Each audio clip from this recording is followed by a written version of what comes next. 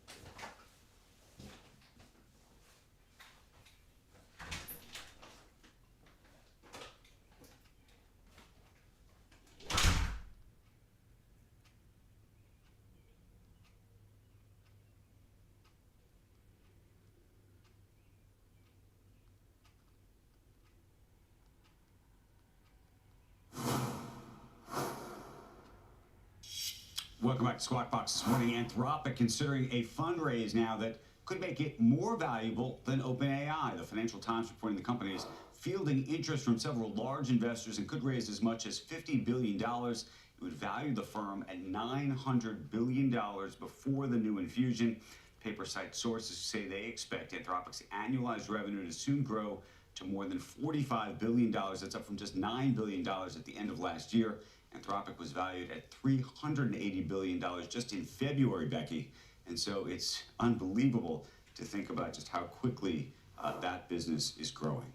It is, but again, we were talking, was it just yesterday, the day before, hearing revenue grow 80x, 80 times, not the up to 10 times that they've been anticipating. When you see demand growing like that, I guess it's not as surprising to see these valuations grow like this. But man, you got to be paying attention and watching closely to keep up with everything that's happening. OpenAI rolling out a new model for cybersecurity about a month after Anthropic shocked the tech world with Mythos. Is it Mythos or Mythos? Because in the last week I've heard Jensen Huang call it Mythos and Dario Amodei call it Mythos. You know? I'm going with Mythos. I've been saying Mythos. Dario's been saying Mythos. I figure it's his model. Okay, so you're right. He's What going to am be I the gonna one who do? knows that. So Mythos, you're right. That's what we're going with. OpenAI says that the upgrade, specifically vetted cybersecurity teams will have an easier time using the company's latest model for things like identifying tech vulnerabilities and analyzing malware. The generally available GTP 5.5 has more safeguards that are built into it. Tomato, tomato, tomato, tomato. But I think you're right. It's his model. He gets to call it what he wants. He does. But you know what? Jensen gets to call it whatever he wants. So when Jensen said it, I was like, what?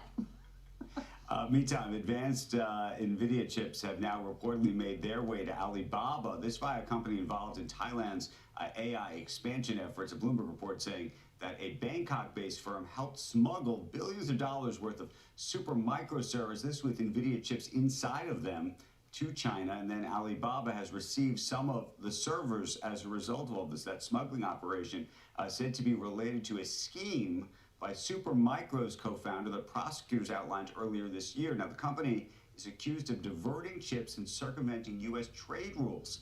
Authorities haven't accused Alibaba, though, of wrongdoing. In a statement of Bloomberg, the company said, quote, "We have no involvement in the alleged smuggling activities. We do not currently use and have never used any banned NVIDIA chips at our data centers." So still a little bit of back and forth about what really happened there. We love a good mystery. When we come back, more Americans working multiple jobs, and the practice could be expanding to multiple age cohorts. Ahead of the April jobs report, we're going to dig into the practice of income stacking. Right now, though, as we head to a break, let's take a look at yesterday's S&P 500 winners and losers.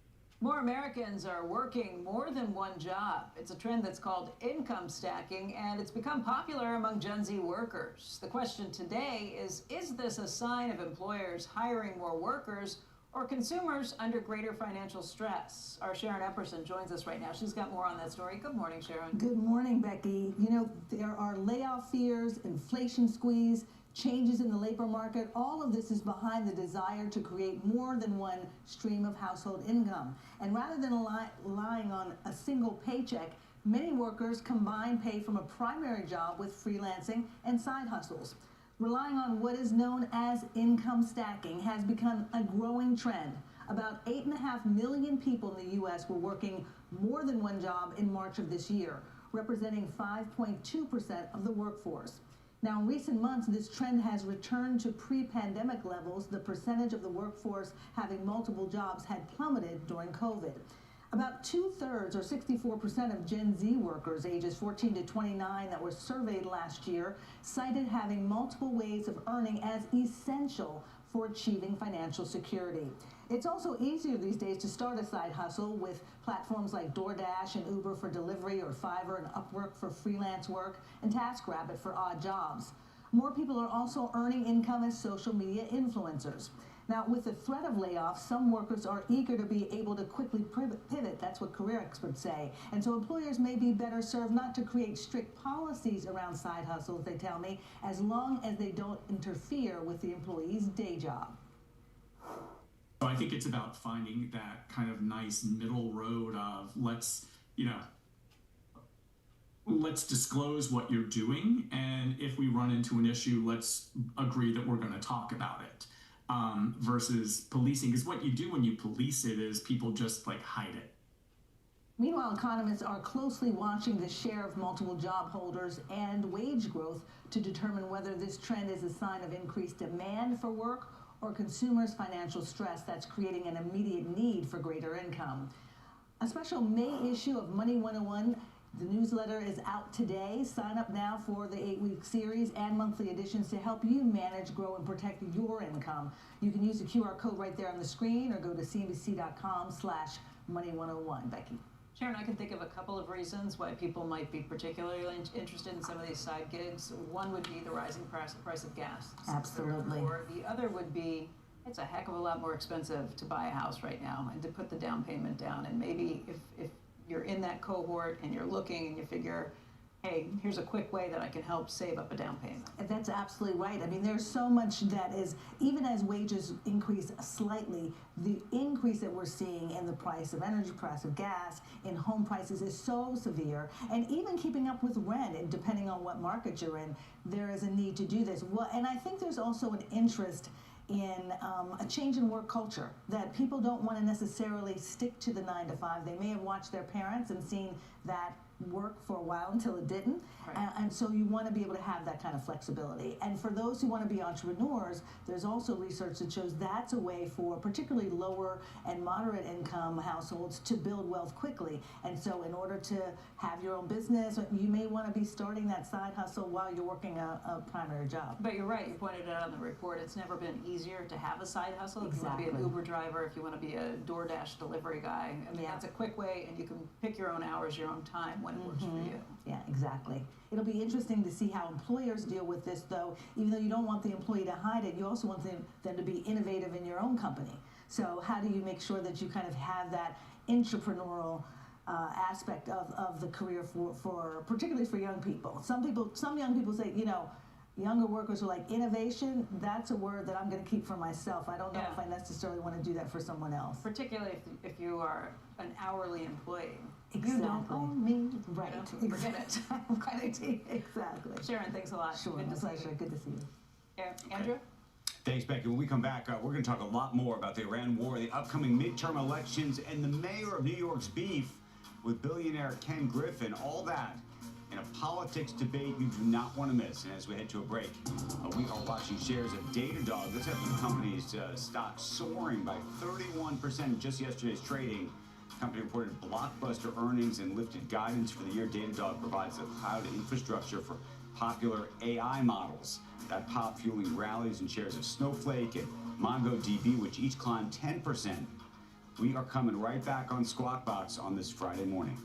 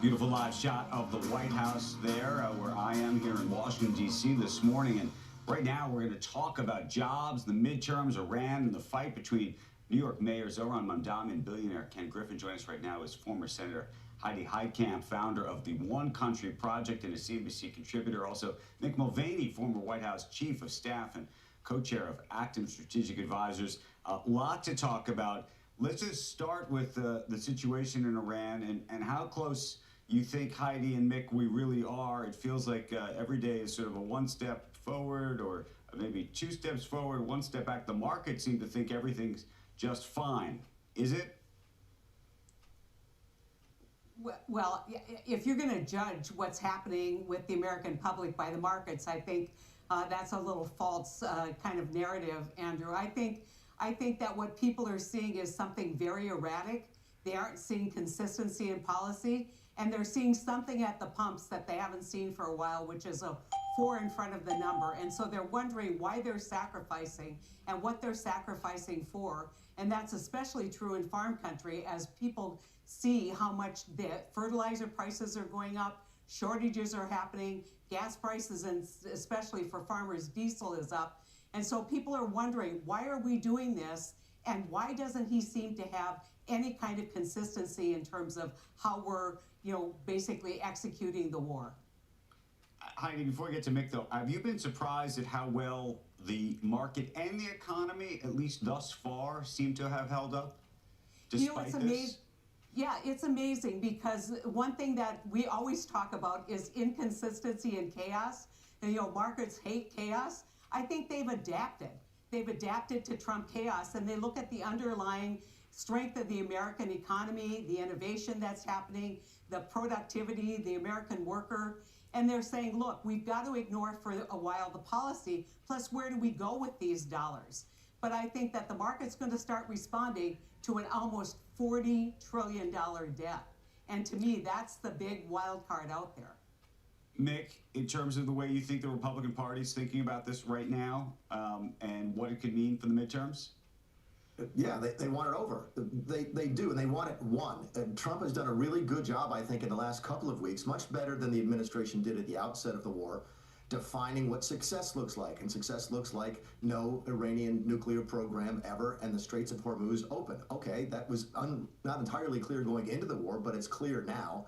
And what Republicans want is the war over on those terms so that we can get things as close to back to normal as quickly as possible. Everybody knows, and Heidi knows this as well as anybody, if you go into August and September with, $4.50 gallon of gas, it doesn't bode well for the incumbent party. And so they need this thing to be finished sooner rather than.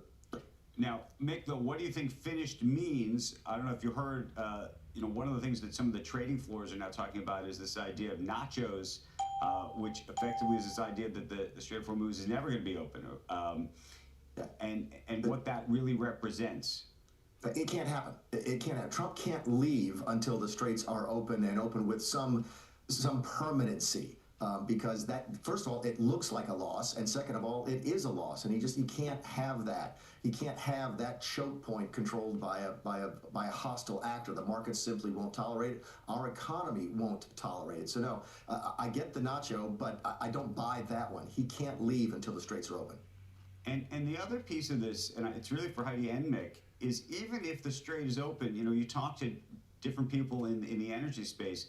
They think that it could take months, maybe as much as 4 or 5 months before you actually get prices back to where they were prior. It's not just going to be a quick drop off. We've had these sort of quick drops, but in terms of how the sort of energy space really works, and how you think that what do you think that portends for how you think about the midterms? In fairness, I think a couple months might be too short. Folks I've been talking to said someplace between 10 and 15% of Qatari gas production is offline for at least the next several years. Yes, we'll be able to fill some of the gap in time, but not in 2 or 3 months. So there are structural damages here done that I don't think get fixed just when Trump says the war is over. This is not a light switch situation. We're not going back to $2.50 a gas here in the next 3 months. The question is, can you sort of try to sell to voters from a political standpoint that things are going to get better? Right now, that's a really tough sell.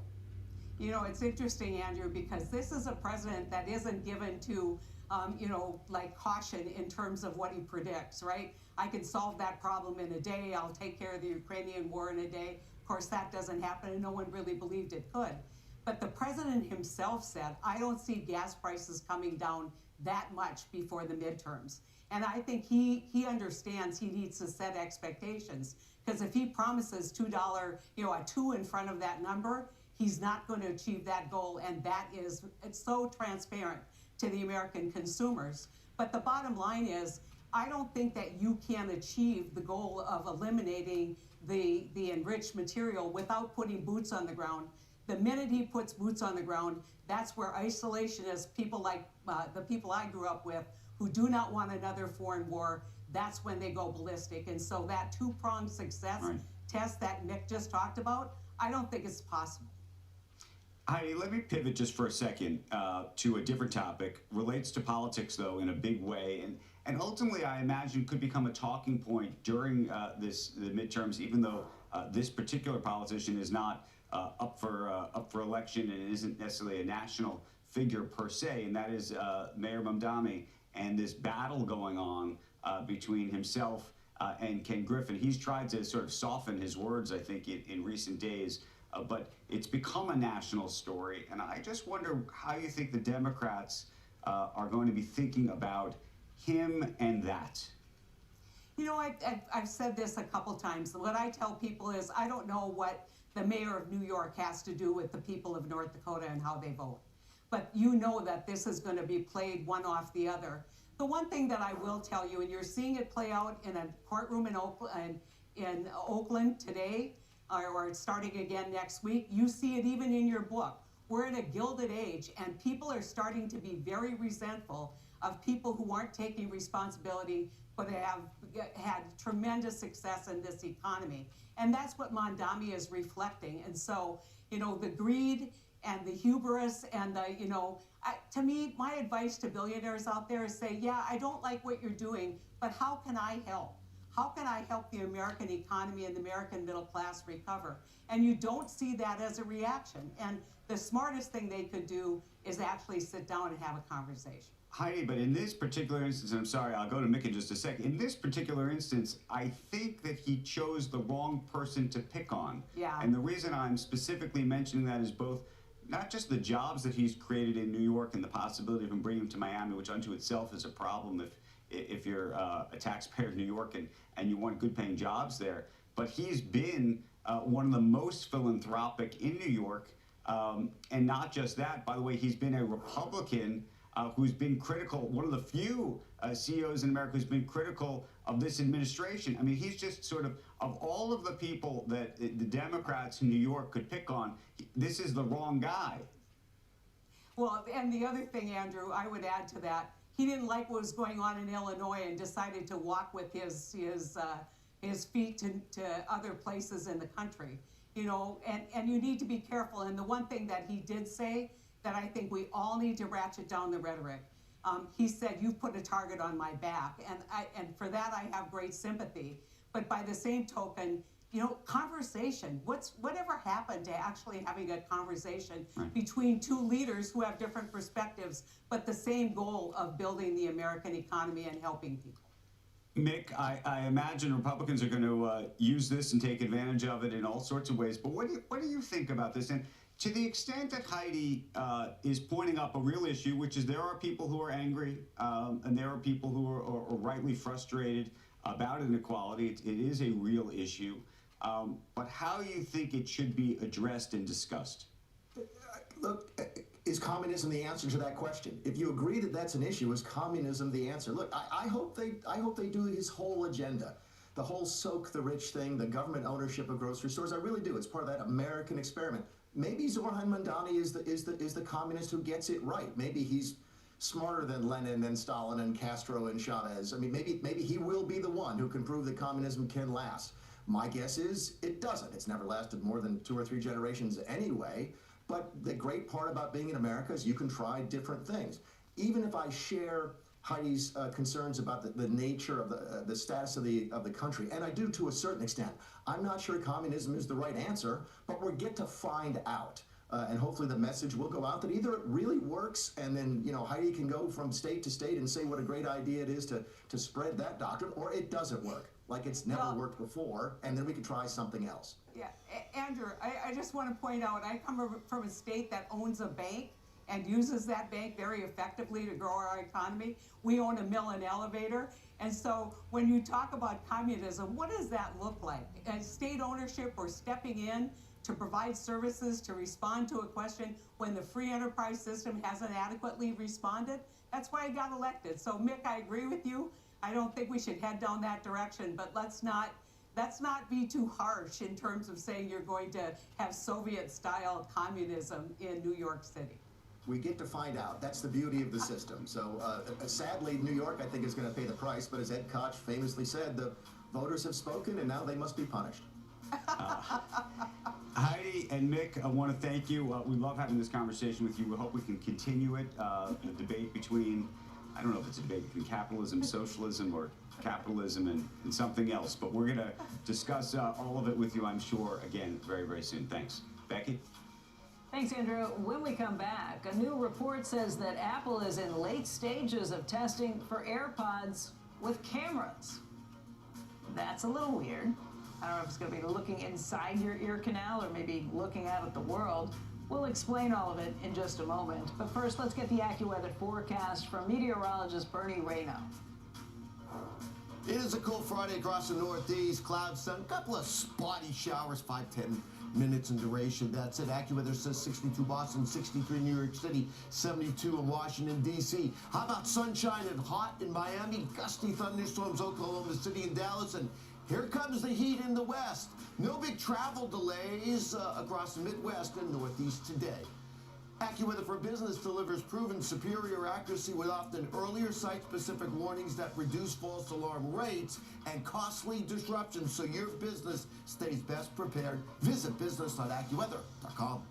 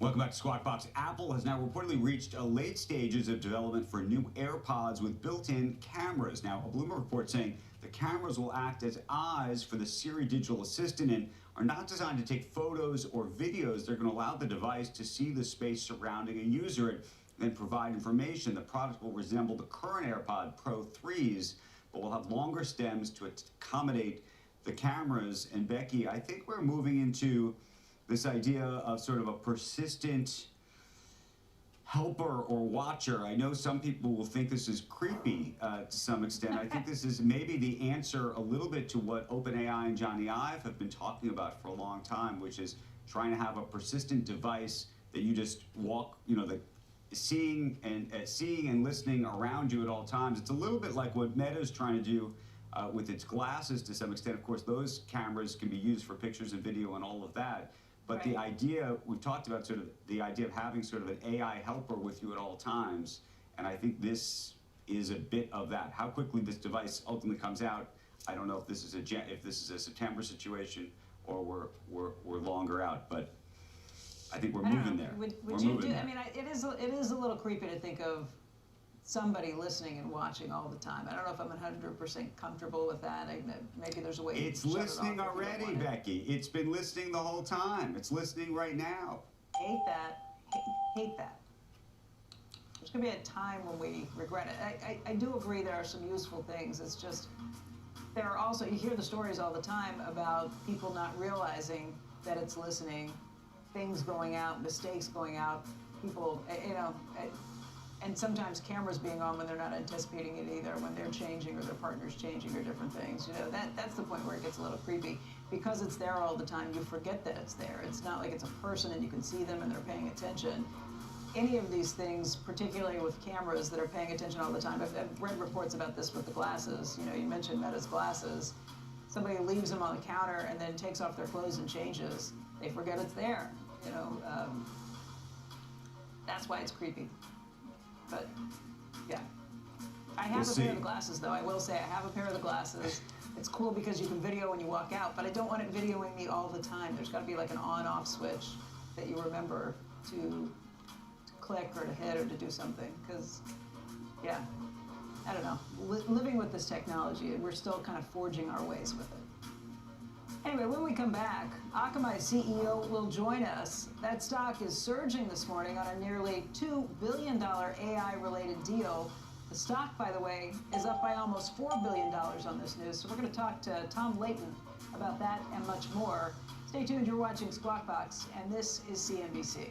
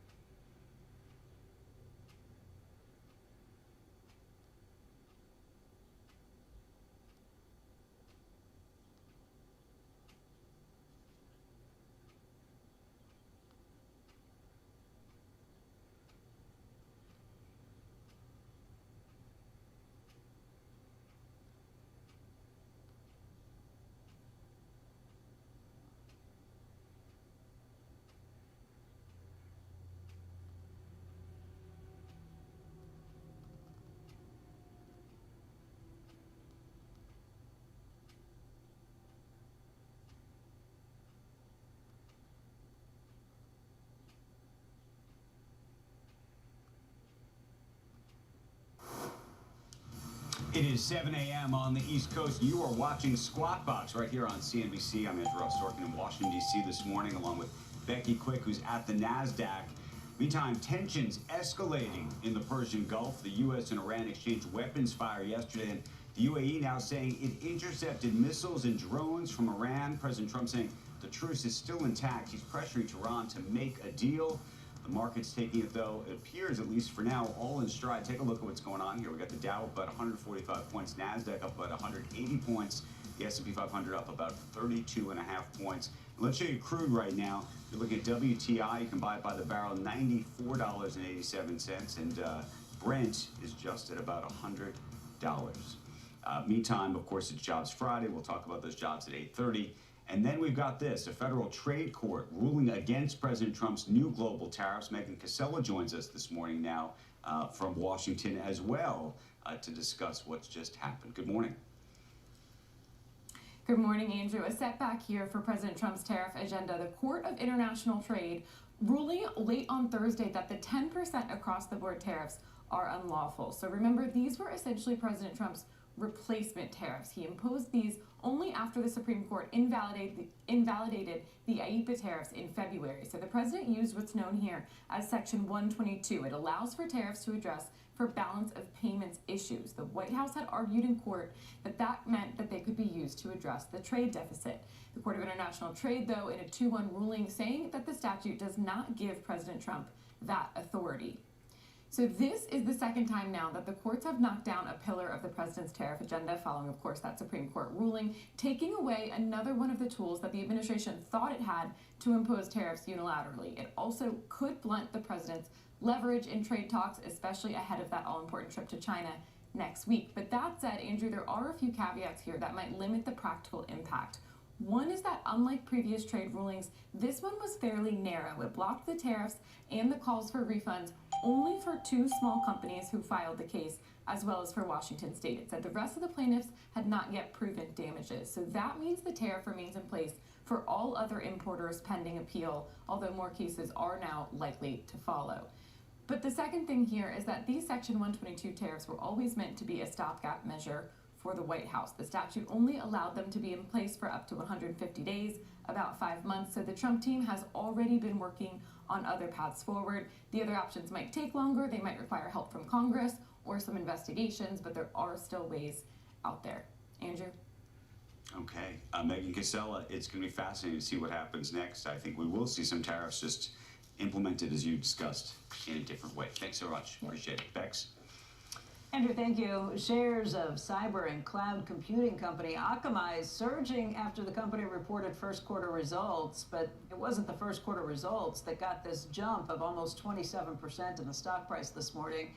That investor response was largely thanks to a $1.8 billion deal with what Akamai called a leading frontier model provider. Joining us right now is Tom Layton. He is the co-founder and CEO of Akamai. And Tom, thanks for coming in today. Nice to be here. Man, I think it's been over 20 years that you and I have been talking about these things. You've been even longer than that, going through what's happening with Akamai. This is a huge deal, and it's pretty cryptic what you put out. So you have a deal with a frontier large language model, basically. Is the company, does it rhyme with Panthropic or OpenAI? What's going on here? No, I can't talk about that, but I can talk about why enterprises are so interested in what Akamai is doing to support AI applications and agents, and that's because we have a distributed approach. As you know, we operate the world's most distributed platform, and we have our infrastructure in 4,300 places, 700 cities in 130 countries. And we've used that for delivering content and for providing security to intercept all the attacks. And now we're using it to support AI. So our customers, agents, and AI apps can run right near their users and the data, provide a much faster experience. It scales much better. And that's pretty compelling as we have more and more adoption of AI. Is this something that they're interested in because of just that? They get a faster experience. Maybe it requires less energy if you've got something that's hosted right next to where the user is. Or is this a cybersecurity issue where we want to make sure we're knocked out?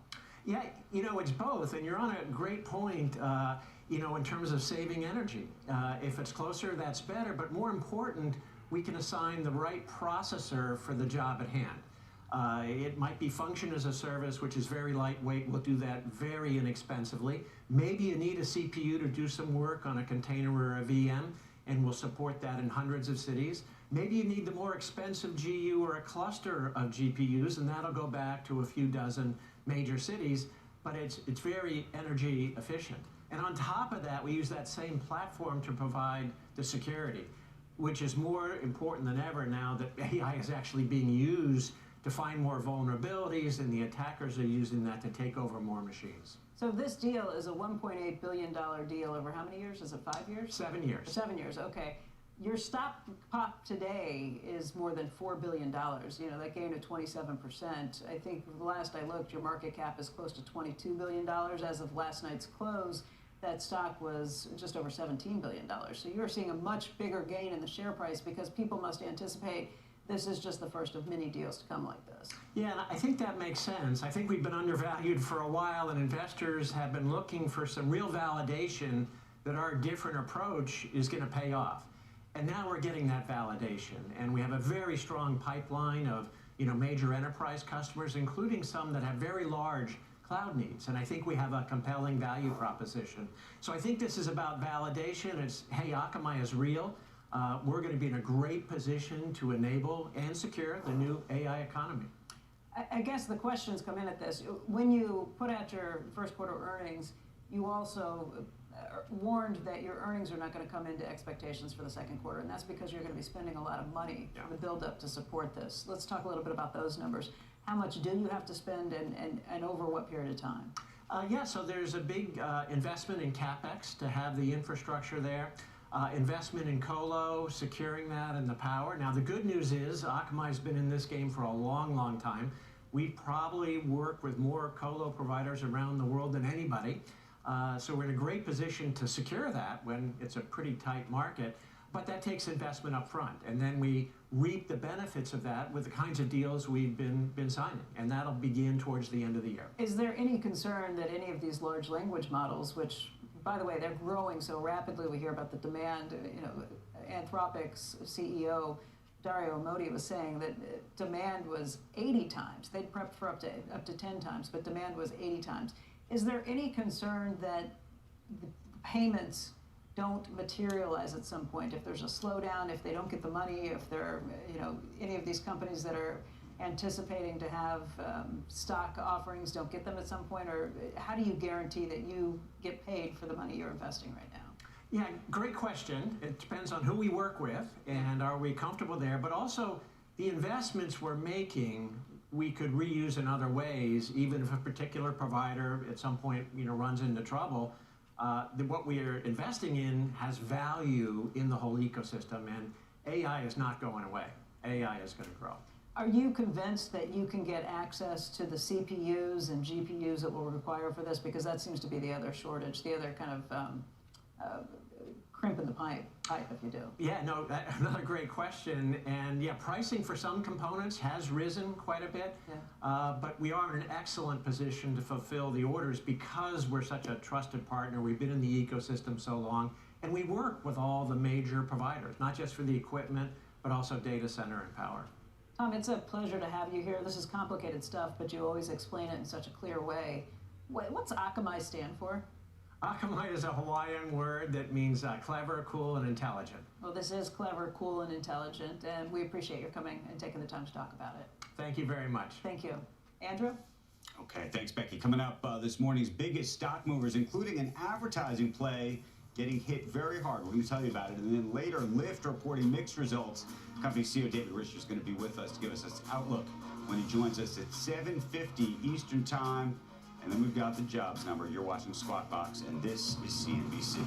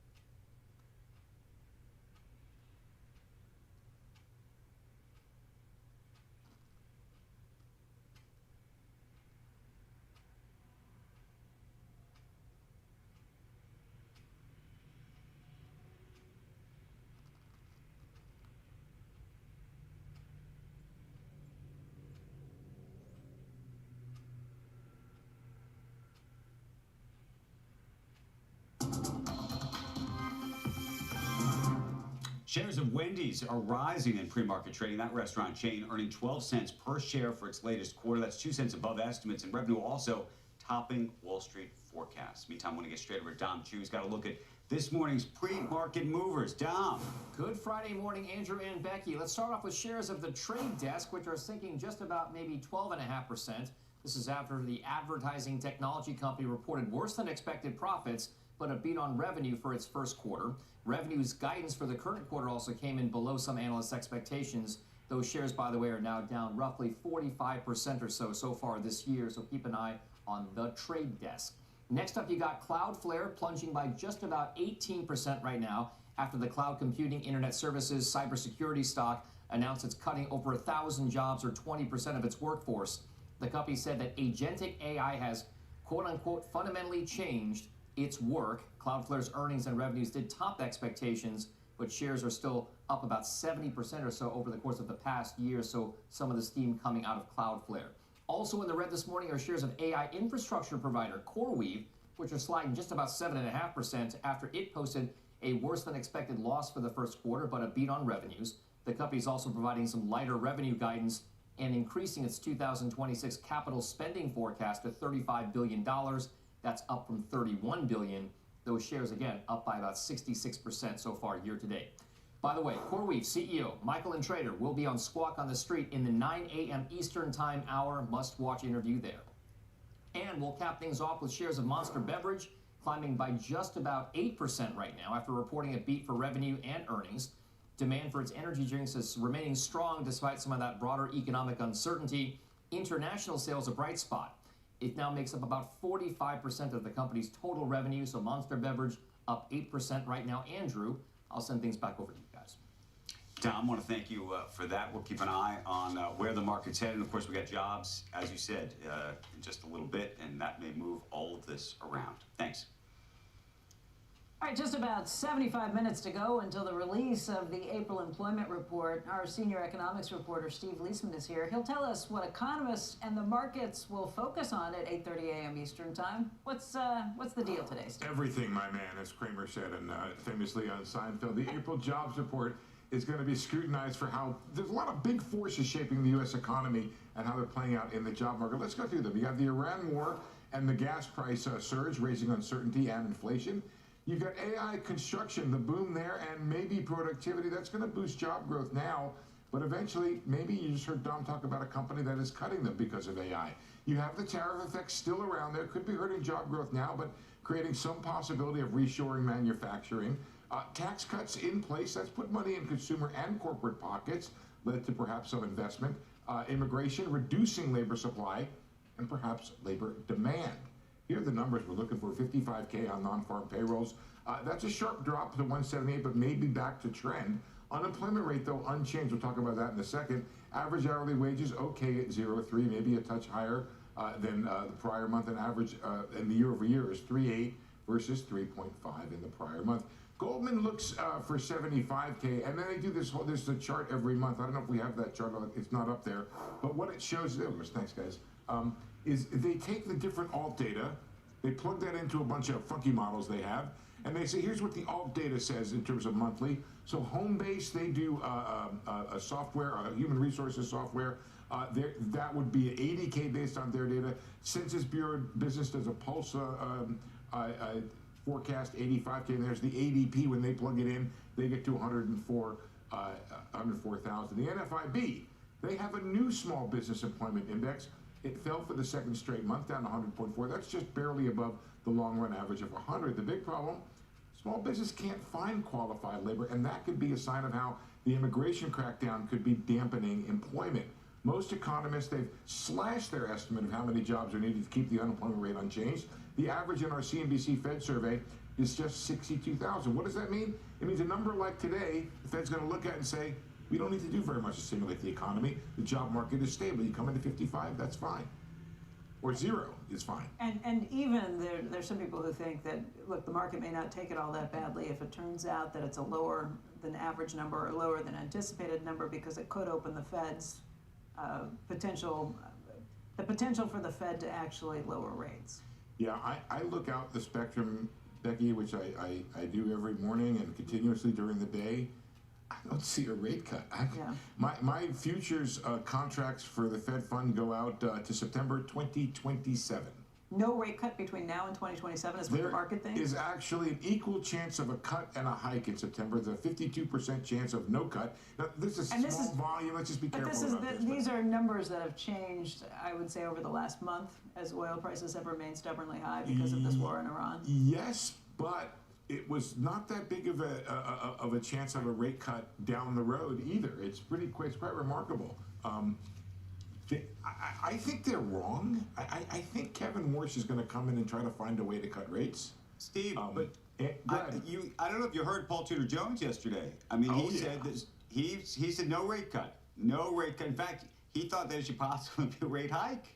And so I think when you hear people like that saying that out loud, and he said how hard he thinks it's going to be for Kevin to lower rates. And then the question is not just what Kevin wants to do; it's can he persuade the entire board to go with him? You know, I'm immodest, Andrew. I thought Paul Tudor Jones was listening to me. I mean, that's kind of like the riff that I've been on for quite a while. You know, Paul's a smart guy and he makes money off of that. I don't necessarily, but here's the thing. You have 11 other board members that are going to have a vote. He's got to convince a majority of them. And when you look out the road, you've got still existing tariff inflation in there. New York Fed just said it added almost a percentage point to the PCE. You've got this impulse of oil coming through.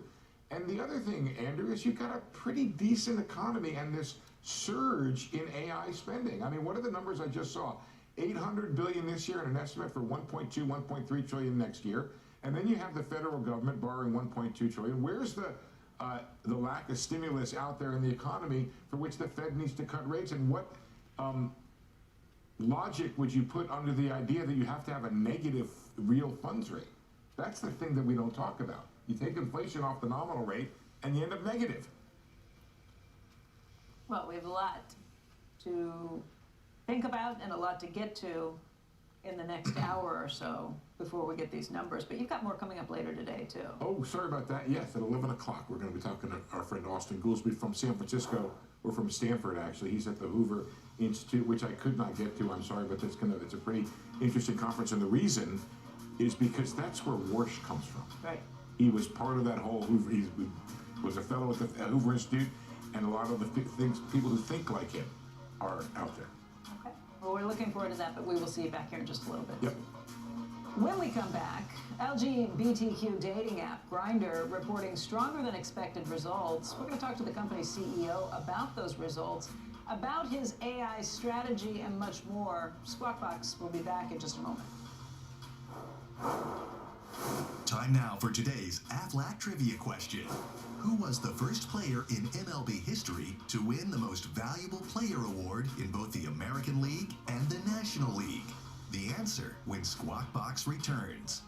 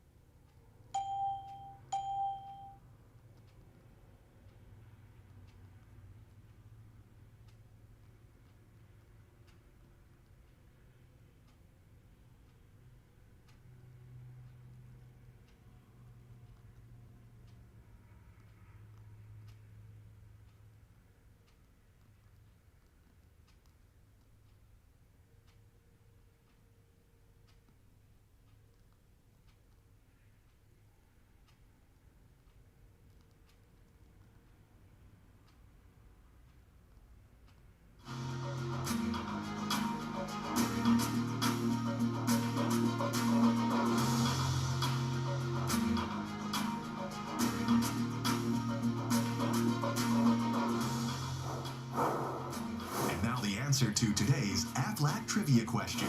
Who was the first player in MLB history to win the Most Valuable Player award in both the American League and the National League?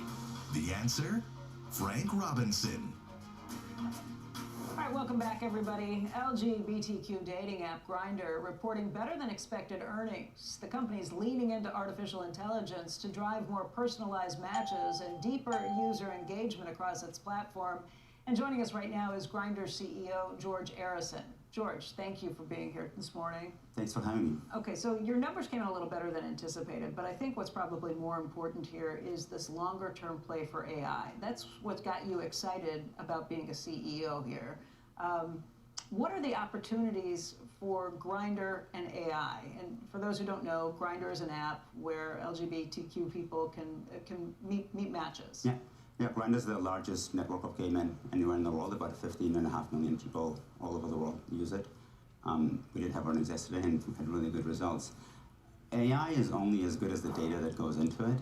And so when I was looking at this opportunity, what I thought was really awesome is the fact that we have all this data. Our users produce more than 50 messages a day. That's more messages per day than WhatsApp. And they're on the app for over an hour a day. So they produce a lot of content, and figuring out how to make sense of that with technology is really cool. So we've been re-architecting the app to become an AI native product and are now starting to release these features to the world. And then we're also re-architecting the company and terraforming it to become an AI native company. What does that mean? What do you get to do with AI? What does that allow you to do better for your customers? So the areas where we're doing the most work is around your inbox. People have a ton of messages in their inbox. We've cleaned all that up. Now you can access summarized information that the AI writes for you of what have you talked to a person about and recommended people that you should talk to from your messages. We're also creating recommendations for people of matching them to other people based on both their interests and the other person's interests that we deduce from their behavior patterns in the app, which are much better guides than what people say about themselves. Now, and that's really interesting. I mean, this is like the Netflix model. If you liked this streaming show, you're going to like these next ones. Exactly. How are you better at predicting that than what people say? What people would say for themselves? Because people want to say what they think other people want to hear, but their behavior patterns might be very different, and they're not willing to admit to those on a public profile, but they're very willing to admit to that through their behavior. But that actually results in a better match. And then we also share information on like, hey, what is this person really into that they might not say about themselves, whether it's sexually or in other ways, and that's pretty intriguing. So that's on the product itself, and obviously there's more to come over time. I mean, I think eventually there'll be a wingman inside Grindr that will kind of guide your behavior and help you with everything that you want to do in the app. Have you gotten any pushback from your customers? Andrew and I were just talking earlier about how some of these things can be a little creepy, like the idea of Apple having earbuds that have cameras in them, or Meta having glasses that have cameras in them, particularly when you're talking about some pretty personal stuff that you're scrolling through. Yeah, so privacy is really critical on Grindr. It's like one of the most defining things for us. About a quarter of our users are discreet and don't want to have the world to know who they are for very justified reasons, because they live in places where they could be hurt for who they are. And we are very protective of that. No one has to be part of our AI features. You kind of choose to go into them. We've had very high take rate on that. How high? 85+%. Wow. Yeah, it's very high. So, and partly because gay men are actually very early adopters of technology. I mean, I've had people tell me things like, in the first 2 years of the iPhone, about 500,000 iPhones sold because Grindr was only on the iPhone, and gay men kind of flocked to it. And so we tend to adopt technology early, which gives us an advantage in this way. George, I'd like to talk a little bit about your story. If people aren't familiar with who you are, you were born in the Soviet Union. You made your way out right about the time that the Soviet Union was collapsing, and you did that by going to boarding school in Maine. You snuck out by sending out your application to get into that boarding school from the only fax machine in your town to evade the Iron Curtain at that point. You are an avowed capitalist. Talk a little bit about what your perspectives are when it comes to capitalism, what your perspectives are when it comes to regulation, because of your background. Well, my life would not be possible anywhere else but in America. I mean, a gay kid comes from a communist country, and I'm in my 40s, and this is my second public company that I'm running. I have 2 kids, and I'm married with a husband, and no one cares that I'm gay. Like that's a pretty incredible story, and it's only possible because of the liberty that this country offers its citizens, and we protect it And part of that liberty is the fact that we can go do whatever we want from the economic perspective, and we can channel our potential into business versus something else. And so I think protecting that is really critical. I'm personally really opposed to this idea that, hey, we're going to be handing out people welfare because AI is going to take away your jobs. I'd rather focus on how do we ensure that the economy can help create jobs that previously did not exist so that everybody can unleash their potential. I don't think it helps anyone to be on welfare, and I think most people who are on welfare don't want to be on welfare. So certainly people who are productive today do not want to be on welfare simply because AI is changing how the economy is going to be in the future. So where does that bring you when it comes to things like AI regulation? Where does that bring you when you just talked about how you feel about universal basic income, basically? Yeah. I think that I'm not supportive of it, even if people think we have to have it. I think regulations are sometimes needed, but we should not create regulations that entrench existing players. Like the California bill last year, for example, it's great if you're Anthropic or OpenAI. It's not so great if you're a 5-person startup that's trying to dislodge Anthropic, and we should avoid passing laws that prevent startups from becoming these amazing companies. And we should let businesses unleash their potential, even if there might be some confusion along the way, because we wouldn't have the economy that we have now if we had passed regulations that prevented Google and Apple and Facebook from being what they are today as well. George, it's a really interesting conversation. I love seeing what you all are doing, and I hope you come back another time soon. Appreciate it. Appreciate it. George Harrison. Andrew? Thanks, Becky. Coming up, New York City Mayor Zohar Mamdani taking aim at hedge fund giant Ken Griffin over taxes on the wealthy. Now Griffin's firm is shifting investment away from the Big Apple. Robert Frank is going to join us, talk about the real numbers behind who is paying the city's tax revenue. Squawk Box returns with a conversation and some information you do not want to miss. The Sohn Conference, May 12th in New York City. Be there in person to hear market-moving ideas from the biggest names in investing. This year's lineup includes Jim Chanos, David Einhorn, Mark Lazary, and Orlando Bravo, plus NVIDIA's chief software architect, Jonathan Ross, for his insight on what's next for the AI industry. All proceeds go to Memorial Sloan Kettering's Pediatric Cancer Fighting Program. The Sohn Conference is where Wall Street unites to fight childhood cancer. For tickets and more information, go to sohnconference.org.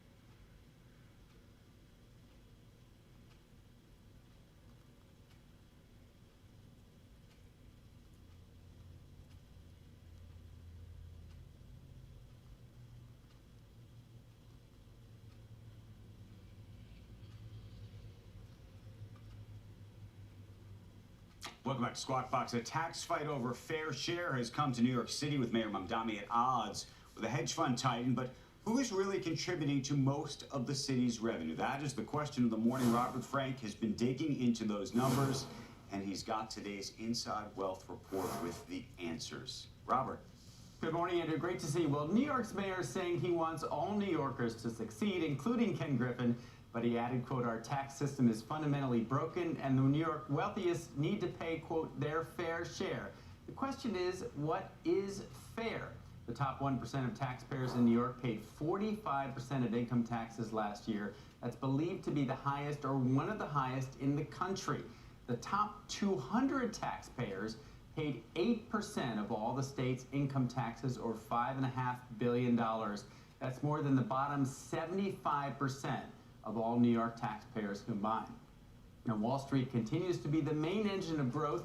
The securities industry accounted for nearly 20% of state tax collections last year.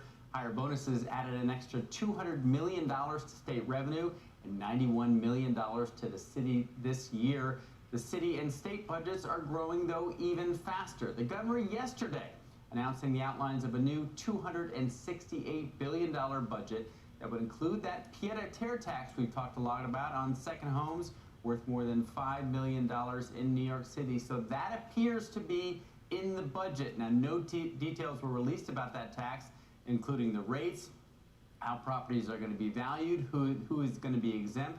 The governor is saying yesterday, quote, I'll have more to say on that soon.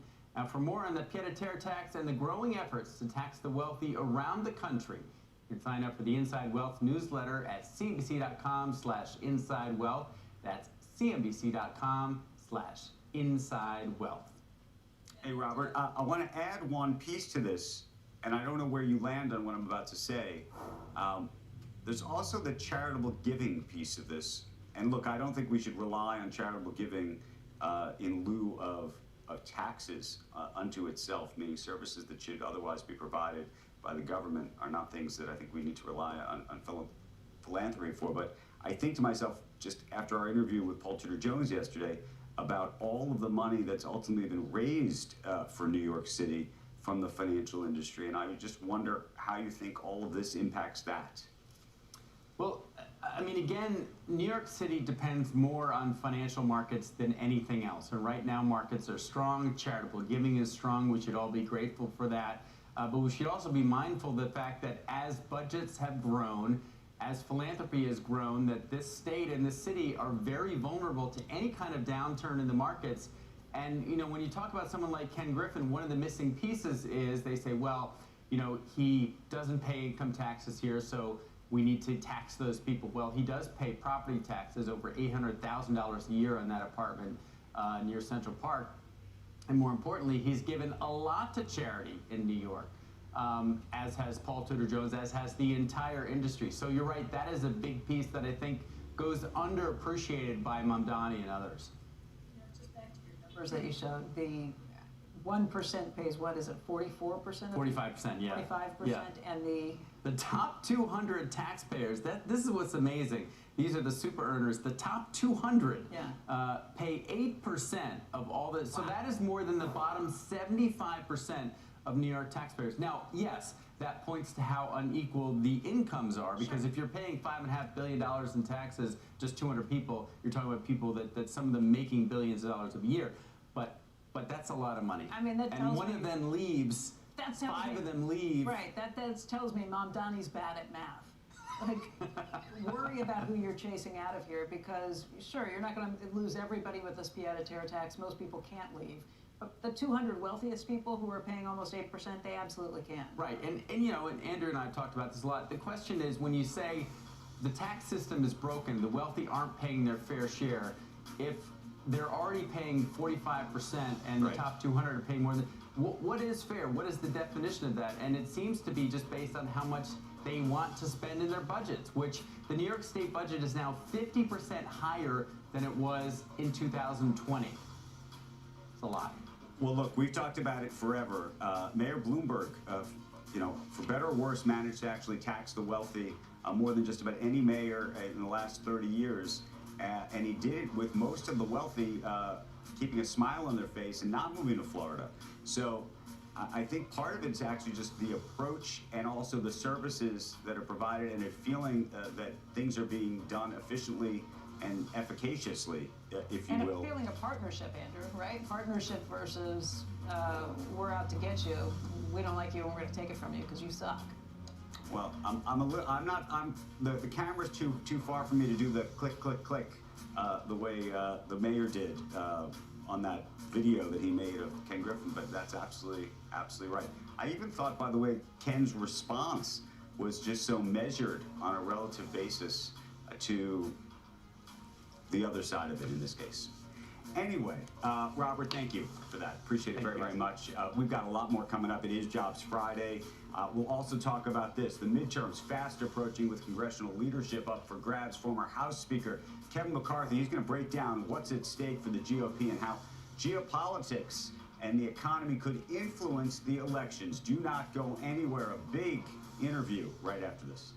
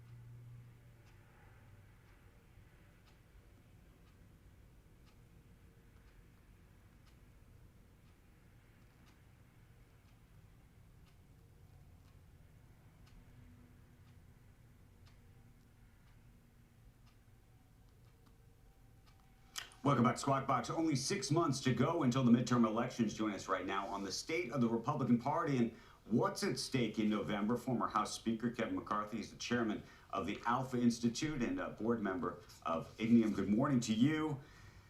So here we are.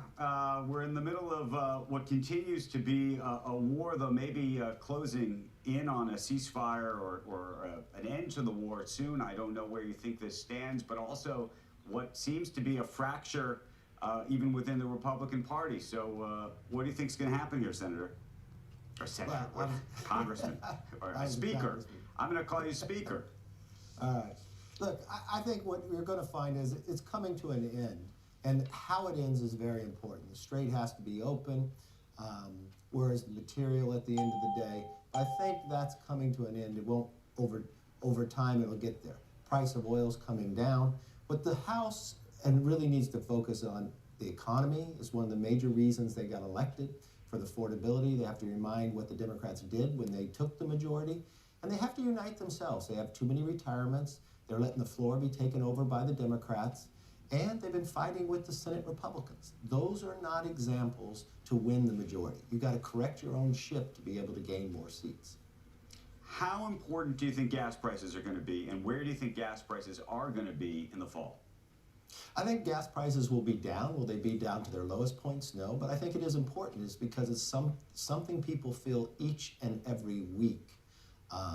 Republicans want about securing the border, the economy, and just the future looking brighter. You've got to bring those back home, and I think gas prices will be very important by the time the election comes, but I believe they'll be much lower than they are today. So if you were to handicap it now, what happens? What do we actually, on the House side, you think the Republicans lose? On the House side, look, the probability is normally it gets flipped in these off-year elections. They're having these redistricting wars. I don't think the lines are finished yet, but the odds are greater for the Democrats. But the Democrats have problems. For all the problems the Republicans have, the Democrats are more disliked. They don't like the Democratic leadership. Financially, the Democrats are in the weakest point they've ever had because the president has raised so much money, but there's not as many as competitive seats. So even if you say this was a Democrat wave, they wouldn't win 63 seats like Republicans did in 2010. I think you're really talking about a 20-seat margin here at the greatest, and that may even tighten as it comes. For every problem Republicans have, Democrats are just disliked, and they haven't laid out the Democrats what they would do if they win the majority. The Republicans would keep the Senate if the election was today, but it would be close. It would be about 51. There are still some competitive races here. Republicans look like they're going to have to be playing some defense in some safe states. If they're spending money in Texas, if they're spending money in Alaska, and they're going to have to be in Ohio, that's less money to go on the offense in Georgia and North Carolina. So Democrats did a little better job recruiting, I believe. Kevin, what's your sense of just what's happening inside the party as it relates to the president himself? And I say this because, of course, you have folks like Tucker Carlson, which clearly have now moved against the president. I was just watching an interview that he and Megyn Kelly were having with each other. It was fascinating to hear, their perspectives on this, given where they had been before.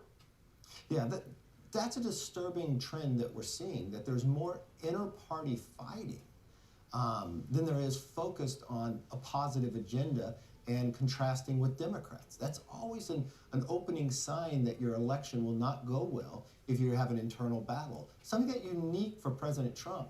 He was a person that could bring people together, that a Tucker Carlson, a Lindsey Graham, could sit at the same table and be united, as we watched 2 years ago in that election. That seems to be breaking, and that's not a good place. A house divided cannot stand on its own.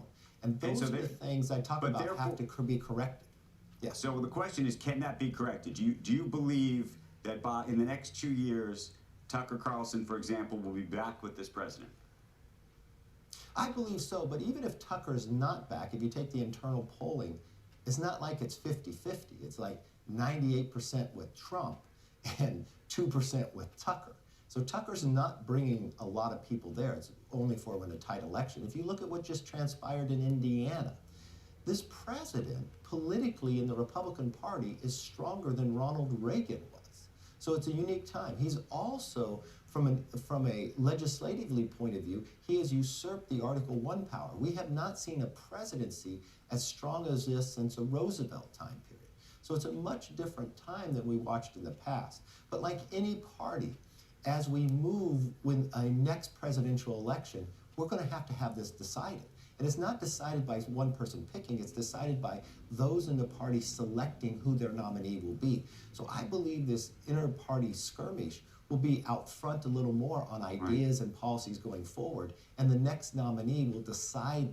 That fight will take place, but it'll be a fight of ideas and policies of where we go forward. Kevin, assuming Democrats take the House in the midterms, what do you think happens over the next 2 years in terms of legislation, in terms of policy? We keep talking about sort of where our economy is. Obviously, the markets are very high. What does that look like to you? Well, right now, it looks like it would only be investigations of the current administration for 2 years. But that could all change. If the Democrats were actually, what I believe would be smart, lay out an agenda. where you show you weren't the Democrats of the past, where you're more rational, you're the Fettermans, right? You believe in a secure border, you believe in an economic policy that's different than what Biden did. Then you would govern on that agenda because the public would have elected you on that. And you would be a much stronger party and you'd win more seats. But they haven't done that yet. And if you talk to them, what their agenda is always just kind of an anti-Trump. Well, that doesn't last long enough. But if they were to win the majority, that's right now the only thing they would be empowered to focus, but they'd only be watching their own party about that, and they'd end up in another impeachment. And it wouldn't be successful 2 years from then, because the people would look back, what did you accomplish with this majority? It's always better to run on policy ideas, let the public decide that, and then you have more power to govern on those ideas. Kevin McCarthy, always good to see you. Thank you for helping us through this. I'm sure we'll talk a lot more very, very soon. Remember, there's a long time before an election, so it's not today. Yes, there is. Yes, there is. See you soon. Thanks. Thank you. All right, when we come back, President Trump getting ready to visit China next week for a meeting with Xi Jinping. He's bringing a group of high-profile CEOs along for the trip. New York Times opinion columnist Tom Friedman says that the United States and China must stop acting like rivals and start acting like partners in the AI race before it's too late.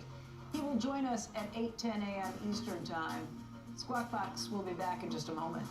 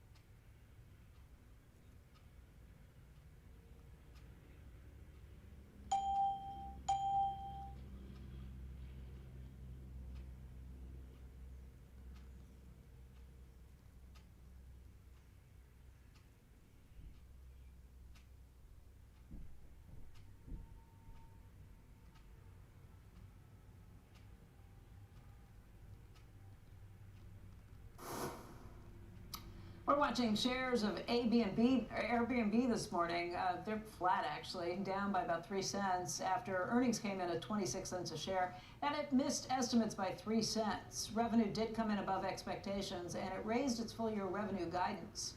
The company said that it saw slightly elevated cancellations because of the Iran war. Andrew? Shares of Expedia there under pressure. Earnings of $1.96, beating estimates of $1.38. Revenue also beating estimates. Gross bookings up 13%. That was driven by a 22% jump in business-to-business bookings and also a 10% rise in consumer bookings. Now, guidance roughly in line with estimates, although concerns still do remain about the impact of the Iran war and potential threats of an AI chatbots trying to siphon off business. Now, on that phone call, the CEO flagged higher cancellation rates, interestingly, across multiple regions in March and April. And Becky, that's something we talked about, the possibility of more cancellations coming up, just given the price of oil and even access to oil. We're going to continue that conversation and more after this with the CEO of Lyft, that company reporting mixed results with some demand metrics missing the mark. We're going to talk to its CEO, David Risher, about what is on the road ahead for the ride-sharing company. Squawk Box coming right back after this.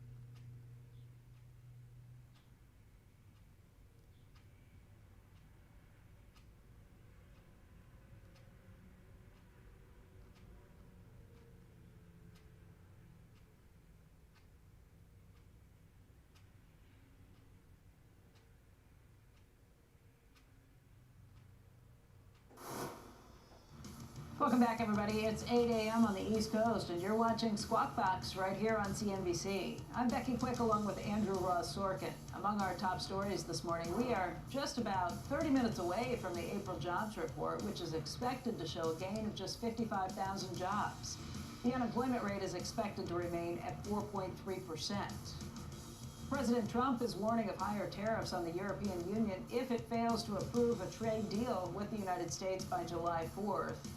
And Anthropic is reportedly weighing raising tens of billions of dollars this summer to fund a major computing capacity expansion. The round could lift its valuation to nearly $1 trillion and put it ahead of its rival, OpenAI. Meantime, rideshare player Lyft reporting mixed first quarter results. Revenue beat street estimates, but earnings falling below, and some of the rider metrics remaining an issue for the company. If you look at active riders, that missed estimates, also declined quarter over quarter. Total rides also came in below estimates, and We're down for the second straight quarter, so we want to talk about that with the company's CEO, David Risher. Good morning to you, David. As I said, good news on one side, maybe mixed news on the other. Explain it if you could. Yeah, sure. Look, I think it's much more good than mixed. Here's why. So best financial quarter ever, almost $5 billion in bookings, adjusted EBITDA up 37%, year on year, $1.1 billion in free cash. That's the highest ever in the company's history. So that's all sort of super good news. You mentioned rides. Rides came in about 237 million, still a pretty big number. And really it was a story of just a little bit of a soft beginning of the quarter. A bunch of big storms that cost us 3 million rides. But by the time we got to Super Bowl, we were in double-digit growth. St. Patrick's Day, double-digit growth. And March, highest rides ever for a week and accelerated beyond that. So I think it's more sort of just a little bit of softness at the beginning of the quarter rather than anything big, sort of more substantive. So that's the question that I think some investors and analysts have been asking. Is this an operations issue? Is this a pricing story? Is there something else that we should be thinking about? Yeah, it's definitely not an operations issue. We're picking you up about a minute faster than a couple of years ago. Our driver cancellations are at record lows. Driver hours are at record highs. So, operationally, I'd say we're super strong. I think this is just sort of, little stuff. And, obviously, people ask about the economy and they say, is there some big thing going on here? I mean, we're such a part of people's lives. Our commute hours, our commute trips were at all-time high. Airports are strong. So again, I understand people kind of want to look and see something, but I think you're more seeing noise than signal here, which I think is sort of a good thing if you look at the American economy overall. So what does this say about the consumer? We talked to your biggest competitor, Dara Khosrowshahi at Uber, and he was just saying that across the board, they were seeing strength in the consumer across the country, and frankly, even broader than that. Yeah, same. I think if you're really trying to find something kind of interesting here, one of the things that I see is, I'm going to call it rewards maxing. I don't know, just made the term up. Maybe you like it, maybe you don't. A lot of people really lean into partnerships at this point because they are trying to make their money go faster or go farther, of course, right? We've got a great deal with United where you can not only earn miles, you can spend miles on United. We've got to deal with Hilton. We've got to deal with Chase Sapphire Reserve. I think you're a Chase guy, JP Morgan as well. $10 a month, 5 points per dollar. So I think, that's the sort of thing that I think a lot of people are being really smart about and saying, how can I make my dollar go faster? But if I actually look at just broad behaviors, again, rideshare is such an important part of so many people's lives, and frankly, so much cheaper than buying a $50,000 car that I feel pretty good about, at least the way we look at things. David, can you explain actually, and I think a lot of people will be fascinated by this, if you're prepared to and able to, how those partnerships work, what kind of margin you get, and how much you effectively have to give away on those deals?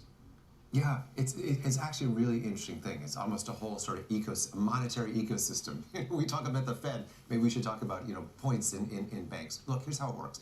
If you're a rider and you ride on Lyft and you're a United Mileage Plus person, you can earn miles every single time you take a ride. And we pay for those miles. That's something that we do. Conversely, if you want to spend miles by getting effectively sort of free rides, you can do that too. And in sort of the money goes in the opposite direction. Interesting enough, there are no exchange fees. This is geeky stuff, right? But it's actually cheaper for us and therefore for consumers ultimately than credit cards. And so these mile ecosystem things are quite interesting. And Atmos is a program with Alaska. We're really leaning into that. Built a little bit smaller, but still really powerful. If you're a Built customer, you can get miles on Lyft and spend as well. So it's really quite an important part of a lot of people's lives. And for people who are trying to make their money go as far as possible, as I say, this rewards maxing thing, I think is a real thing. And you're going to see more and more of it as companies try to arbitrage a little bit behind the scenes to try to give the best deals to consumers. And is that, though, ultimately hurt margin? I mean, I would imagine, for example, the program with Chase is really an effort just to get more people on the service. So, if you give away $10 or whatever the number is a month into the program, I assume that you're giving that to them for free with the hope then that you've captured a new passenger. A new rider. Yeah, well, so it is $10 a month. Definitely, that's exactly it. Everyone who's got a card should use it. No, but see, here's the thing, is a lot of the times those companies will co-fund it, right? Because it's important for them as well. So that Chase card all of a sudden becomes your primary payment mechanism, and now they're making money on you by, transaction fees and so forth. So it really is one of those things where kind of it's a little bit like alchemy, it's a little magic. But it really does work out well for riders and for drivers, by the way. It's one of the ways we're passing along. Are you getting seeing people any fuel savings. Are you seeing any distinction right now, just in terms of people either upgrading to higher end vehicles or downgrading to a lower end to save money right now? This is such an interesting thing. So our we call them high margin. Most of the high, the blacks, the black SUVs, the XXL, that's actually at record highs. So you know what you're really seeing, and by the way, there's a good reason for that. We've improved that program like crazy. I think 1 in 3 now is a Chevy Suburban, which is amazing. 60% of the cars are now 3 years or younger, and a lot of the drivers are professional. Okay, so that becomes kind of an affordable luxury, particularly if you pay with points. So we've got that, highest use ever and highest ratings ever. As well as a great weight and save product. So I think really what you sort of see, again, we've actually seen people trading up, but you also see really healthy, kind of action at the rewards maxing and weight and save level. Right. It's nice to have a whole portfolio. David, want to thank you for joining us on this Friday morning. Always fascinating to hear what's going on in the economy via what's happening at your company. Of course, we're going to get the jobs numbers very soon as well. Could move things around. Appreciate you waking up early on the West Coast for us. Thanks. Thank you, sir. It's great talking to you. You bet. All right, let's check out the futures. Right now, it looks like the Dow futures are indicated up by about 165 points. You can see the S&P futures up by 36, the NASDAQ indicated up by 211. Yesterday was a down day for the markets, but you're talking about the NASDAQ and the S&P just fractionally away from all-time highs, and the Dow's not much further behind it. The S&P is up by about 1.5% this week alone. Let's get over to Don Chu. He's got a look at this morning's pre-market movers. Hey, Don, good to see you. Good Friday morning, Becky and Andrew. We're going to start now with shares of Toyota. So across the Pacific, right now sliding just about 1% for the U.S. listed shares after reporting a 49% drop in operating profits in its most recent quarter. The company said it expects fallout from the Iran war to cost it roughly $4.3 billion in this current fiscal year due to rising costs and supply chain issues. By the way, it also cut its forecast for operating income by more than 20%, although it slightly raised its forecast for sales revenue, but on balance, a 1% decline for those U.S.-listed Toyota shares. Next up, you got shares of fintech giant Block, which are jumping just about 8% right now, after its earnings came in well ahead of expectations. The Cash App and Square operator also raised its full-year gross profit forecast, pointing to AI-driven cost savings from its 40% workforce reduction announcement. Revenue for the quarter was roughly in line with expectations, but some bullishness around Block up 8%. And we'll cap things off with a check on shares of Apple right now, which are, by the way, higher to the tune of 1%. They hit a new all-time intraday high in yesterday's session amid a down market. Shares were stagnant to start the year, but are up roughly 12% over the course of the past month alone over here. Just kind of checking out what's happening around strong earnings and optimism around incoming CEO John Turnus. So a nice move higher for Apple shares, at least in the near term, to record highs. Becky, I'll send things back over to you guys. Okay, Don, thank you very much. Let's tell you a little bit about a major change for March Madness next year. The men's and women's college basketball tournaments are expanding from 68 teams to 76. The governing committee has formally approved that expansion yesterday. Speculation about the move has been unpopular with fans, and the NCAA has said for years that adding teams wouldn't make sense either competitively or financially. But power conferences had been pushing so more of their teams would be included in each of these. The first 4 games will be replaced by a 24-team, 12-game opening round that will take place on the Tuesday and Wednesday following Selection Sunday. It's going to be interesting to figure out how this works out to figuring out your bracket as well.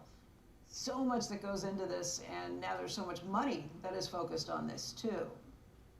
All right, when we come back, what if the next global superweapon isn't nuclear, but artificial intelligence in the hands of small actors? In his latest op-ed, New York Times columnist Tom Friedman argues that the world has entered a new era where cheap drones, cyber tools, and AI are being used to challenge global superpowers. His warning to China and the United States is next. Squawk Box will be right back.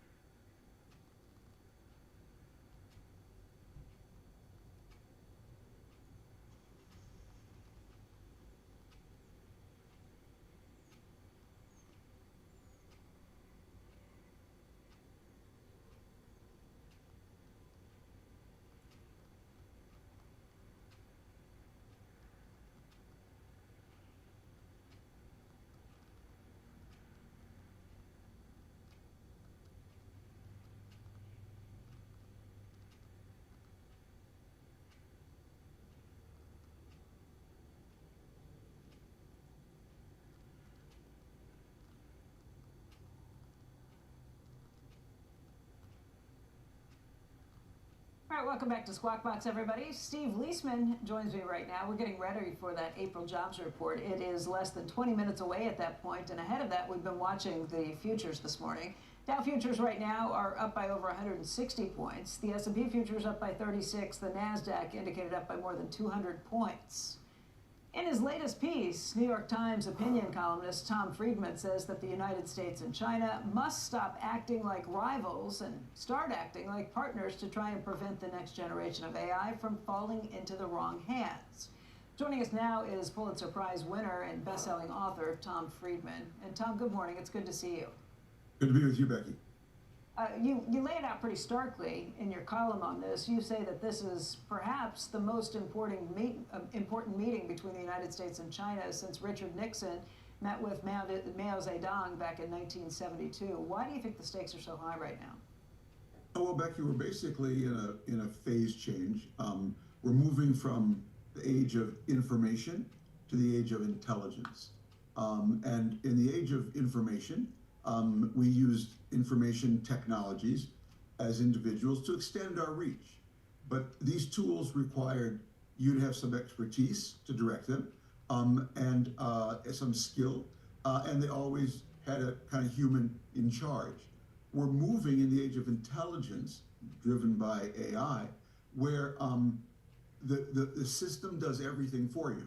And all you need to do is not have knowledge per se, but just express your intent.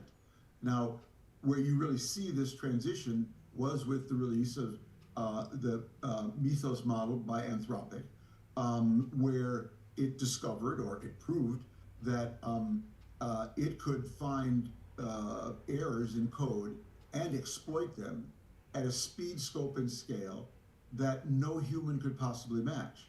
And it could be done with the littlest natural language instruction. In other words, a 15-year-old with a Starlink terminal and a laptop could attack any company, any water system, any electricity company, which is why Anthropic responsibly didn't release it. Same with OpenAI, they have a similar one. You can bet Gemini of Google has a similar one. So we're right on the edge of basically changing the physics of geopolitics, and that's going to affect every small actor and every big actor.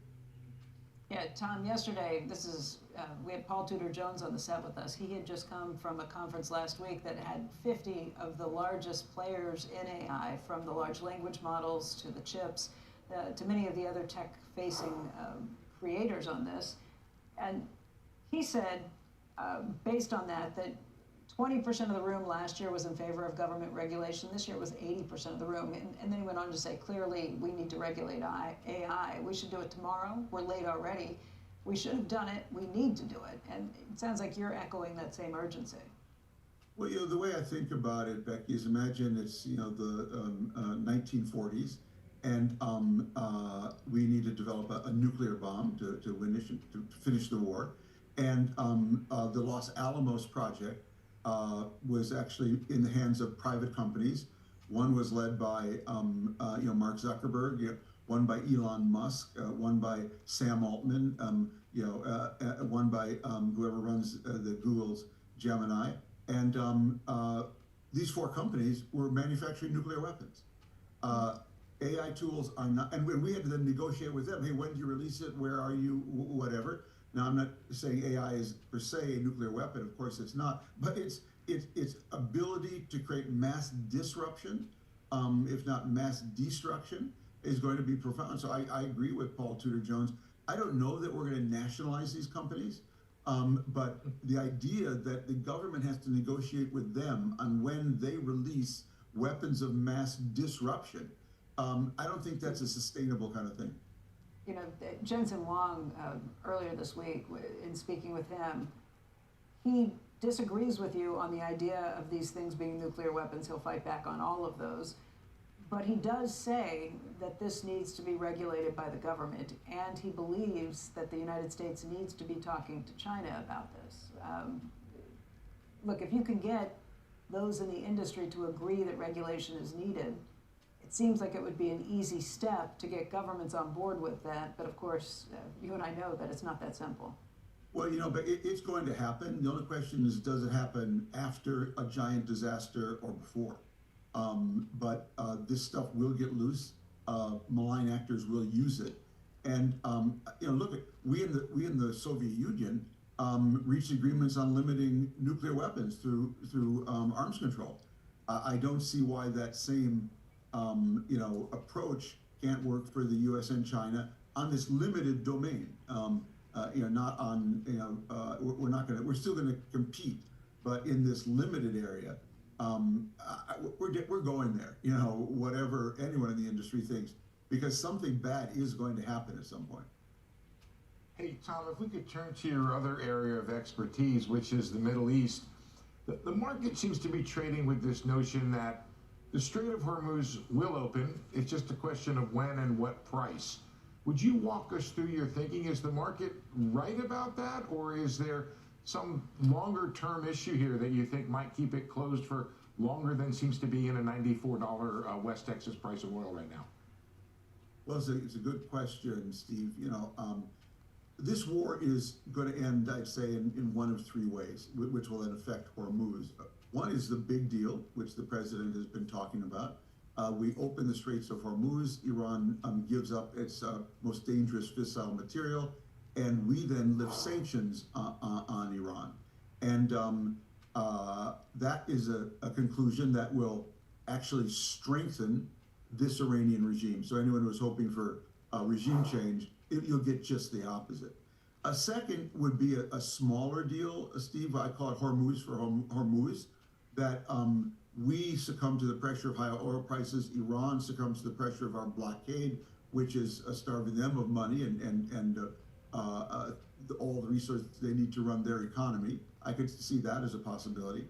A third possibility is that you get no deal, and it limps along, and we get on and off openings in Hormuz. But and I couldn't tell you where we are right now, Steve, because I see signs of all three. And the president is clearly talking up a deal because he's trying to talk down oil prices. But eventually the laws of gravity here will apply. And as you know, the oil we're consuming now is oil that was basically on the high seas, a lot of it before the war even started. So with every week that goes by, the price is definitely going to tighten. Tom, I want to turn to one other thing which you were very much on top of, which is generally this notion of globalization. And America's decided to kind of step out of that game. Do we turn around and see Canadians and Mexicans driving electric vehicles, see other countries pulling ahead using alternative energies, and other countries benefiting from the cheaper Chinese goods and foreign goods that we decided we don't want to use so much anymore, and say, wait a second, maybe we're making a mistake here, or do we get by just fine without it? Well, Steve, I think history will look back on three Obama-era deals that Trump tore up. One is the nuclear deal. We're seeing the effects of that now. A second is the Trans-Pacific Partnership, which would have created a broad trade alliance based on the most updated standards that we would then been able to use as leverage against China. Also would have stimulated reformers in China. And the third is the Paris Climate Agreement, which would have driven the clean tech industry. I mean, to me, it is the height of insanity that we're actually closing down wind projects in this country that are giving us these clean electrons at a time when we need all the electricity, all of the above that we can get. But Steve, I'll just give you one figure. It may not be exactly up to date, but pretty much. So Ford Motor, 40% of their business is outside the United States. Outside the United States, the future is in electric vehicles. It was before this war. It will be massively as we go forward. And China is cycles ahead of us on that. In fact, if we want to have that industry here, we're going to have tech transfer from China in the battery realm, the way we gave tech transfer to them in the 70s and 80s. So it's so clearly the future. This war is reinforcing it.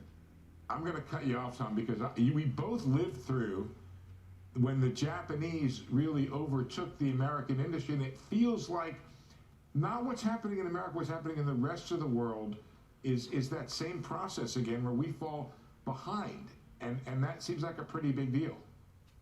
Well, it's clear, clean tech, broadly speaking, is going to be one of the next great global industries. And please raise your hand if you think America can be a great economic power if it doesn't lead in the next great global industry. And again, China is doing all of the above. That's what we should be doing. It's not an either or thing. So, Steve, Infosys, the Indian, outsourcing tech company, back in the early 2000s, they had an ad campaign. It was called "You Win in the Turns." You win in the turns. In other words, you win in the big technological terms. That's when you overtake your rivals. I think we're in such a turn right now. On the AI part of it, we're clearly in the lead, thank goodness.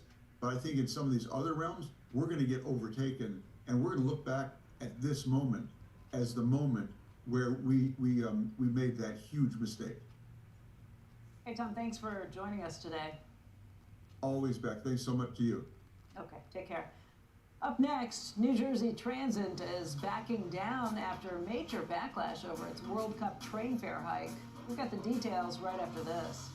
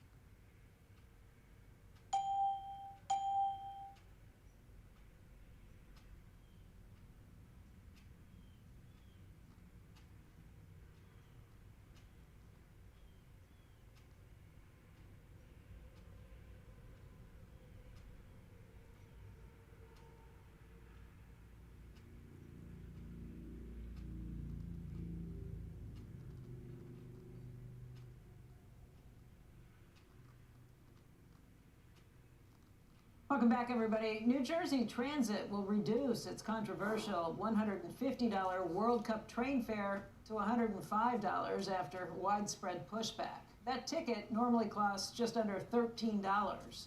The New Jersey Transit CEO said that Governor Mikey Sherrill directed the agency to find private sponsorships and other sources to reduce the cost.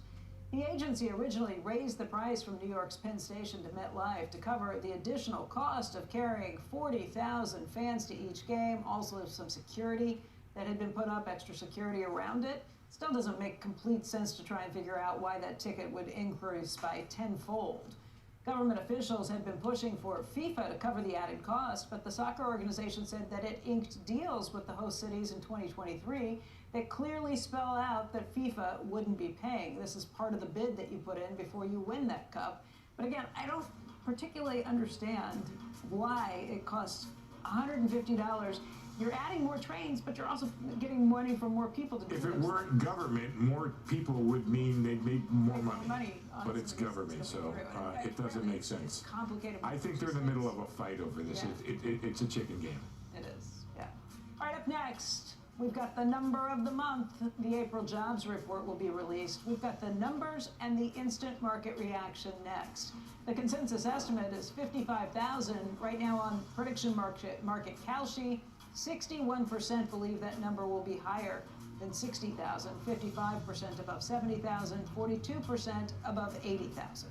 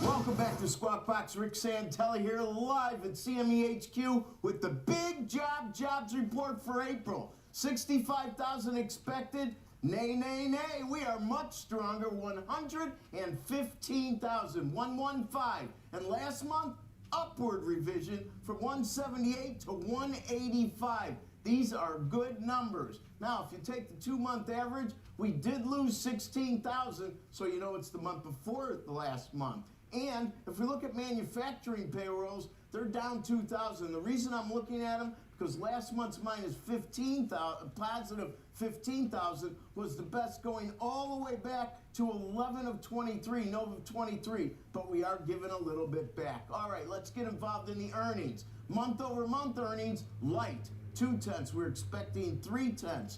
0.2 actually is now a back-to-back number. 0.2 back-to-back. The comp would be 1/10, the end of last year. If we look at a year-over-year perspective, also a miss. 3.6 versus 3.8. 3.6, of course, actually is better than our last look, which was 3.5. That was the lightest since May of 21, so 3.6 comps back up to the 3.8 level in February.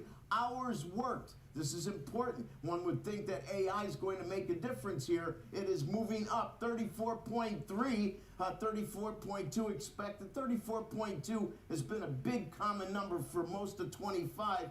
34.3 was February. January of this year. To find a higher number, you're going all the way back to March of 24. Now, let's look at what I call U3, the unemployment rate. 4.3 last month, 4.3 now, 4.3 expected, no change. 4.4 is the high water mark for the year, and that was in February. To find a lower number, you're back to mid-25 at 4.1. Participation rate, labor force participation rate, 61.8. It moved down to 10th. We always like to see it move up. 61.8 would be, well, man, boy, that would be the lightest since September of 21 equals October of 21, moving in the wrong direction. And finally, we had U3, that was 4.3, the unemployment rate. Now we're going to look at U6, that's the underemployment rate, and that moved up 0.2, also not good. From 8% expected, 8% last month, now becomes 8.2. That will be the highest level since Dece of last year when it was 8.4. If we synthesize all of this, before the numbers, we were at a 391 2-year. We're now at a 389. So 391 to 389, virtually unchanged on the week. We settled last week at 388. The 10-year, it was 437 before the number. It's 437 now. It settled last week. Do I hear it? Yes, 437. We are unchanged on the week after all those numbers. I don't like seeing the earnings a little bit light. I don't like seeing the underemployment rate go up. But when it comes to jobs, we're doing better than many would have expected. Becky, back to you. Yeah, that's reflected in the equity markets too. The Dow now indicated up by about 212. S&P futures up by 43. The Nasdaq up by 250. Hang in there for just a moment, Rick. Let's bring in Steve, get his thoughts on the numbers too. What do you think, Steve? Well, a big jump in the healthcare sector, about 53,000. Retail did well as well. And then transportation has been coming back. I would like to point out that there's a lot of critics of the ADP report, but in the list of alt data, ADP had this right. It was a strong number. I don't even think they want to get it right. They're doing their own thing, but it turns out this was a good indicator. Don't like the participation rate falling. I do like the hours worked rising. It's still a little on the low side, but you can add employees to the economy in two different ways. You can add bodies or you can add hours, and adding hours is adding GDP either way. So that's a good number. The manufacturing sector, remember we were looking for whether or not you're getting this resurgence in domestic production? You're not getting it if you're going to have -2 on manufacturing. Rick was right that last month, plus 15, raised some hope that that might be the case, but that's not happening. But again, it's a healthcare thing, a little bit of leisure hospitality up 14, but it's a good report. And I think, if I could say this on cable TV, we don't need no stinking rate cuts, is what I think we're at right now. I think that's right? I mean, I bet Rick would agree with you. We don't need no stinking rate cuts, and the market ain't thinking it needs a stinking rate cut.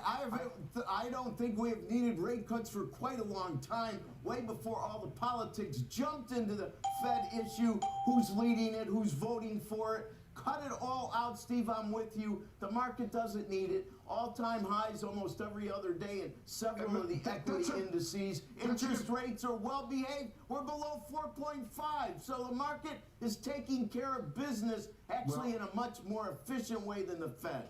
It's an important point, Rick, because two things. One is that the stock market rallied on this, which is, again, the market doesn't seem to need it. That's one. And two is looking out at the look at the 2-year. Just the 2-year tells you well-anticipated strength in the job market, and it doesn't see the Fed moving to a hike here, but certainly doesn't seem the Fed. I mean, it's just, I'm going to take a sabbatical, because you look at these futures, it's like we're staying the same for 6 months. Okay, in that case, we'll bring in the rest of our panel right now. Bye. The rest of our panel right now joining us to talk a little bit more about this too. Natasha Sarin is a Yale Law School professor, formerly at the Treasury Department. Joe Lavorgna, SMBC America's chief economist, also formerly in the administration, and Stephanie Link, Hightower Chief Investment Strategist and Portfolio Manager, as well as a CNBC contributor. So let's Natasha, Joe, let's jump into this about what you guys think. The same story on this. Do you agree with what Steve and Rick have just said about no rate cuts needed? No rate cuts, so we're going to probably, Becky, start pricing tightening because, well, yeah, the economy, it's the next logical step along this wet path. Inflation's moving up. You're seeing supply bottlenecks as per the New York Fed Global Supply Pressure Index. This feels a lot like a little bit post-COVID, where the market's underestimating the disruptions that may be coming through the pike. Because of inflation. Because of inflation, and the economy's holding up, and the job numbers, as Steve and Rick alluded to, are decent. You know, it's interesting you say that. Toyota reported overnight and said that this was going to add a huge amount. I wish I had the number at my fingertips. Anybody have that? We did talk about it a little bit earlier, but the cost increases that they are seeing in their supply chain because of this inflation were pretty significant. Yeah. Right now, earnings are great. I don't know if that continues, if these numbers can persist. Yeah, Tasha? I agree with Joe in that, and I agree with Steve in that. And by the way, who else agrees is Chair Powell, who said that inflation is looking pretty stubborn, but the job market is holding up quite well. And in fact, that's what we're seeing in the data. It's true that it's concentrated in a couple of sectors, and it has been for many months. And that manufacturing print from last month, I mean, if you go back to the fall, you basically haven't seen manufacturing jobs added in any significant way, despite the fact that one idea behind this trade agenda was supposed to be rebooting American manufacturing. But the labor market's holding up very well. We're in an environment where inflation is going to continue to tick up, in part because of the war, in part because of the trade agenda. And I just suspect that we're going to be in a place where at least wait and see, but certainly not cut, and I suspect actually hike over the course of the next near term. Hey guys, just real quick, there's a weird number in here. 38,000 increase in couriers and messengers.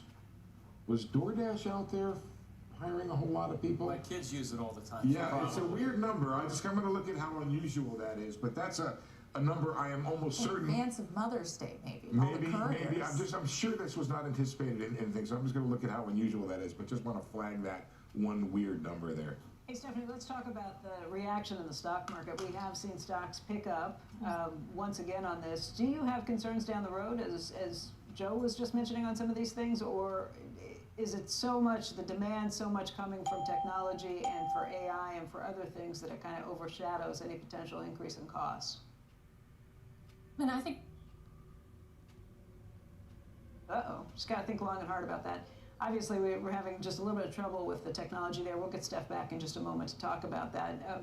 Joe, let's go back to this idea of higher costs, not just from the inflationary perspective of what's happening with oil in the Middle East, but because there is so much demand for CPUs and GPUs, semiconductor chips, there are some potential shortages there, and prices are going up pretty exponentially. Yes, that was true, Becky, well before the Middle East crisis. Right. So that's it has nothing to do with right. This is just an extra layer of inflationary pressure. And by the way, with the equity market making new highs every day, that's not going to slow demand. Financial conditions are extraordinarily easy.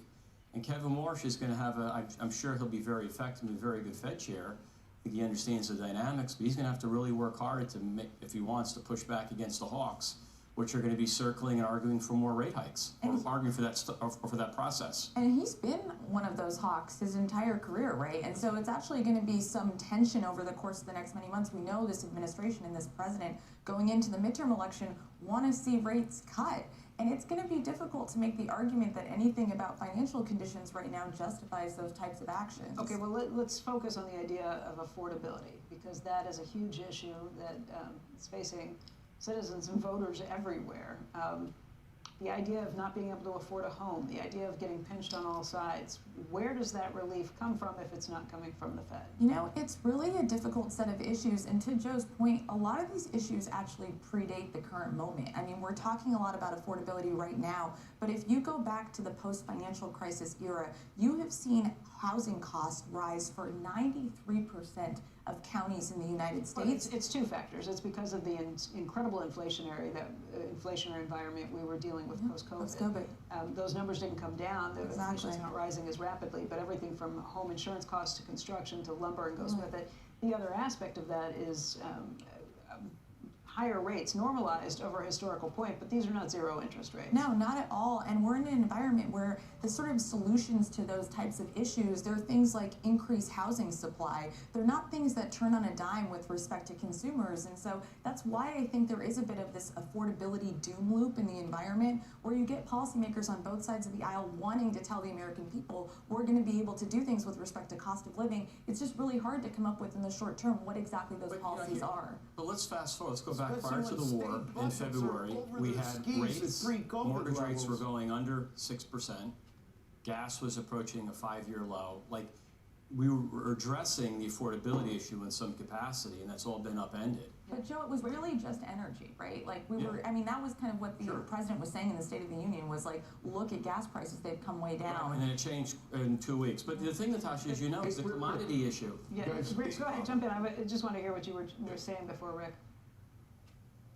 You know, all these conversations about affordability really kind of ignore the big elephant in the room. We were talking about New York's budget earlier. Whether it's municipal, state, or federal budgets compared today to pre-COVID is out of control. To even think about how interest rate being lower could fuel any more of that is insanity on steroids. I think the biggest issue that nobody talks about is at some point, whether it's muni rates, how long can we go on thinking that billionaires are going to pay the freight for this jump in spending from 2020 that nobody seems to want to talk about, and then our politicians frame it like we're taking positive benefits away from the public. What we've done is we've given dollars in crisis era moments, and once you give a dollar from the government to the public sector in any way, you never get it back. And this is an issue that somebody better start discussing, because at some point, and Steve knows this, there isn't a warning in a digital change. Overnight, something will change, and we'll scratch our heads and going, how could we have ignored this for so long? But the market's How going to did have you to go be... bankrupt slowly, then all of a sudden? But the market, look, nothing's going to change in Washington until the market forces it. Neither party wants to do anything necessary to make changes to Rick's point. And the case is For both parties forever. Back to That's the right. jobs report, because I was looking for a couple themes in here. Was AI in it, and were gas prices in it? Now, talk about AI. You've had this very lackluster job growth, in fact, job losses in the financial industry. And then you look at some of the tech industries, and you're starting to see flatlining, and it's been, now, there was a bit of overhiring, perhaps, in 22, 23, but right now, it's flat, and those are two areas, both in tech. By the way, motion picture, publishing, the whole media business is also going down, but that's another story we can talk about another time. But my question to you, Joe, is if I was looking for higher gas prices and uncertainty in the jobs report, where would you find it? Because I don't see it there now. No, not yet. But I mean, don't forget, you've got a lot of you've got a lot of pro-growth incentives from the Trump policies from the OBBB, including no tax on tips and overtime. Refunds are up substantially. That's offset some of it. The problem, Steve, is going to be if we stay at $90 to $100 a barrel, which is clearly above long-term sustainable pricing, because we were moving toward 50 prior to the crisis. We will see this demand destruction at some point. So I think it's too soon. Higher though. That's the thing. Well, it's also price. Well, don't forget, Steve. It's a price and volume. If you look at weekly chain store sales, they're still pretty good.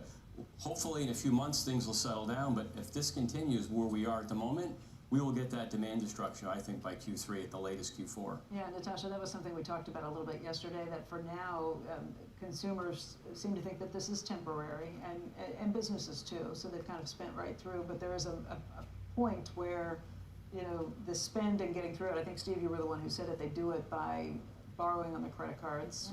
And you're seeing it, right? Credit card borrowing is going up. It's going up, and Hassett says that's a good thing, but I'm not sure that's a good thing. So part of the thing is, like, I very much share this sort of puzzle with respect to what you're seeing in the data relative to what you're seeing with respect to financial conditions, which is you hear this narrative around AI with respect to the impact it's having on the labor force, but if you look at the data right now, you can look at occupations that are most exposed to AI relative to those that aren't, and you literally do not see a difference with respect to hiring patterns in those two different types of industries. And the same thing with respect to gas price increases, where you can look at the industries and sectors that you think are supposed to be most exposed to the war, and you're not yet seeing those types of differentials. And what I suspect it is, Becky, is as you're describing, it's kind of like with the tariffs, where in anticipation, we front-loaded a lot in order to stock shelves at lower tariff rates. at some point that type of capacity to like pre-plan against a moment that turns out to be much longer lasting than you had anticipated runs out. And I suspect that leeway is going to run out with respect to the war as well as it continues and its impacts continue to take on. Natasha, Joe. I just want to sum up and say all you kids out there with your fancy college degrees, Grubhub and DoorDash are hiring. It's a job. Whether or not you want it, I don't know. But Natasha, Joe, Rick, thank you guys very much. We appreciate it. Steve, staying here. Up next, what Fed policy makers should take away from that jobs report. Former Fed Vice Chair Roger Ferguson will join us. In the meantime, let's take a look at the futures one more time. Still elevated above what we had seen before those jobs numbers came out. Better than expected jobs report with 115,000 jobs created for the month of April versus expectations of just 55. Dow futures up by 190, S&P futures up by 42, the NASDAQ indicated up by 265. Squawk Box will be right back.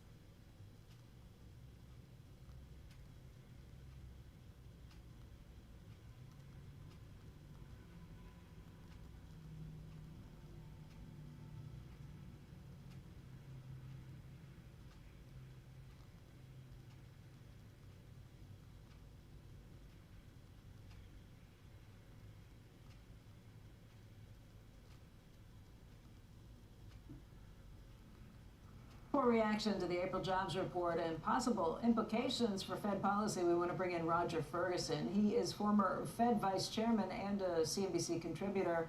Roger, okay, the numbers a little better than anticipated, and that had people like Joe Livornia and the rest of our panel we were just talking with saying this probably means that the next potential move for the Fed could even be a rate hike, forget about a cut. What was your takeaway?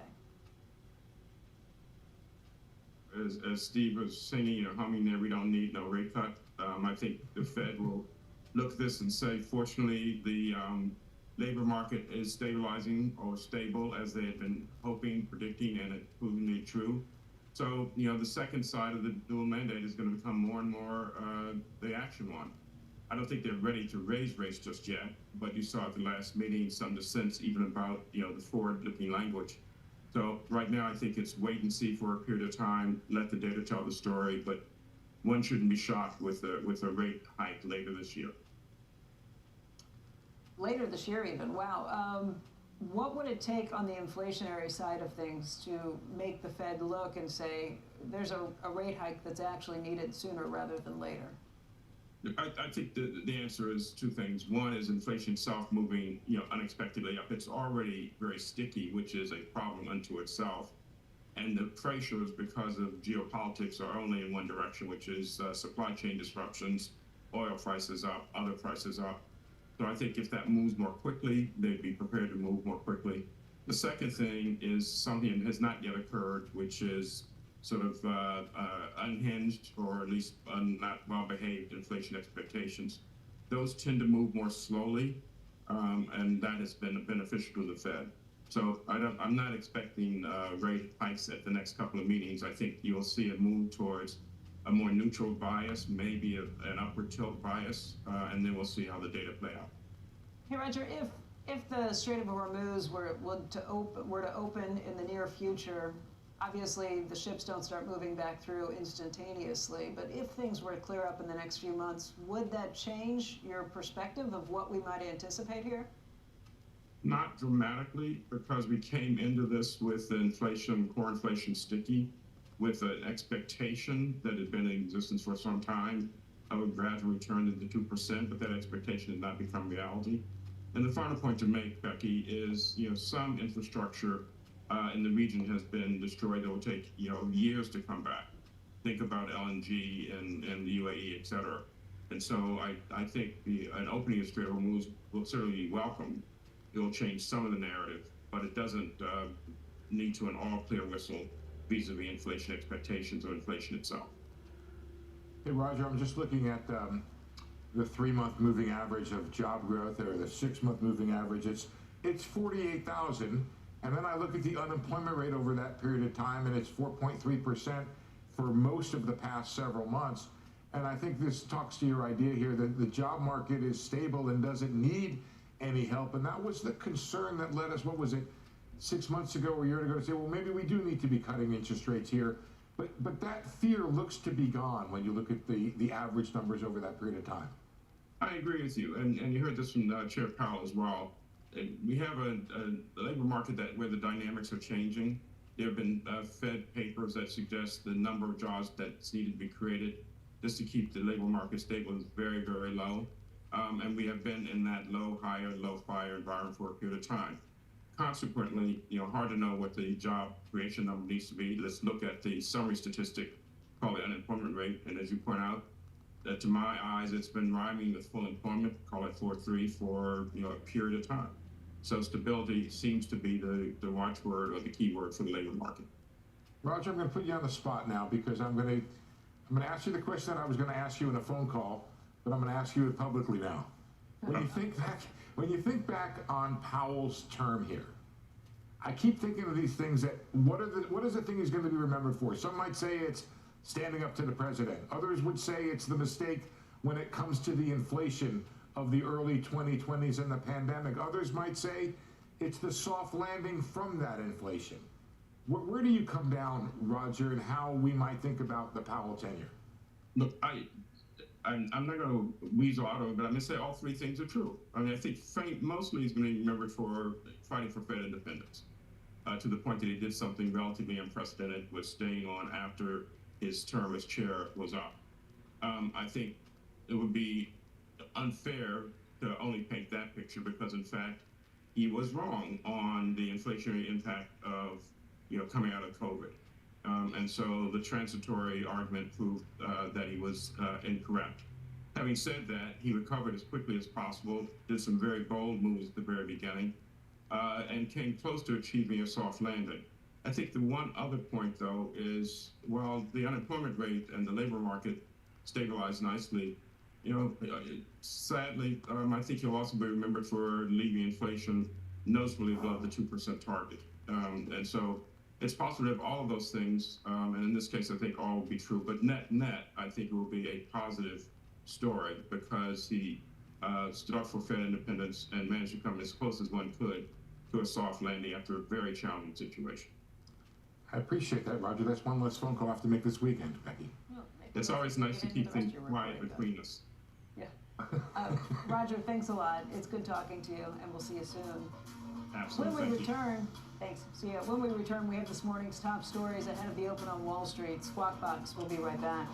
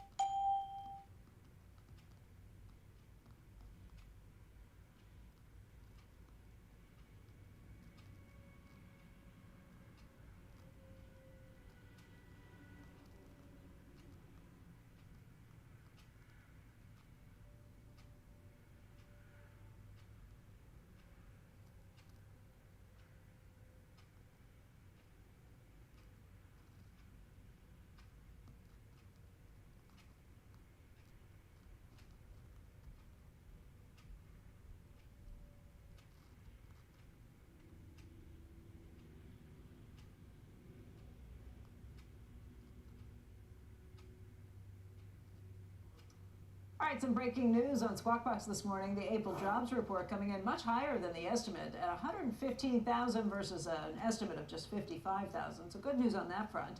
Toyota reporting a 49% drop in operating profit. That was well below estimates. Toyota also cut its forecast by 20%, saying that the war in Iran is hiking costs because of supply chain issues.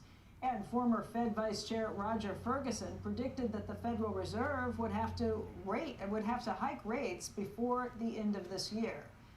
Something interesting to think about. As Steve mentioned, we're not seeing that play out necessarily in where the market stands at this point. Equities are higher. Dow futures up by 147, the S&P up by 35, the NASDAQ up by 235. Treasuries yields actually dropped a little bit. Not trading like it was a hot number. No, trading like it's a good number for the economy, though. 380 is where that stands. Steve, thanks for being with me today. Pleasure. Good to see you. We'll see you right back here on Monday. Right now it's time for Squawk on the Street.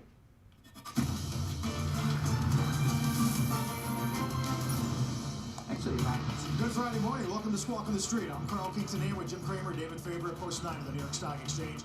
Bulls will try once again for 7,400 as April jobs comes in strong, 115K. Unemployment steady at 4.3. That takes the 6-month average to the highest since last May. Oil mostly unchanged, despite the U.S. and Iran exchanging fire in the Strait of Hormuz. The president says he believes the ceasefire is still intact. The UAE intercepts more drones and missiles today. Our roadmap begins with that better-than-expected jobs report, more than doubling expectations.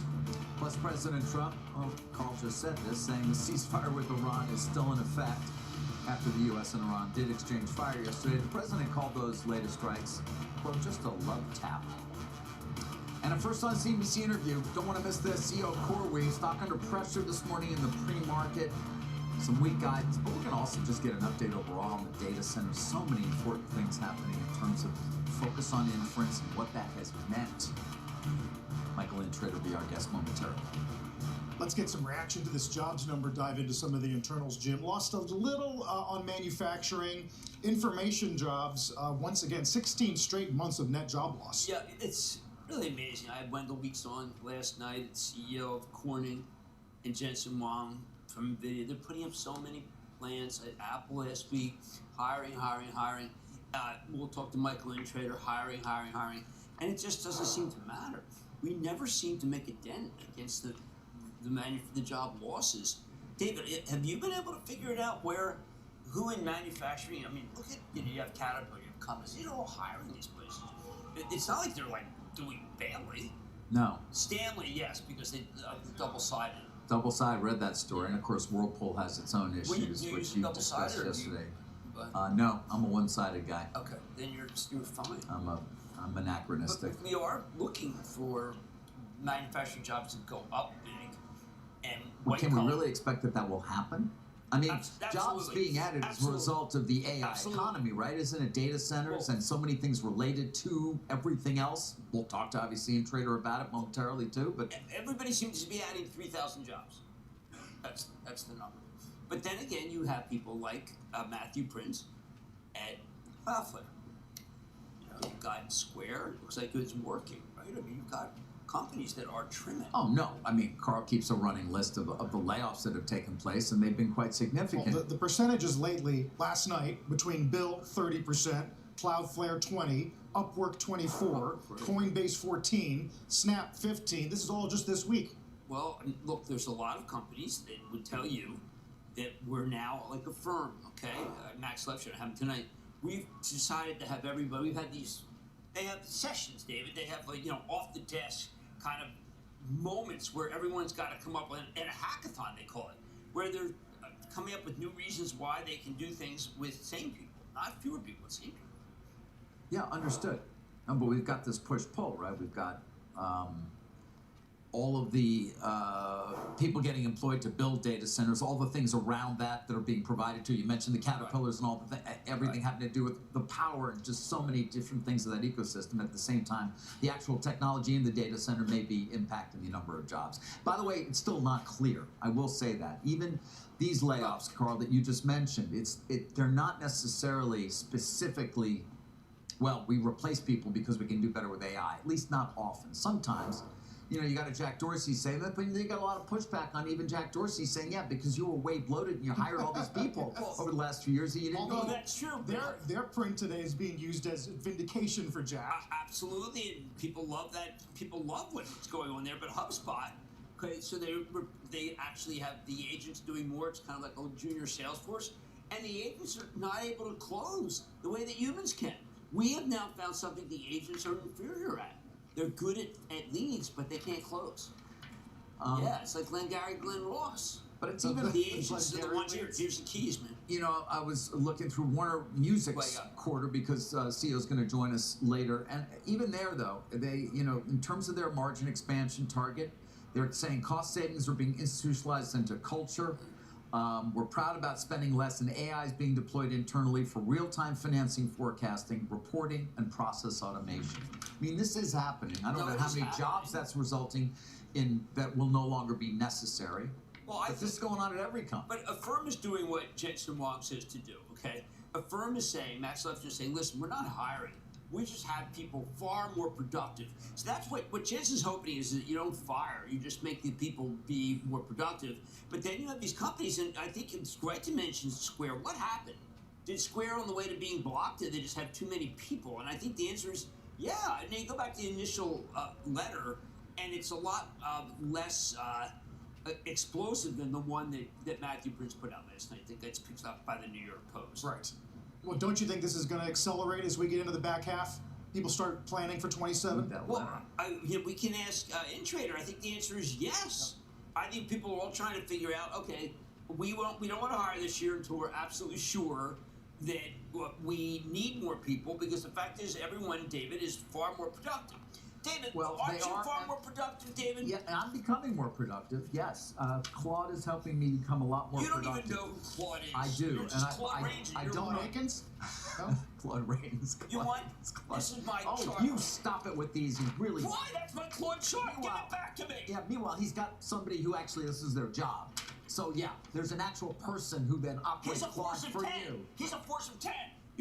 Wow, this is incredible. Isn't that great? Take a look. It's got all the mist. I don't know where to look, though. It's so good. It's got his nice latest, graphics. every day now. Every day, code. Every day he's got his Claude crib sheet. Yes, I do. What am I supposed to do? Carl's still back in the 1990s. Look at this. It's got all sorts of little icons and stuff, and top questions for management. Of course, it would help if I could see.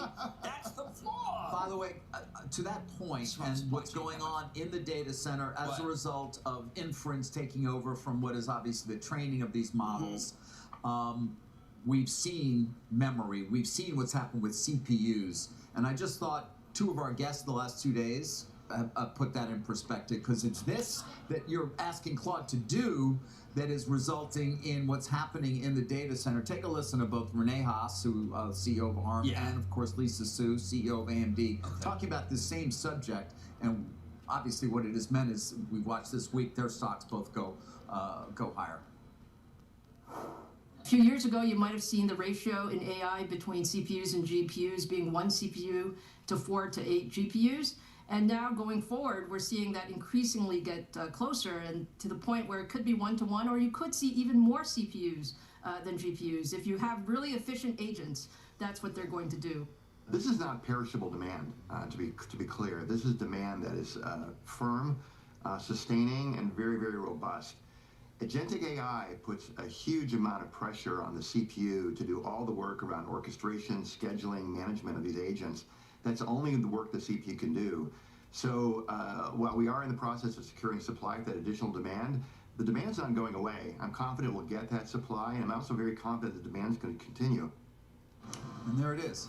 And that's, that's the world we're now starting to really think about and live in. The world of inference. Right, Taiwan 70, it looks like they're even a bottleneck. They did not have a great month. No, the slowest April sales slowest in 6 months. Yeah, for Taiwan 70. I know. I mean, look, I just think that there's so many cross currents. And I found myself thinking, I'm going to do revenue. We did a little revenue per share of the companies, and NVIDIA is second in terms of per person. Yeah. Okay, you mean per employee? Yeah, because I think that's really important. I think you got to do that. NVIDIA, in tech, NVIDIA's first, Netflix is second, Apple's third, Meta's fourth, 5 is Alphabet, and I kept looking for, we want to share some of these graphically with our viewers at some point. In TV, you see it and say it. Yeah, instead of you just looking at a piece of paper. The only company that was bigger, look at all the colors. The only company that was bigger is a company called OnlyFans. Per employee? Is that like something? Are you going to have them on? Is that like a Barstool? Is all that a Barstool? Got a combination here of new tech and very old tech. Me holding it up for the camera. What is that? OnlyFans? What is that? OnlyFans? Yeah. I have no idea. Me neither, but I gotta tell you, I gotta look at it with 37.6 million per employee. I would look into that. They're very productive. Yeah, they sure are. Man, I gotta get there. Revenue per employee. Tax site immediately. When we come back, CoreWeave's Michael Intrater is going to join us. We'll talk about the quarter and all kinds of things surrounding AI build-out and financing. We'll get to some travel names, Wynn, Expedia, Airbnb, and more in a moment.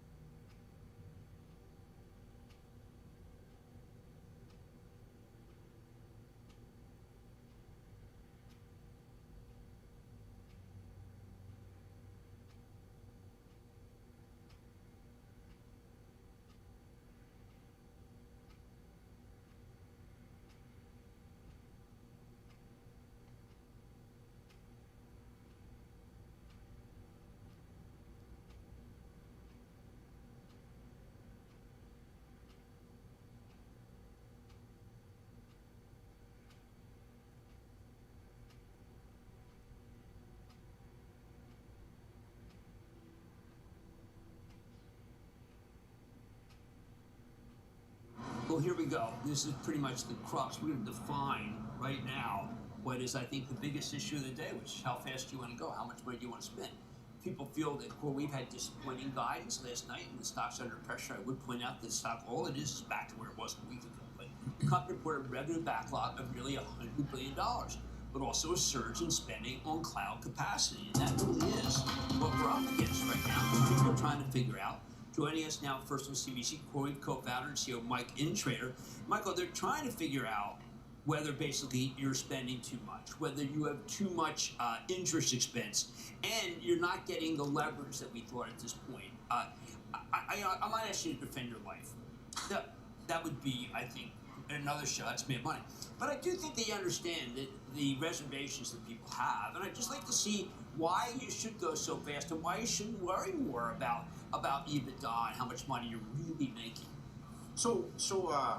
Look, these are great questions, and they're questions that I debate with my management team continuously, right? And what I would say is that we're taking a lot of our guidance from the debt markets, right? And what I mean by that is the debt markets are coming in and they're looking at the pace we're moving. They're looking at the scale of the deals we're doing. They're looking at the quality of the infrastructure and the quality of the product we deliver. And they are underwriting them at ever decreasing cost of capital. We announced a deal this quarter where we went out and we financed $8.5 billion at A- paper, which is basically less than 6% cost of capital. And I've been on this show, and when we started the conversations, it was up in the mid-teens, and now you're down below 6%, which puts us on par with some of the hyperscalers.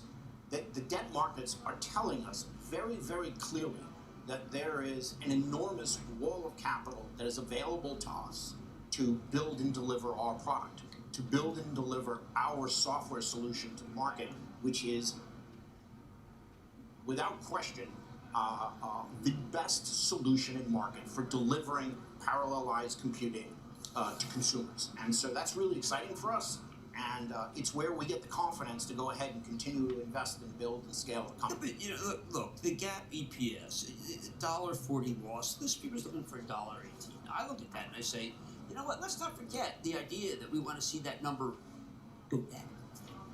So look, I think it's important when you're looking at our financial statements to kind of make sure that you're not over-indexing to any one particular number, and you're looking at what we're building. And But so a loss is a loss. a loss is a loss, but a lot of that loss is an impact of tax on GAAP, and it is not a function of the unit level economics that you're seeing as we continue to build and scale the business. And the leverage that you're going to see that you didn't see this quarter has a lot to do with the rate at which we are growing. And you're going, as you didn't see it this quarter, and you're not going to see it in Q2, what you are going to see as we get towards the back of 2026, an enormous acceleration of that leverage that everybody's waiting for. And so when we went through earnings, we went ahead and we reaffirmed, and we are very confident in our revenue numbers for 2026. We are very confident in our operating margin, that we're going to exit the ARR and our operating margins for 2026. There's no part of this that surprised us. We understand the physical ramp associated with bringing compute to market. You're seeing it work through the numbers, and you're going to see an inflection as you move through Q3 and Q4 of this year. If you're taking your cue from the debt market, is that a way of saying the equity is not a good tell? So I'm saying is that the debt markets are really dialed into the unit economics, and we've talked about this. I've talked about it in earnings, where they're looking at the underlying building block deals, and they're saying, hey, these guys, they're going to hit mid-20s on the unit level deals, and that mid-20s is going to work its way back through the company, and that the equity market is going to see that, but the debt markets already see it because they're focused at the building block debt level, and this is great paper to underwrite. We can underwrite it at investment grade paper. Yeah, no, they, as you say, piling into your debt and equity. I wanted to take a step back if I can and sort of just get a sense for what you're seeing in terms of the changes taking place in the data center itself. I believe you said that more than 50% of your compute now you think is being used for inference rather than training. Been trying to learn a lot about that recently because of the compute needs of it and the fact that when you're using these agentic tools, you know, the workflow chains roughly 20 times the requests of a single shot completion. I don't know if that's true. What does it mean? Yeah. So it's very, very exciting because what you're seeing is acceleration of demand coming from multiple vectors simultaneously. And when you talk to people across the space, when you talk to Anthropic and OpenAI and Perplexity and all of these different folks, they're talking about this incredible demand that they're seeing. And the way I look at it is we're getting hit by this wall of demand from our existing customers that are coming back to us and saying, "We've got the best product, we need more of it." That's incredibly powerful for us. And you know, when I think about it, we win the day, right? When a customer comes back to me and says that, we win the day, right? Cost per token is coming way down, but it's Jevons paradox in action that we're seeing? Absolutely. I sat on a panel with the CFO of OpenAI, and she went ahead and she pointed out a figure to me that I thought was phenomenal. It was that when ChatGPT 3 went out, 1 million tokens cost like 39.5 cents, and now it's down below 9 cents, right? So you're seeing the capacity of the industry to accelerate the delivery token at unbelievably lower prices, and at the same time, you're seeing new entire silos of demand, like the financial services industry, like Jane Street and HRT trading coming in and buying massive amounts of compute. That's an entirely different demand signal than the labs and the AI space. But okay, so I think that's all true. You know, I've got a view that your business is like Google in 2020, where they lost a lot of money and they became dominant. But you know, people say to me, look, you gotta ask Michael this, you gotta ask Michael this. 3 of the most senior executives at CoreWeave have together sold more than $1 billion worth of their shares in the first 4 months of 2026. That's the 99th percentile of selling. If it's going to be so great, why not be like Jensen? Take the position and just say, okay, I'm going to let it run. So, what I would say on the selling is that we built this company, and the founders own a tremendous amount on a relative basis, much larger than most founder group has, because we were able to organically finance it. That's true. Right?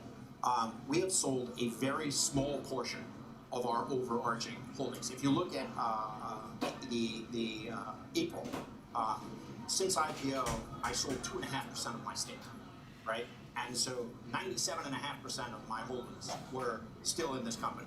We are aligned today. We will be aligned into the future with the shareholders. The overwhelming majority of our personal wealth and our commitment is to this company, and that's not going to change. I know you They are managing liquidity and taxes and that kind of Mike, stuff. I want to. Can I end? No, but that's. I mean, it did tell me No, before they came public. You did a great job asking a tough question there.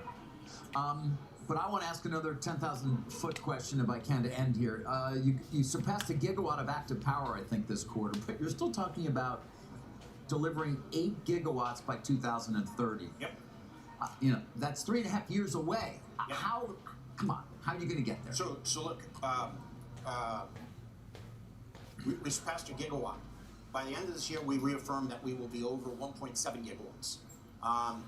You know, our scaling and our capacity and our contracts are compounded. Our ability to build larger data centers is compounded, right? When I came here initially and had the conversation, you were talking about data center builds that were 50 to 100 megawatts. You're now talking about data centers that are 1, 2 to 5 gigawatts in and of themselves. Yeah, but you're not building the power plants for them. You're building the data centers. He could buy Iran. You could buy Iran. Oh, you know, look, we can achieve that number organically or inorganically depending upon the opportunistic kind of way that this market unfolds. But we are very confident that we are going to be able to continue to build and scale the infrastructure that's required. Remember, you're talking about a global footprint that we're building. We have data centers across Europe. We're looking to extend our footprint into Southeast Asia. We've got a lot of physical ground to cover as we go ahead and extend our footprint, because our clients who understand the quality of the infrastructure that we deliver are pulling us to build infrastructure in new regions and to expand what we're doing. All right, I talk to you all day. I mean, you had the advantage of speaking English, which I love, right? It's kind of, and I didn't get to show you my charts, but you would probably have better charts than I have. Thank you, Michael and Trip. Thank you, guys. Thank you, Michael. Squawk on the Street's back in just a moment. Thank you, Michael.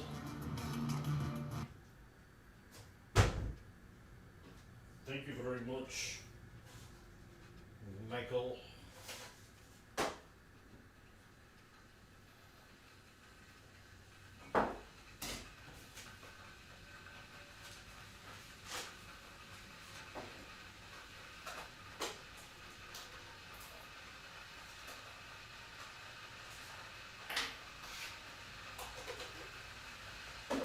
Try premium coffee.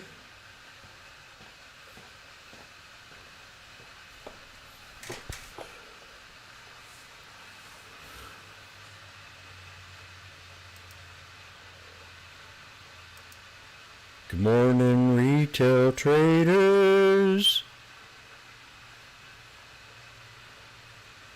Where I talk about chart patterns, moving averages, and being in the now.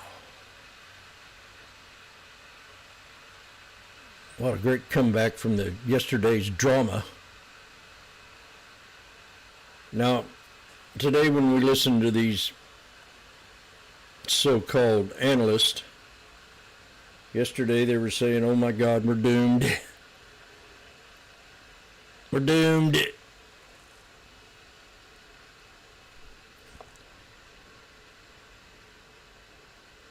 Iran says U.S. proposal to end the war is under review.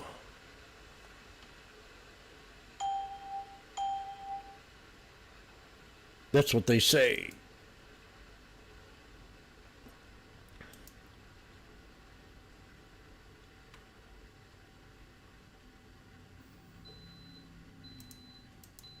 Okay, CRWV.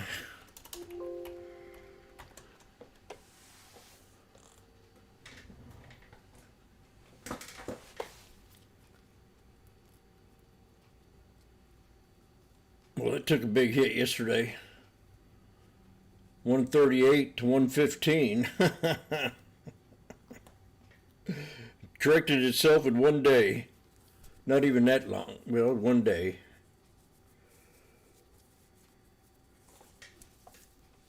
I don't know if I should give it the 3-day rule. Take off my shoes. Oh my God.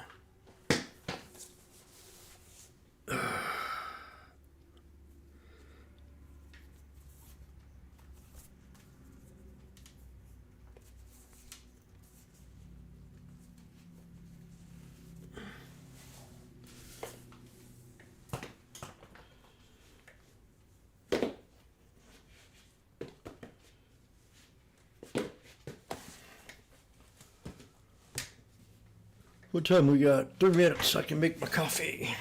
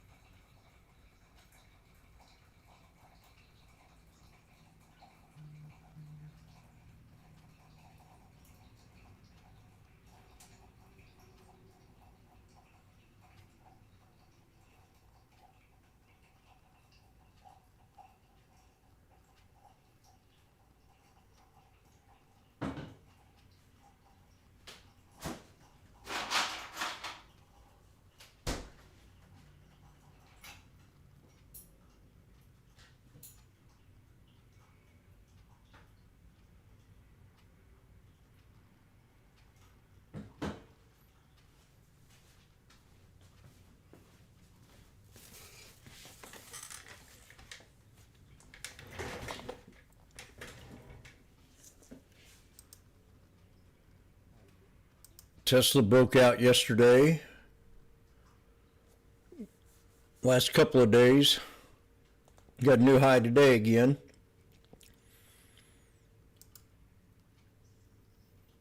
Got an ascending triangle on NVIDIA.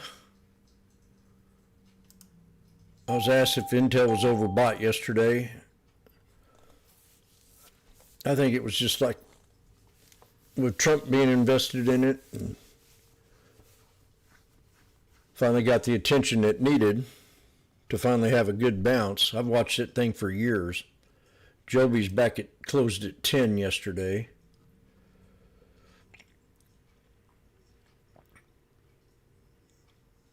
Coin.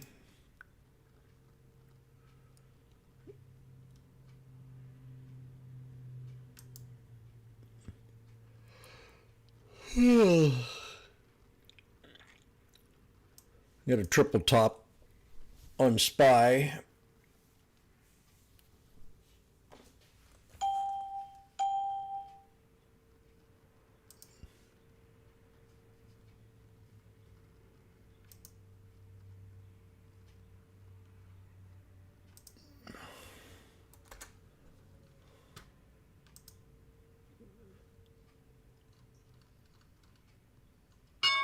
Oh, here we go. I didn't even get my coffee cup.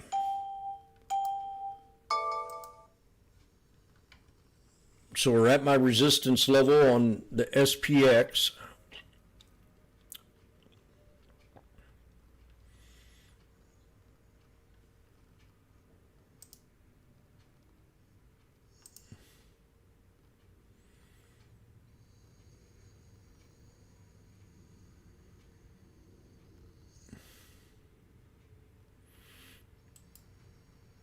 Bounced off the 200.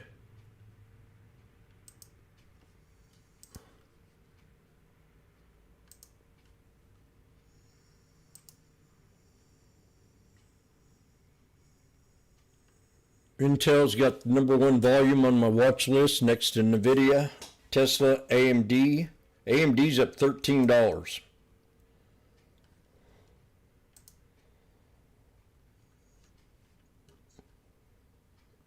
So the previous resistance is going to be 418.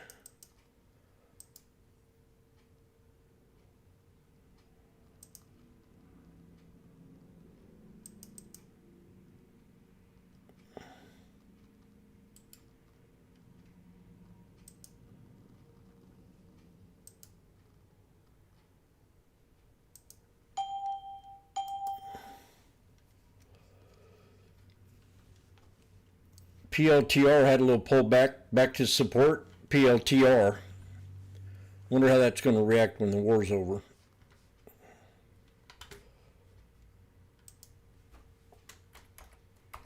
Watch list.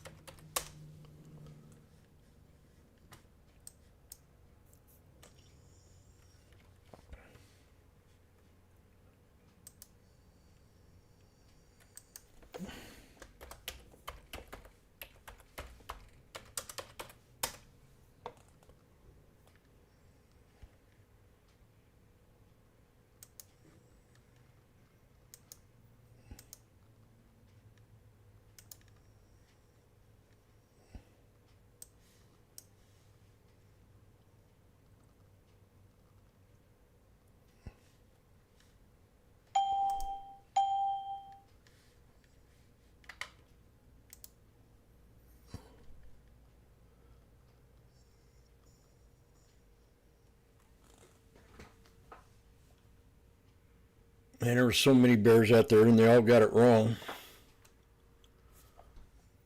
I wasn't convinced. I'm still not convinced.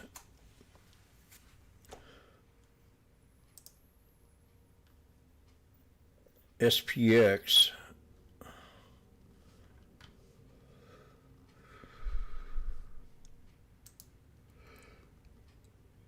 Netflix is at 87. They should have less subscribers because the way they raised their rates last year, twice. You just don't do that.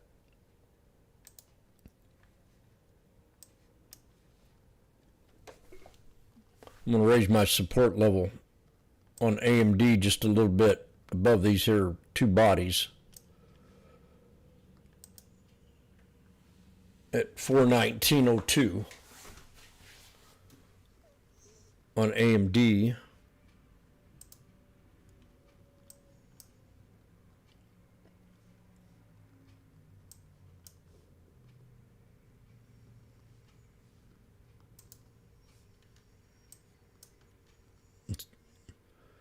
Got a pretty strong support on /ES.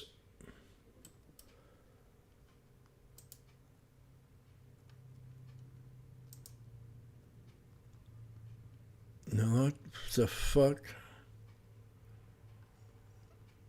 What did I do? No! Almost.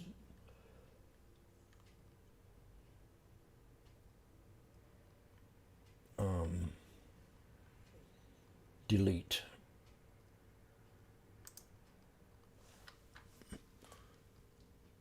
Almost bought it.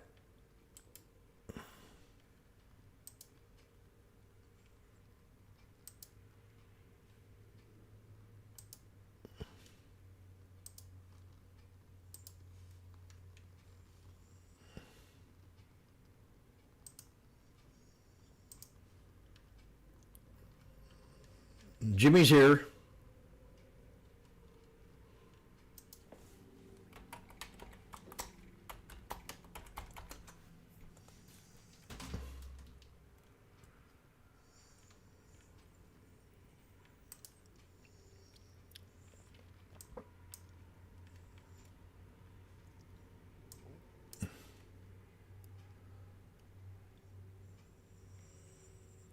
Okay, we got a double top on AMD right now.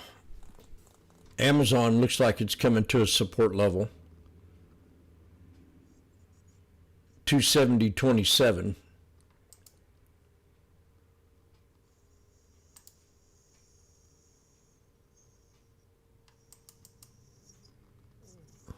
$29. There it is right there.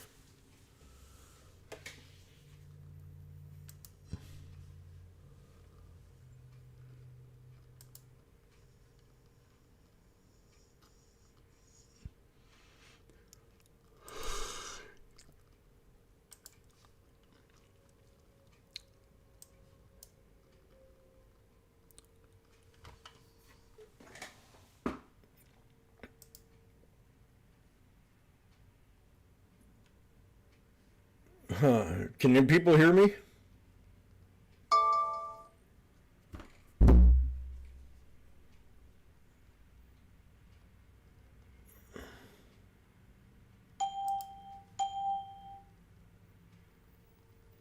You can hear me?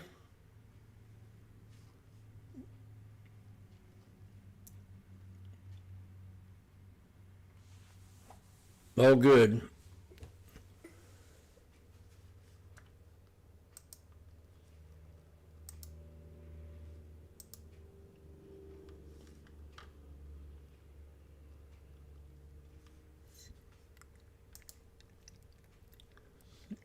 AMD broke out.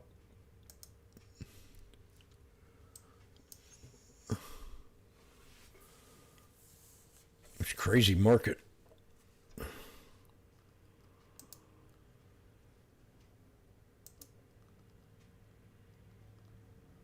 Go get my coffee real fast. I ain't no hurry to get into a trade.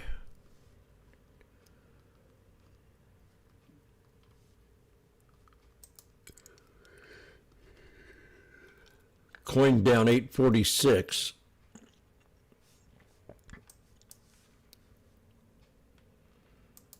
Oh, what was that? Google.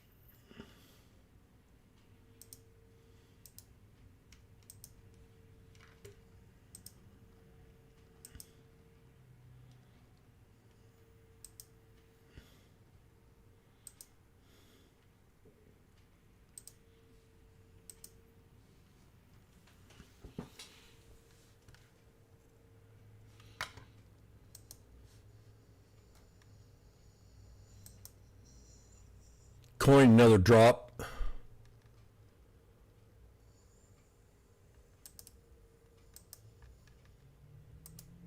Driving the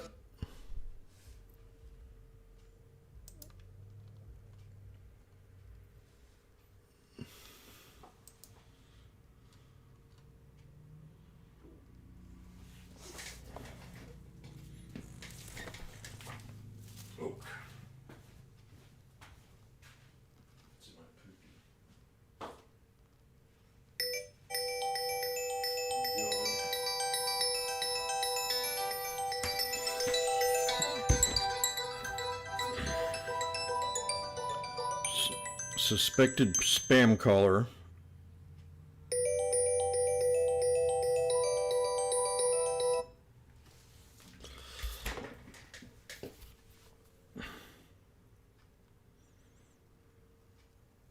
Already starting in on me.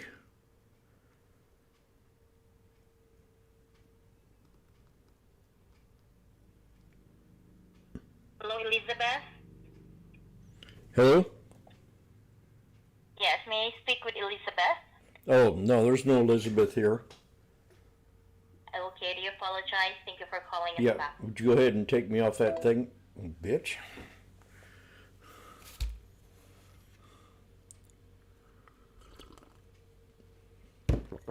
This Elizabeth chick, man, she's in trouble. Google bounced up.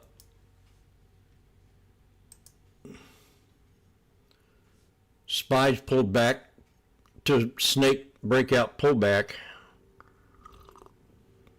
with a hammer and a doji.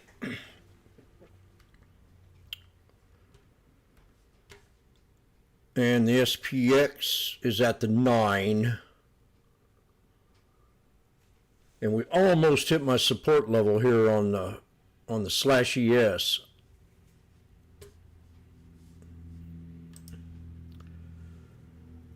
So 7400s on the SPX at 350.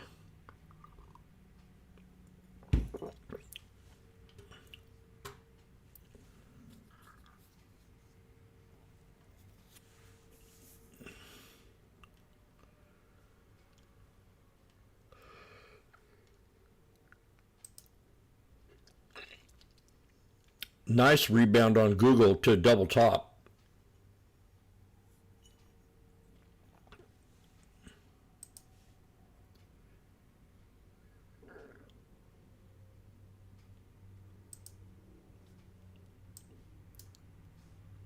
We got snake breakout, higher lows on IWM on the 1 minute. New high on the QQQ.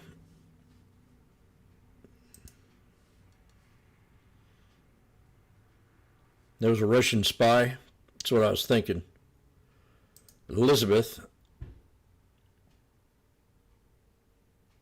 I named my vacuum cleaner after Elizabeth.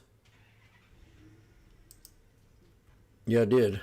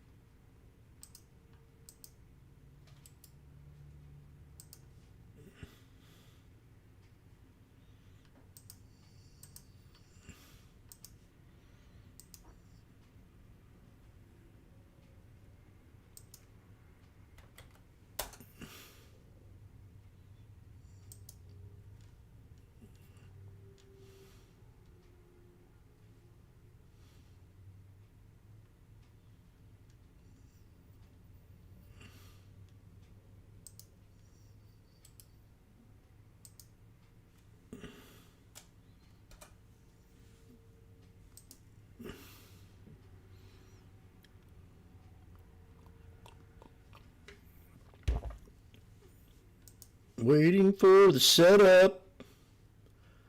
I can't wait to take a trade. We're at $4 now on the SPX. Oh man, look at that.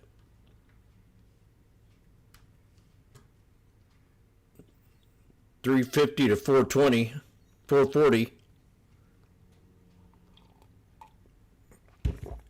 7400s off the 9. Profit. $4.40.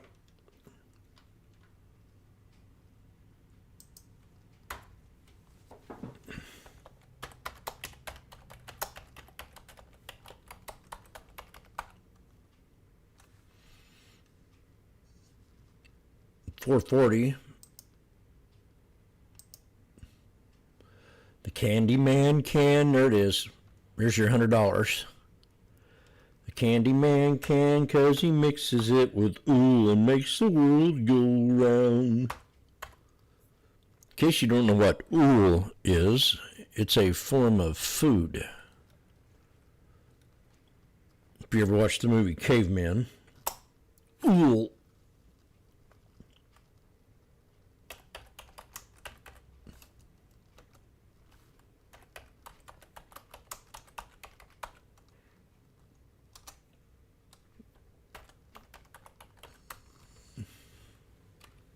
There it is again.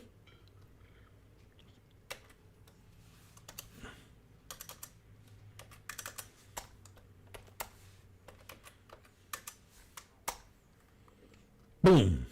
Out. Now she'll go up more.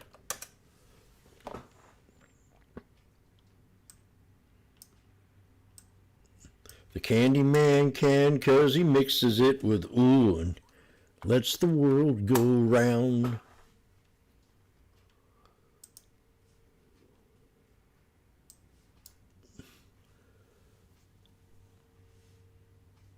We're now at 470, 480.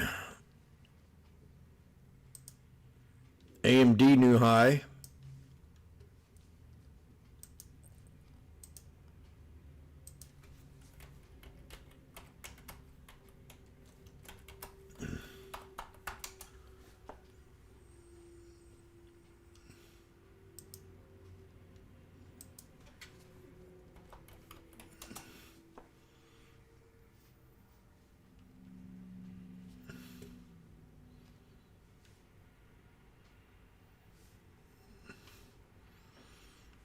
AMD new highs. Jim, do you feel like buying a put? No.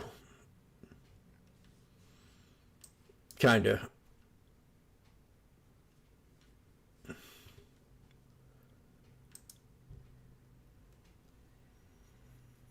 Three white soldiers on SPY. So if this thing's real bullish, we'll reverse right here.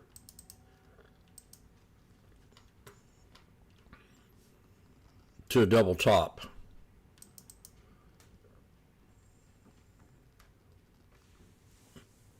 And see where the wick pulled right back to right there?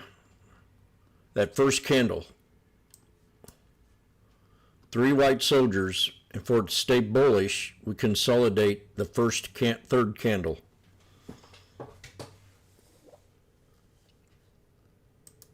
Jim, your options now are at 540. Do you regret selling it? Kinda. It wasn't supposed to go down like that.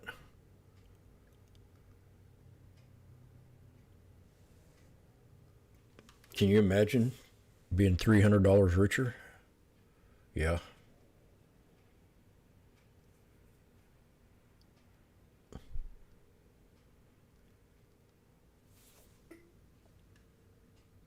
Imagine it. Google, nice bounce off Google, off that triple bottom. Expansion pattern, breakout.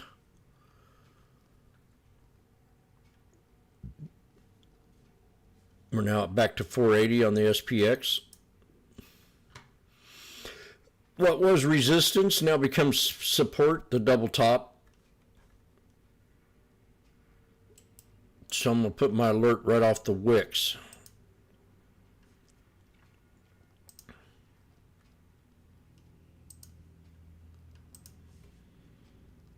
Good morning, YouTubers. From Washboardjim, the trading consultant of the Sneaky Snake trading strategy, where I talk about chart patterns, moving averages, and being in the now. Now, who is this chick? Oh, that's his wife. Oh, looks like a girl I used to date. This girl right here. Is that my pennant that I gave you years ago? Girl?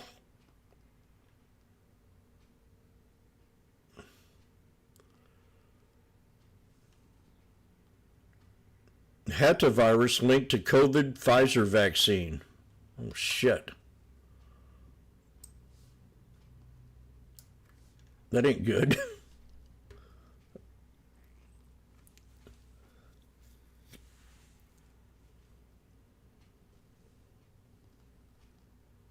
And this is where I want to stay next, so people want to help me out with my vacation. It's either Serenade or Grand Bavaro Princess Punta Cana.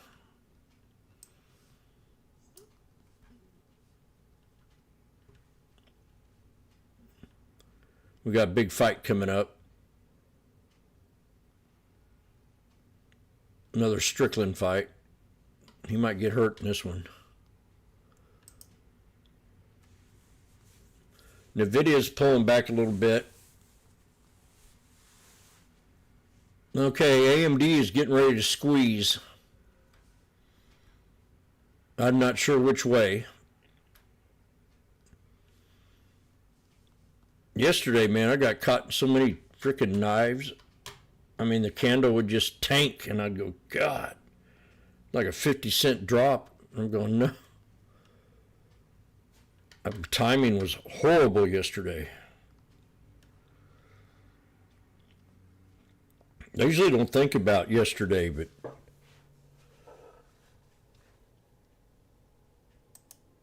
the timing sucked.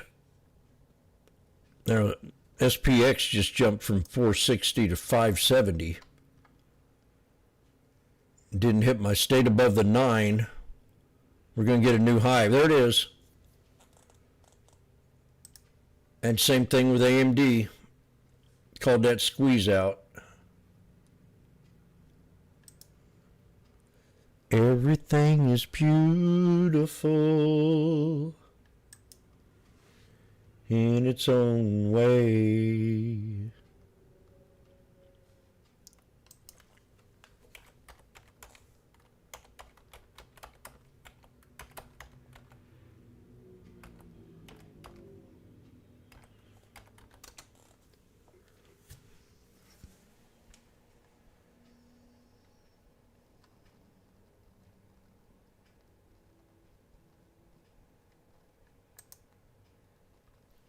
Navan, the #1 rated business travel platform, lets your team book work travel in one place. Flights, hotels, cars, while staying within...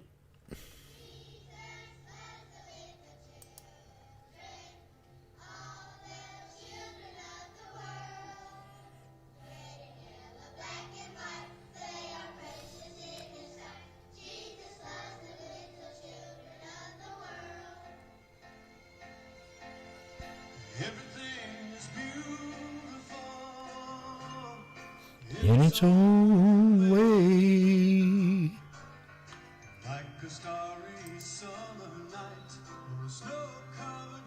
Prepare ye in the name of the Lord.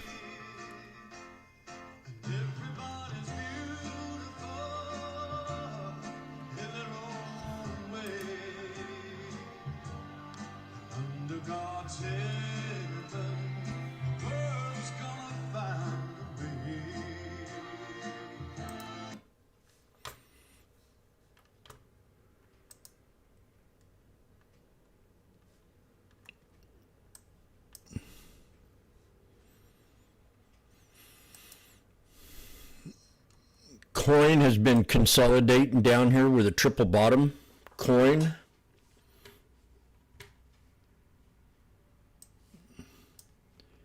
Everything is beautiful. Beard adjusts Coinbase global price target to 160 from 200. And then you got Oppenheimer says 224. So somebody's off. How can they come up with such different numbers? I don't know. So May 15, coin, the 192.50 strike. And the spread is a little bit wide. So I don't like a wide spread between the bid and the ask. I like it, it's about 50 cents. So I got to see that thing tighten up a little bit. There's 40 cents, 35.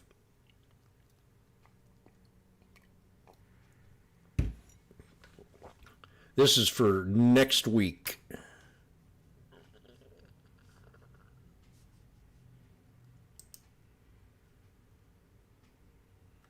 The 192.50 at 350. Come on, give it to me.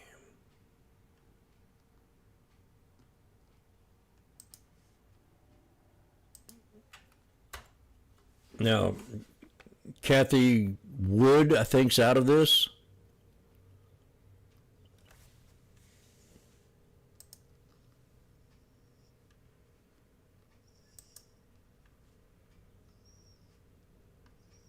We're still slugging on the 9 here on the SPX.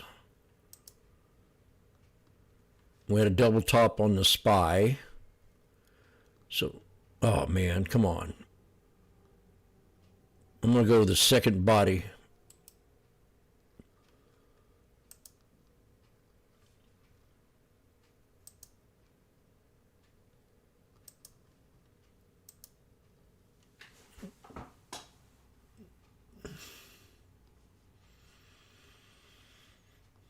That'd be the 21 on the SPY.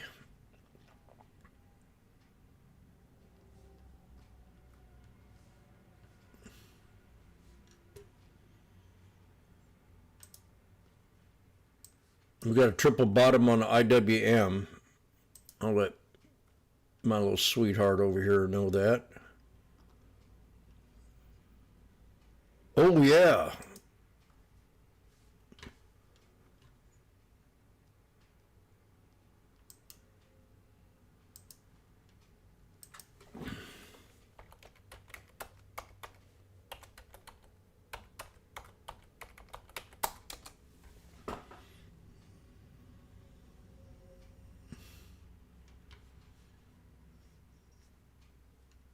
SanDisk on Friday.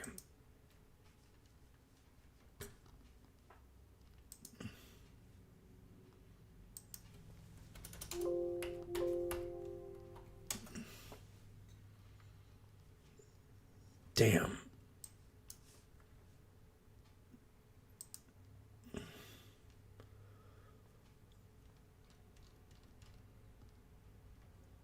$74.20 small.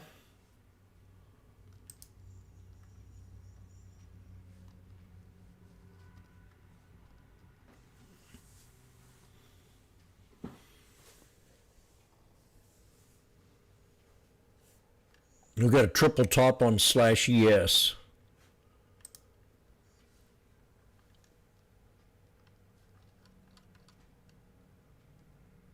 What do we got here on the SPY? Puts.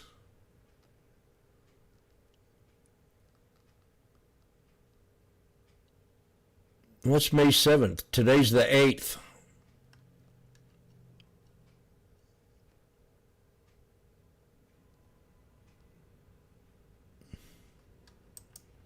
They ain't gonna work, Green Machine. Unless I'm seeing something wrong.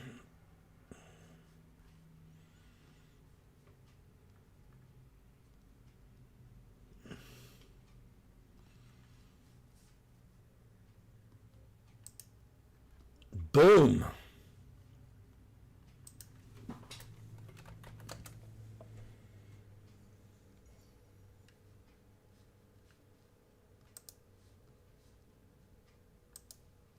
God darn it. Now they're at 620.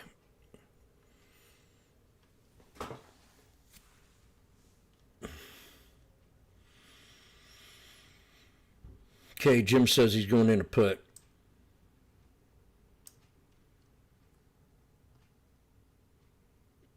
The 73.70s.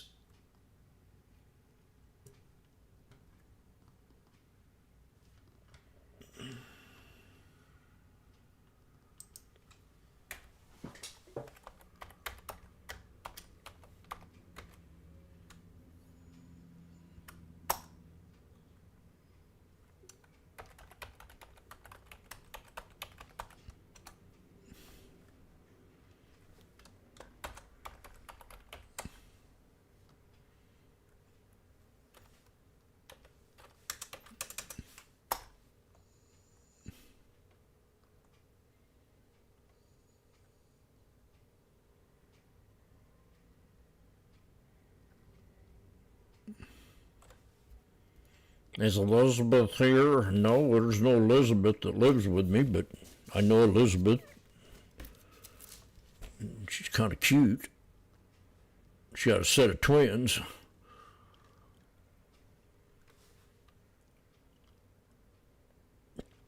Everything is beautiful. 660. Should I buy it now? Let's take it and see.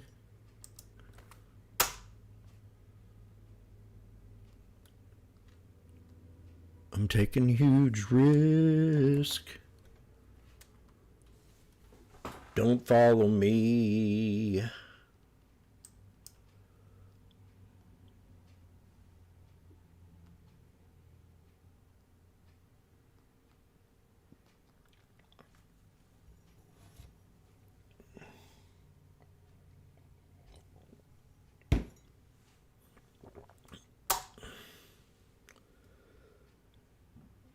They're at 620.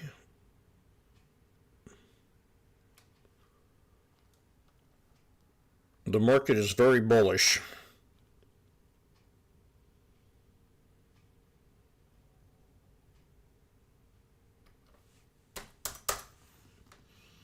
Okay. This doesn't work here. I'm out.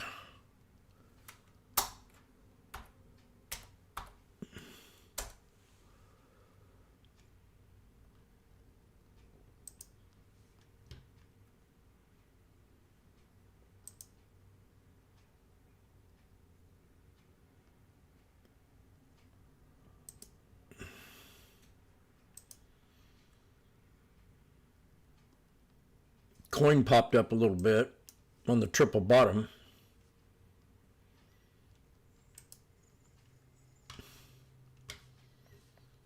Jimmy called a triple bottom on IWM.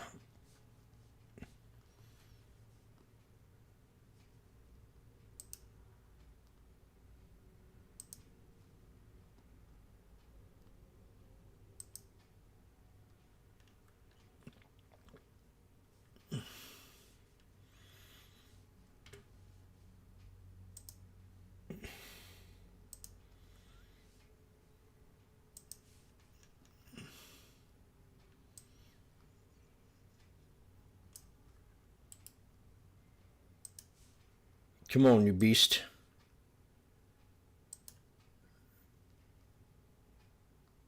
Use that for a second. Woo!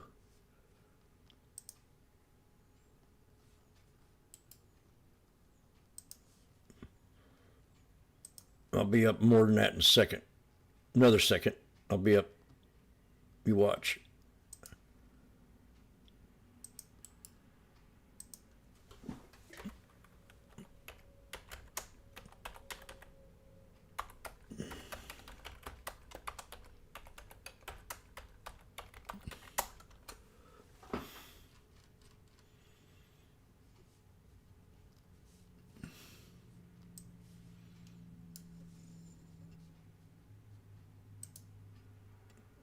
Jimmy, you're down $20. You're even, Jimmy.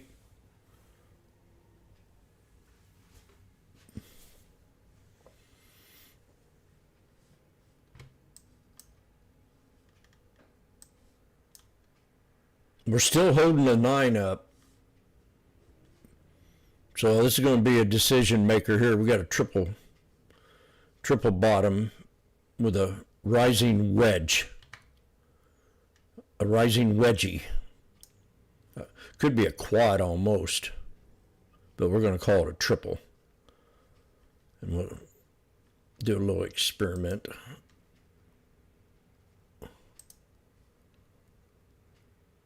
Oh, here it comes. We're going to know if this thing's going to break out or not. Hang it out to the left. Extended. Triple quad bottom. Not a triple, but a quad.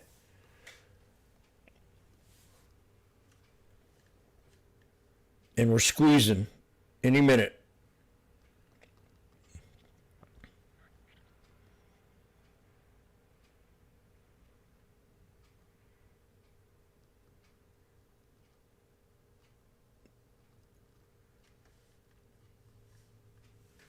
How's he do it? We are now at 660. Give me a buck. So you can see it tightening up right here on the 1 minute. Jim, you're up $60. Have you ever thought about selling? Yes.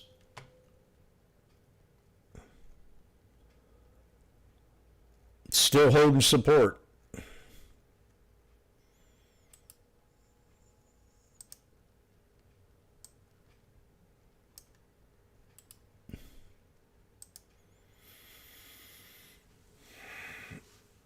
Gosh.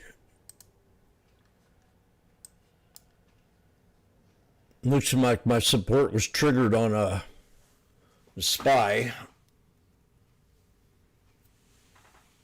with a wick.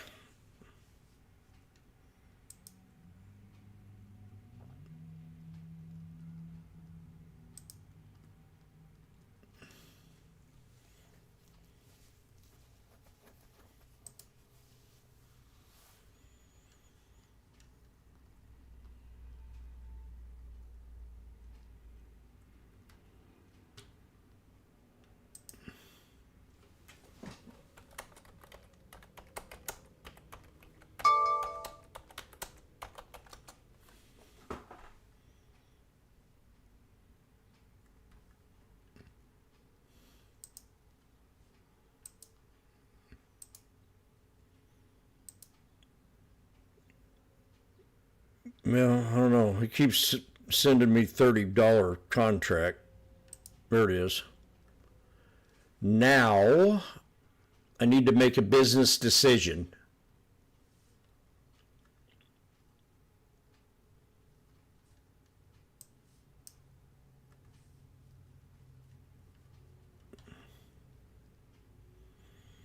Just like that. Back to even.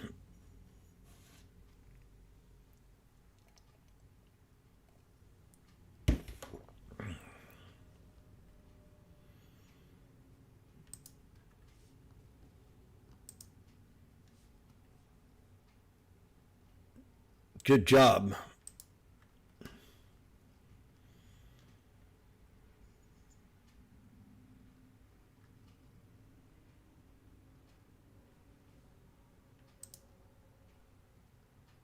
Come on, give me a buck. Okay, the crowd's going quiet. You're up $80 $80 together. She sell? No. This is what happened to me yesterday. I got greedy.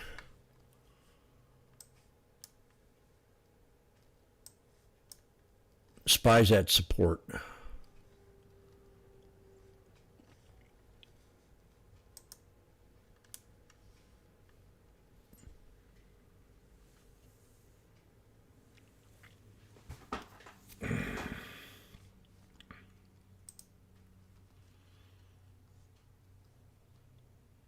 NVIDIA is coming to the 50. We're bearish on NVIDIA right now because we're under the 9.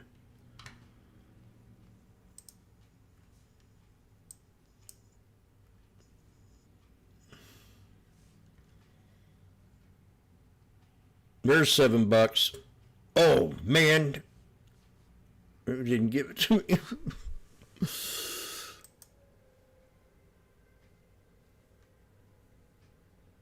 Come on. Do what I tell you to do. I mean, we're at a solid... Oh, there we go. Oh. Jimmy. Come on. 710. There it is.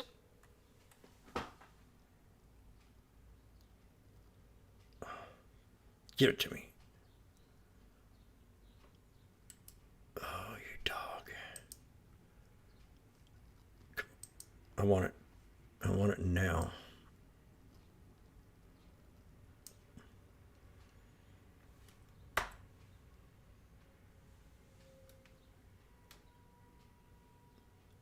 Is it too late to turn back?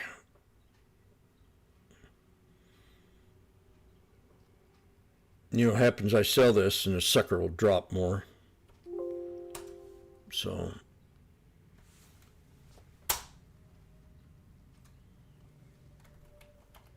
Yep, it's $7.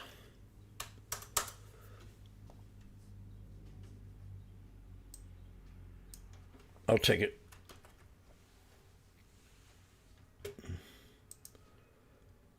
What do you think about that?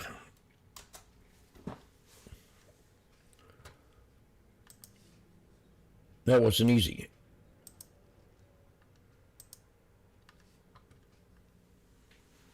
Now we're squeezing again.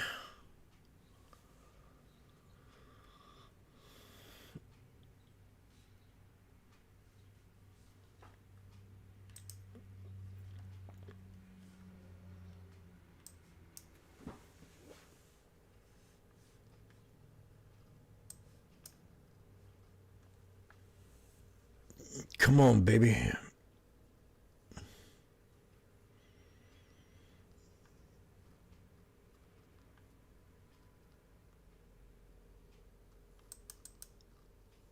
SNDK needs to hold 414495.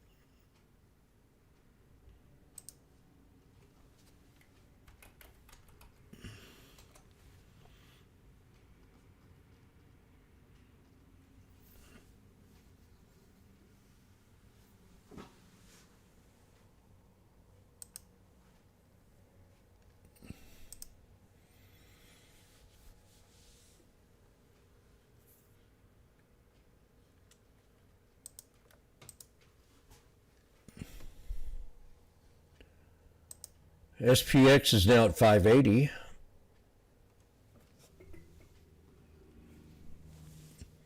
What made you sell that stock, James?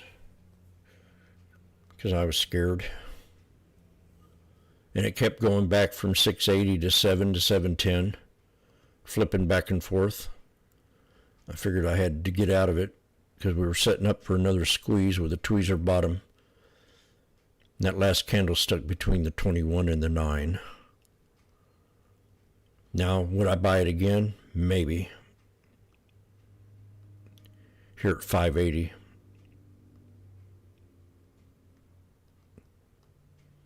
Did I buy it? No.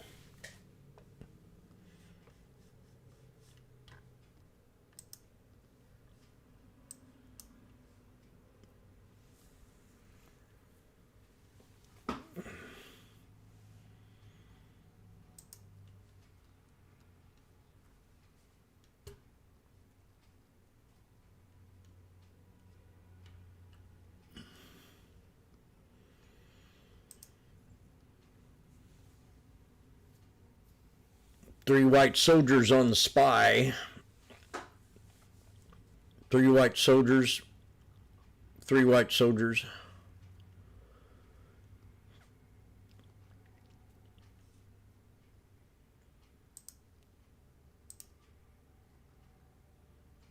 coin now at 530. So that was a good call.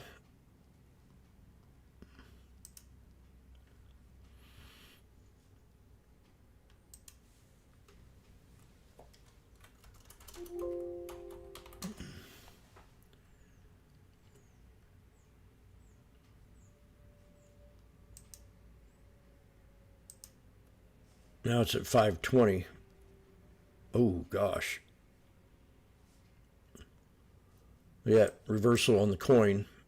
Triple bottom. Boom! That's $2 right there, contract.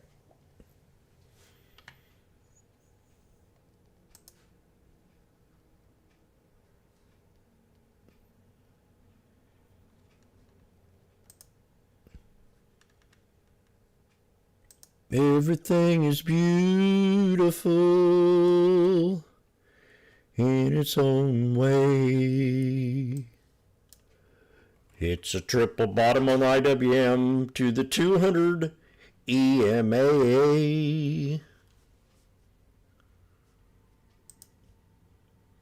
They call me the singing day trader.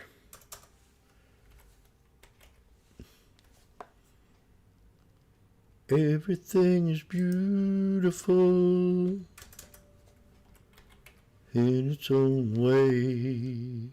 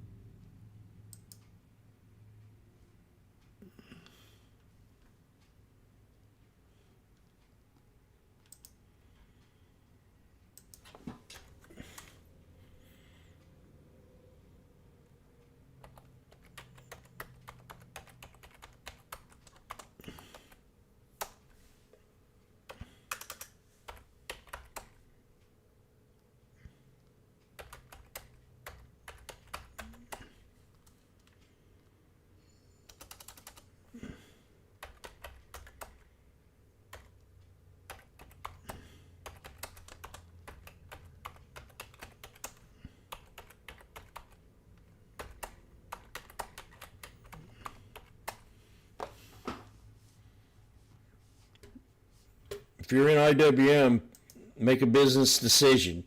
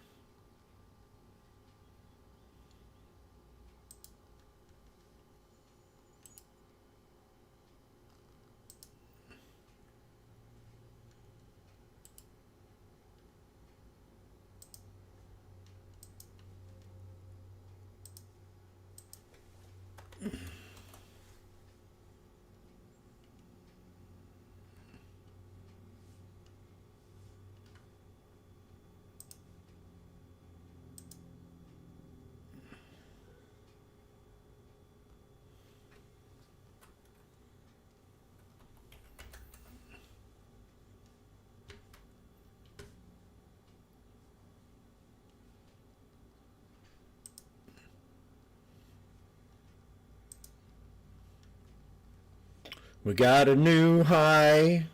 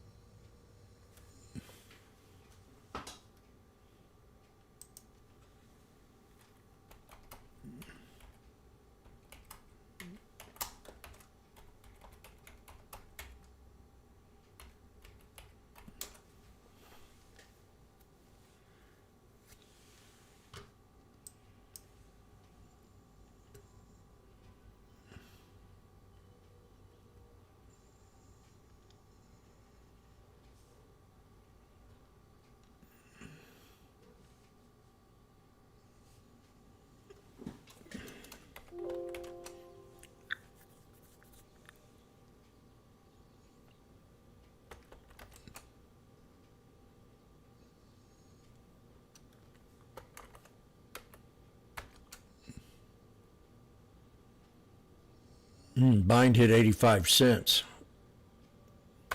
That'd have been a good little scalp, but not much. 3 pennies.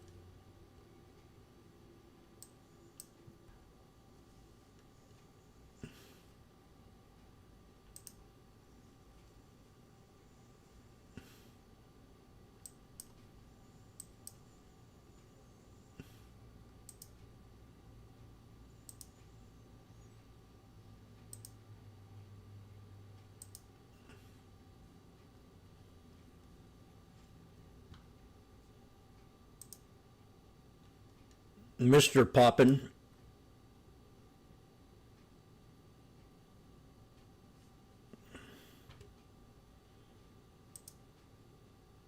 AMD new high. Talk about a monster.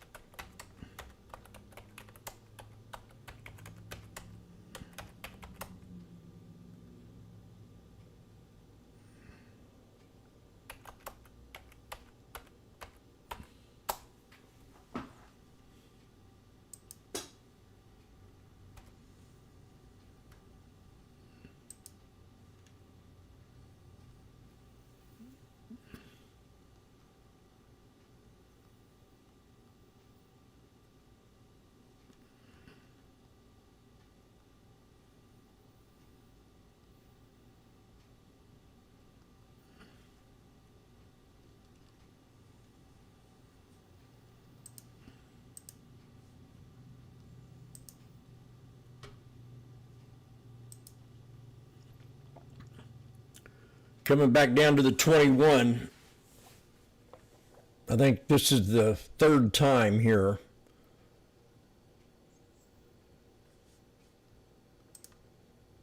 We're at $5 on the puts, the 73.20s, and they're almost too far out of the money, but what the hell.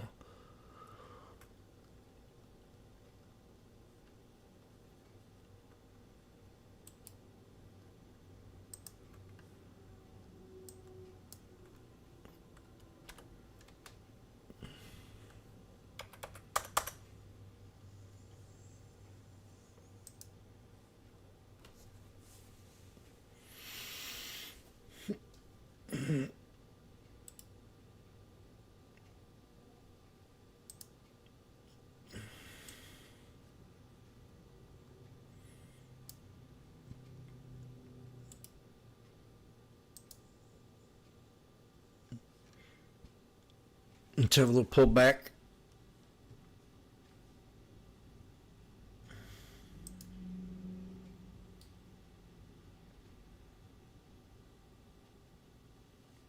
I'm up, up, up, go, go, go, go, go, go.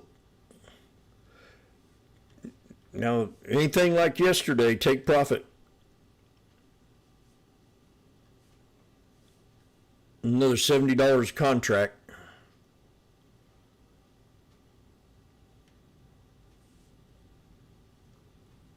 There it is. Right there. You can get out easily right now.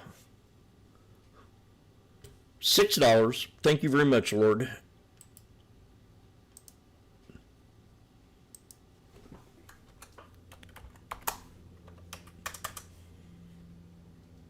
Amazing grace, how sweet the sound. Saved an old wretch like me. Did Jimmy listen to Big C? I don't know. Did you buy a put?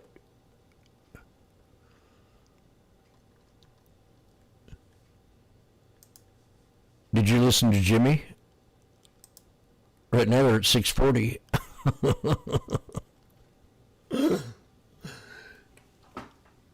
Big C, did you listen to Uncle Jimmy?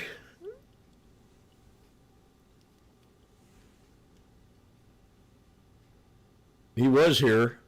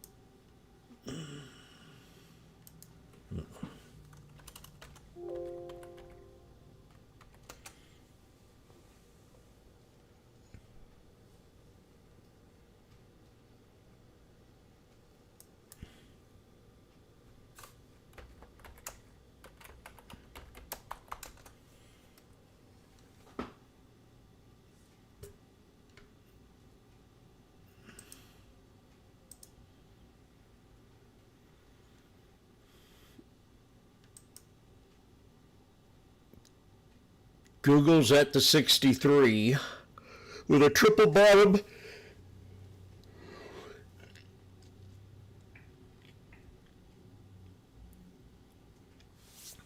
About time for make lunch.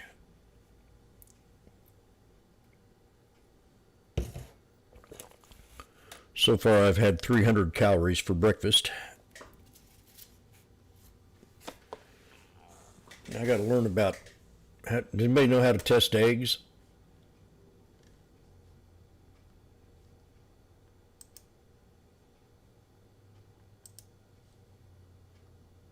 And the girl raising chickens gave me 2 dozen eggs. Testing eggs water float.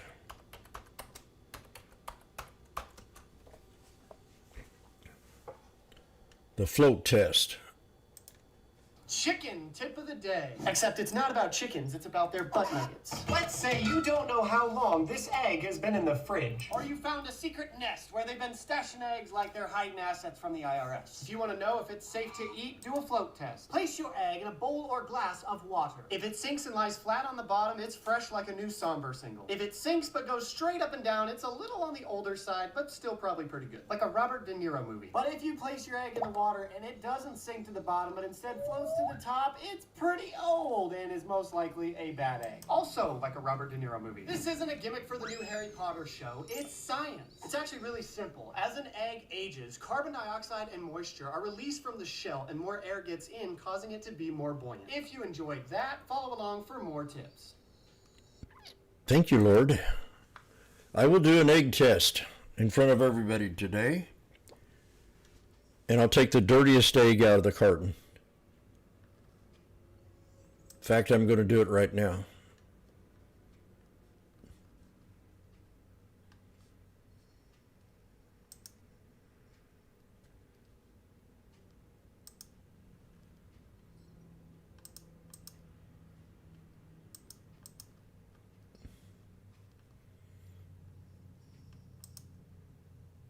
The simple egg test. This is also an educational channel.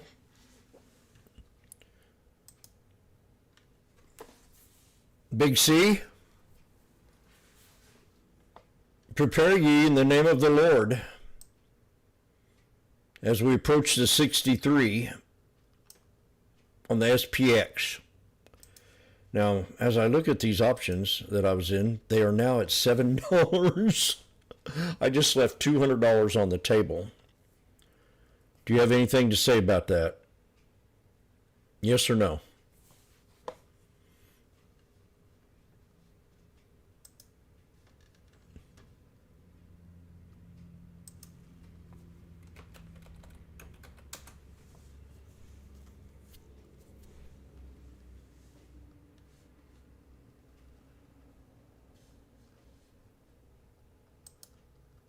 You ever keep sending a girl kisses and she rejects them?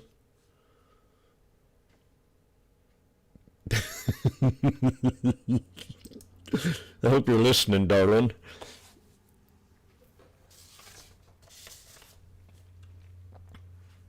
Okay, we're at support.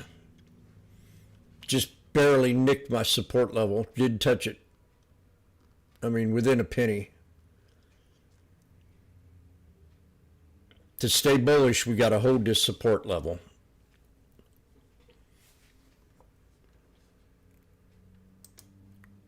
Question is, can it happen?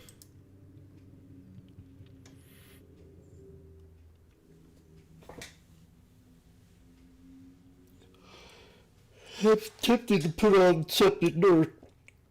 It's 72 degrees in here and it's chilly. Oak.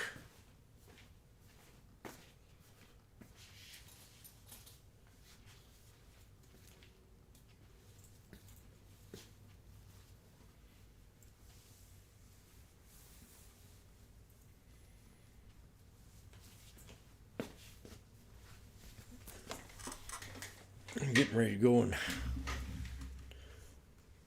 start my lunch.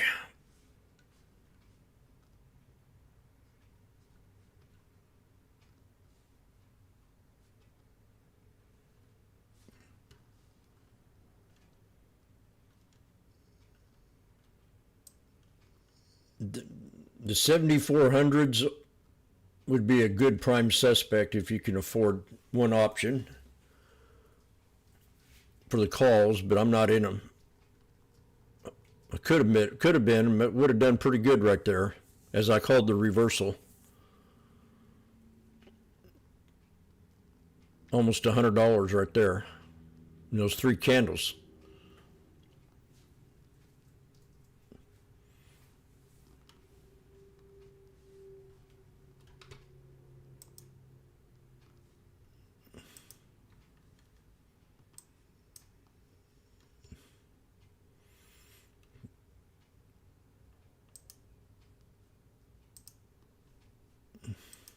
SanDisk, the 21 is now support.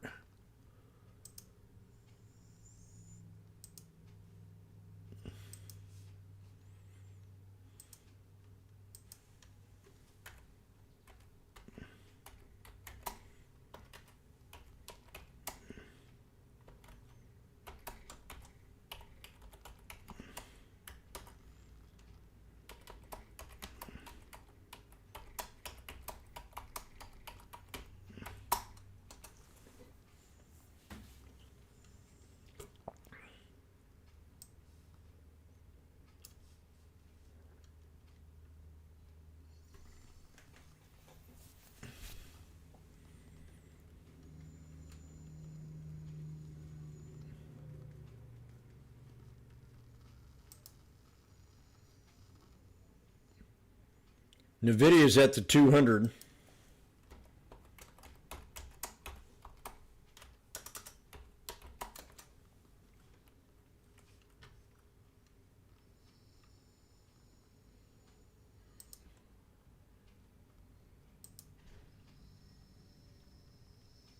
SPY bounced off the 100.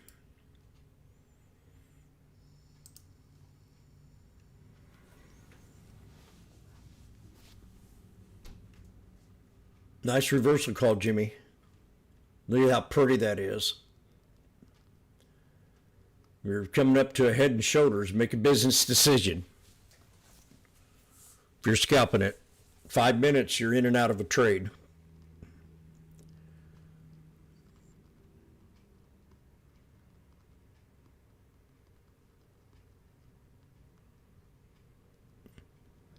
Equity futures gain pre-bell as Trump says ceasefire still in effect despite skirmish in the Straits of Hormuz.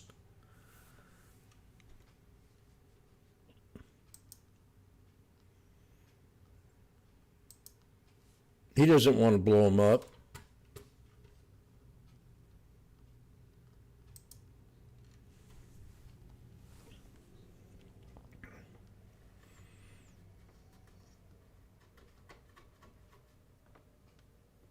I think soon he's going to have to either declare war. So I don't think he'll do that.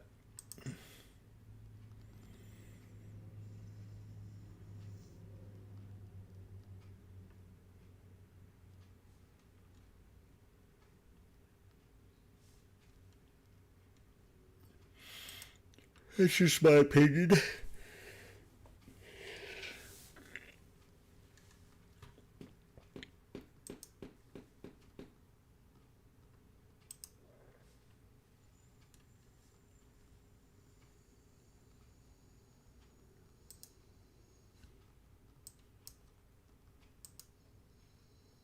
5 minute, the 9's been holding up SanDisk. I gotta put the, should I put the 21 on here? No, I'll leave it alone.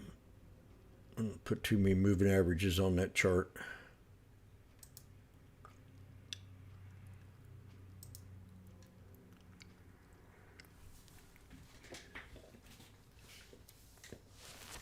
I'll be right back.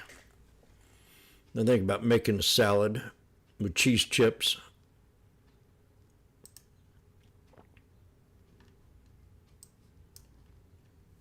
I keep hearing the word mercury with sardines. I'm wondering if you eat too many of them.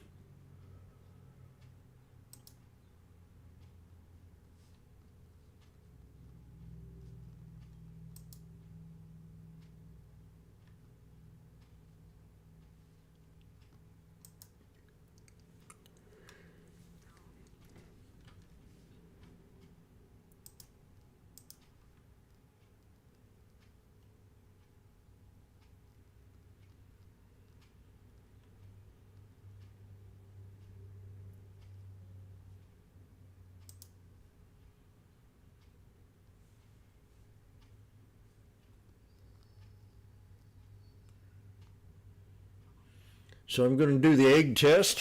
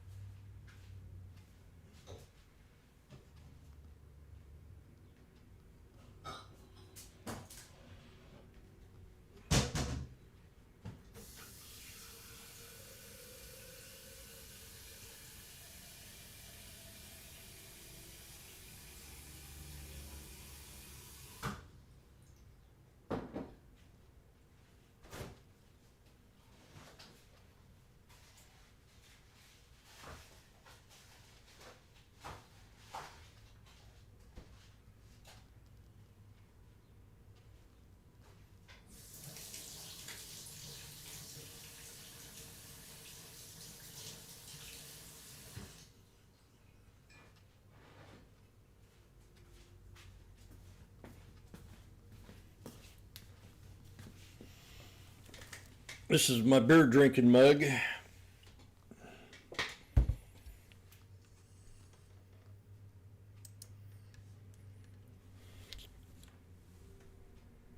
So here goes the egg into the water. Oh! The egg dropped to the bottom.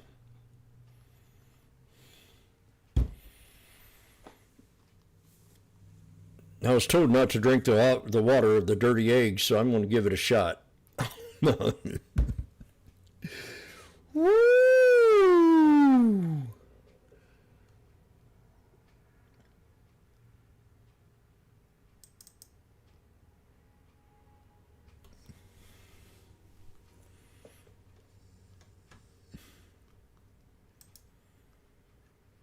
Jimmy called resistance on the IWM at the 200 SMA.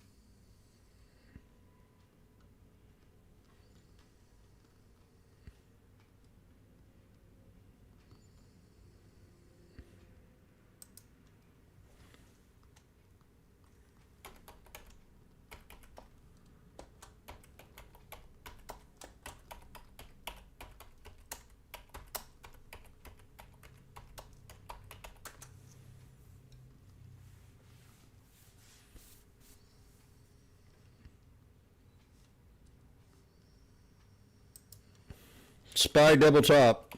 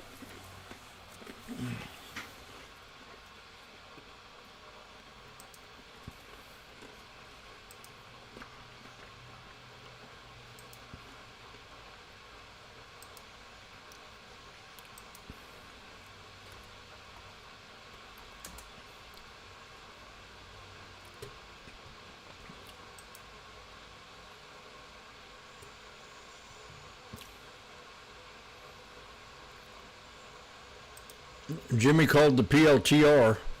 He sure did.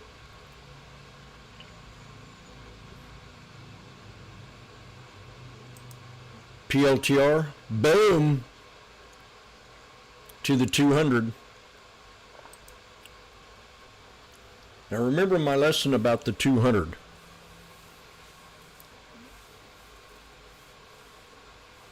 And remember my lesson about the 63. Remember my lesson about the birds and the bees.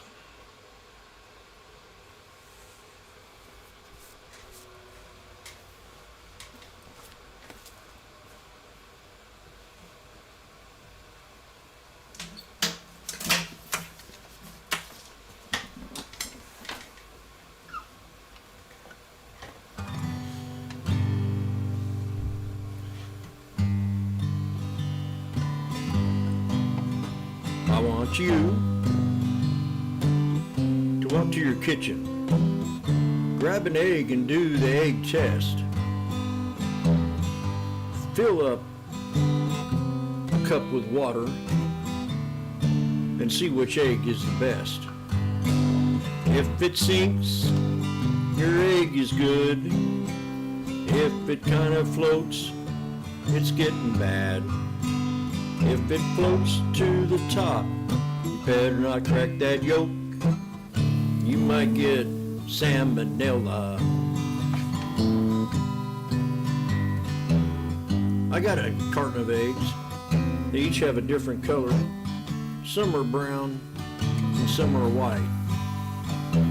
I don't look at them eggs in a racist form because to me they're all equal and that's their right. If your egg sinks, it's good. If it kind of floats, it might be turning bad. And if it floats, don't crack that yolk. When I was young, in 3rd grade, I used to do the chicken dance.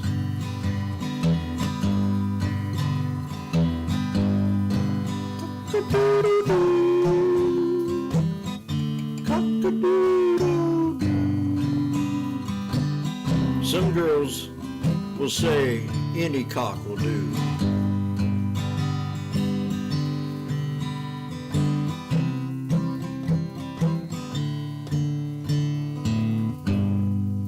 Thank you very much. That's my egg song.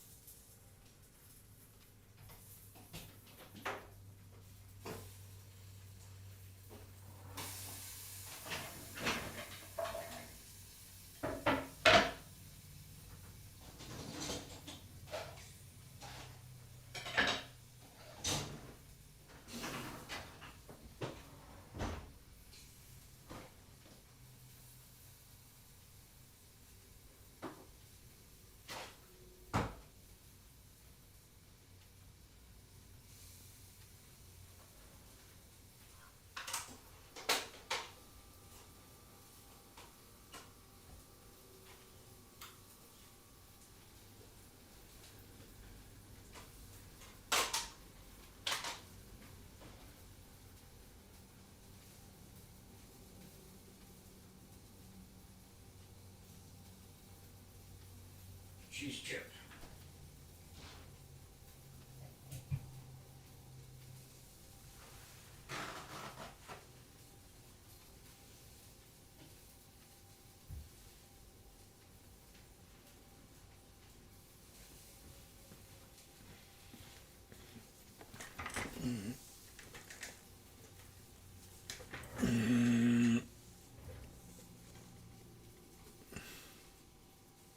We got a triple top on Tesla.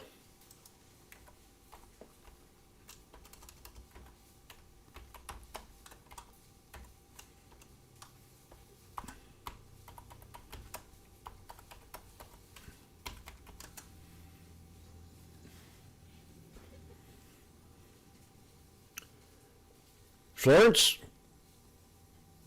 wake up to smell the coffee.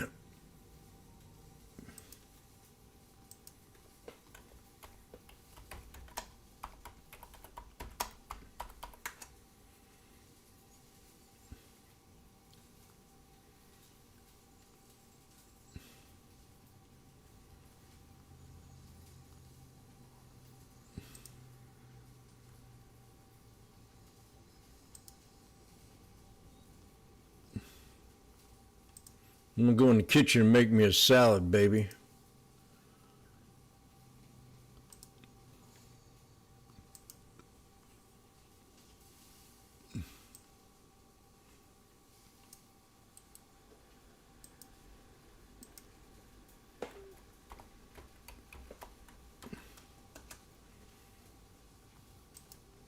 Tesla triple top.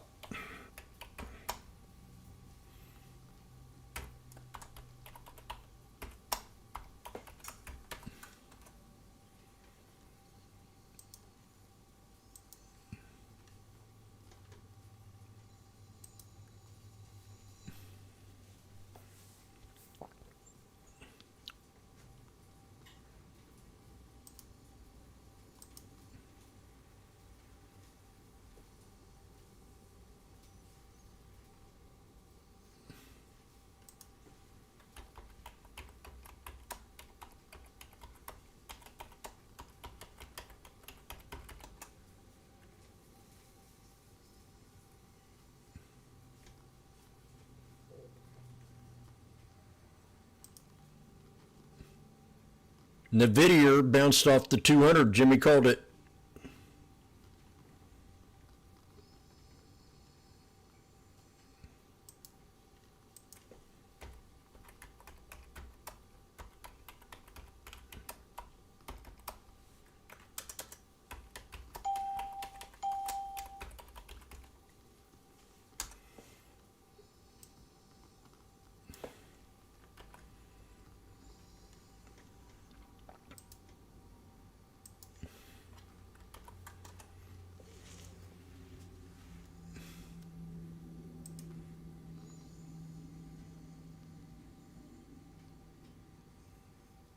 Is SMH a dirty word?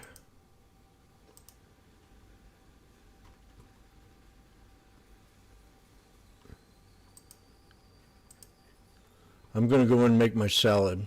I want to see if there's any cleavage on today. God, no cleavage there. George!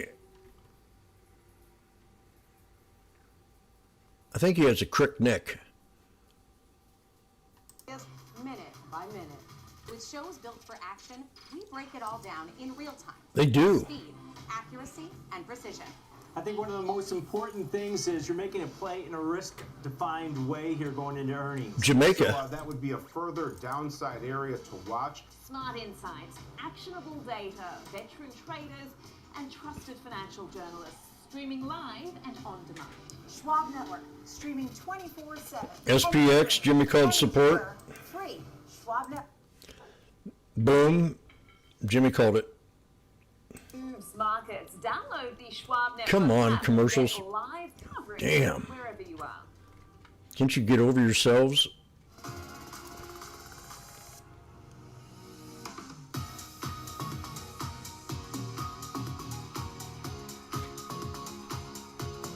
Three 360s up.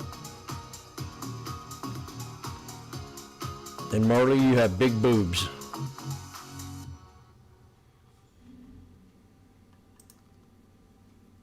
Bet that girl never had to worry about a job. SanDisk new high.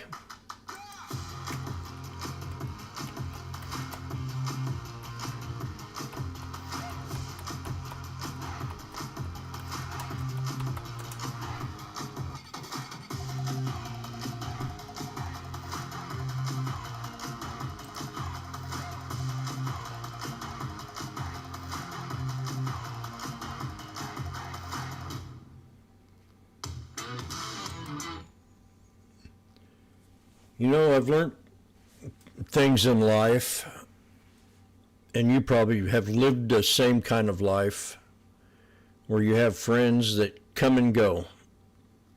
Some stick around. Some you can't trust. Some you want to lust. But one thing I've learned trading stocks is some people have huge egos. And when their feelings are hurt, sometimes they disappear. Or if it's not in their realm of way they like to trade, ooh, she's got a pretty dress on today. Hot damn. I have to give this girl, she dressed better than Caroline did. I like that dress. Just enough exposure to kind of keep you interested, but yet, I mean, that's bright. Matches the board real well. Marley, I love you. Rising 47.2630, that's up 1/3%. Crude oil at $95 a barrel, and Bitcoin still holding on to that 80,000 mark. We are at 80,370. I do want to welcome in our first guest, though, joining us, Kevin Green, our senior markets correspondent here, to take a closer look at Block this morning. You know, a nice move to the upside for Block, and I remember covering their earnings report last quarter and seeing that huge reaction to them laying off their workforce, and now they're telling us how effective it was. Yeah, it seems like we are seeing some follow-through from that announcement earlier on this year that they were going to lay off around 4,000 employees. And we actually see that being reflected within the adjusted earnings per share. That came in at 85 cents. Street was looking for around 68 cents. Now, that 85 cents is actually a record for the company if you're looking at it on a comparable basis. But the adjusted EBITDA also came in at $1 billion in a positive here. Street was looking for around $947 million. So beating on both of those metrics, and overall gross profit did actually increase by 27% on a year-over-year basis. If you're looking at the segments, Cash App is probably the most popular segment within the company at this point in time. Their gross profit actually increased by 38% on a year-over-year basis, and the consumer lending origination volume inched up to $17.6 billion. That's over an 82% increase on a year-over-year basis. And if you're looking at their premium banking offering, that also did see growth of around 18% on a year-over-year basis. Now, on the Square side of the business here, gross payment volume increased by 13%. They definitely exceeded the street's expectations, especially when you're looking at the small business exposure. And in the conference call and some of the commentary, they talk about artificial intelligence, not only how they actually streamline the business internally, especially making it more of a flat organization, cutting a lot of the expenses, but it also is allowing them to deploy new products and new services quicker to the public. And that's also another benefit that we are seeing in this earnings announcement. So they raised their fiscal year 2026 guidance. Obviously, we are seeing a nice move to the upside, about 6% this morning. And this stock has been kind of basing out here, Marley. Actually, if you're kind of looking at it from a technical standpoint, it is already officially has broken out. You would like to see it close above that $76 level to really kind of confirm that breakout before trying to retest around $81, $82. So a nice report from Block. Yeah, I mean, a very, very nice report, and seeing this nice pop to the upside here, but very interesting how much they cited that a lot of their operational efficiencies after those layoffs. When I was looking through the commentary, and it said that they're a significantly smaller team. They saw fewer incidents at a faster pace in terms of their coding. I'm very curious if they were sort of the leader in seeing this initial huge pop off of these layoff announcements, and I don't know that I recall any company seeing as significant a pop as Block did in that announcement. But you know, interesting to see the Cloudflare commentary this morning with analysts saying they think that's like an AI cop-out now almost that everybody's using. But here you've got Block saying that AI is really, the efficiency is working for them. So we'll be interested to see if we see that play out similarly in other reports, or if some of the street commentary is right here on Block. I would agree with you. I think for Block, if you kind of look at the fundamentals, the company was not on the right trajectory. So, cutting a lot of the fat and the expenses, maybe reducing some of the product offerings and launching new ones is exactly what the street wanted to hear, which is probably why we saw more of an aggressive reaction to the upside after the announcement, rather than a company that is already well established, that has really good free cash flow. Block did have some issues for this company. Now, you kind of talked about the efficiencies. The engineering efficiency is the one that actually stuck out for me. They're able to obviously develop new services and new platforms and launch them relatively quickly. And they're also utilizing artificial intelligence for customer engagement.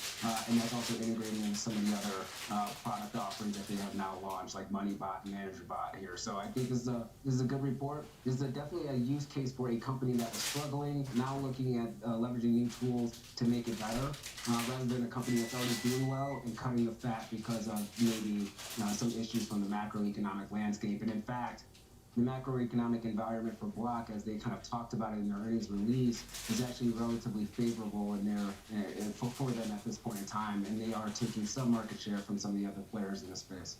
Yeah, nice pop though, up 6% for Block following those earnings. Kevin, really appreciate you taking a closer look with us at Block this morning. I do want to broaden out our conversation though, take a bigger look at that macro picture. Welcoming Suzanne Korsky, the founder of Phoenix Financial Group.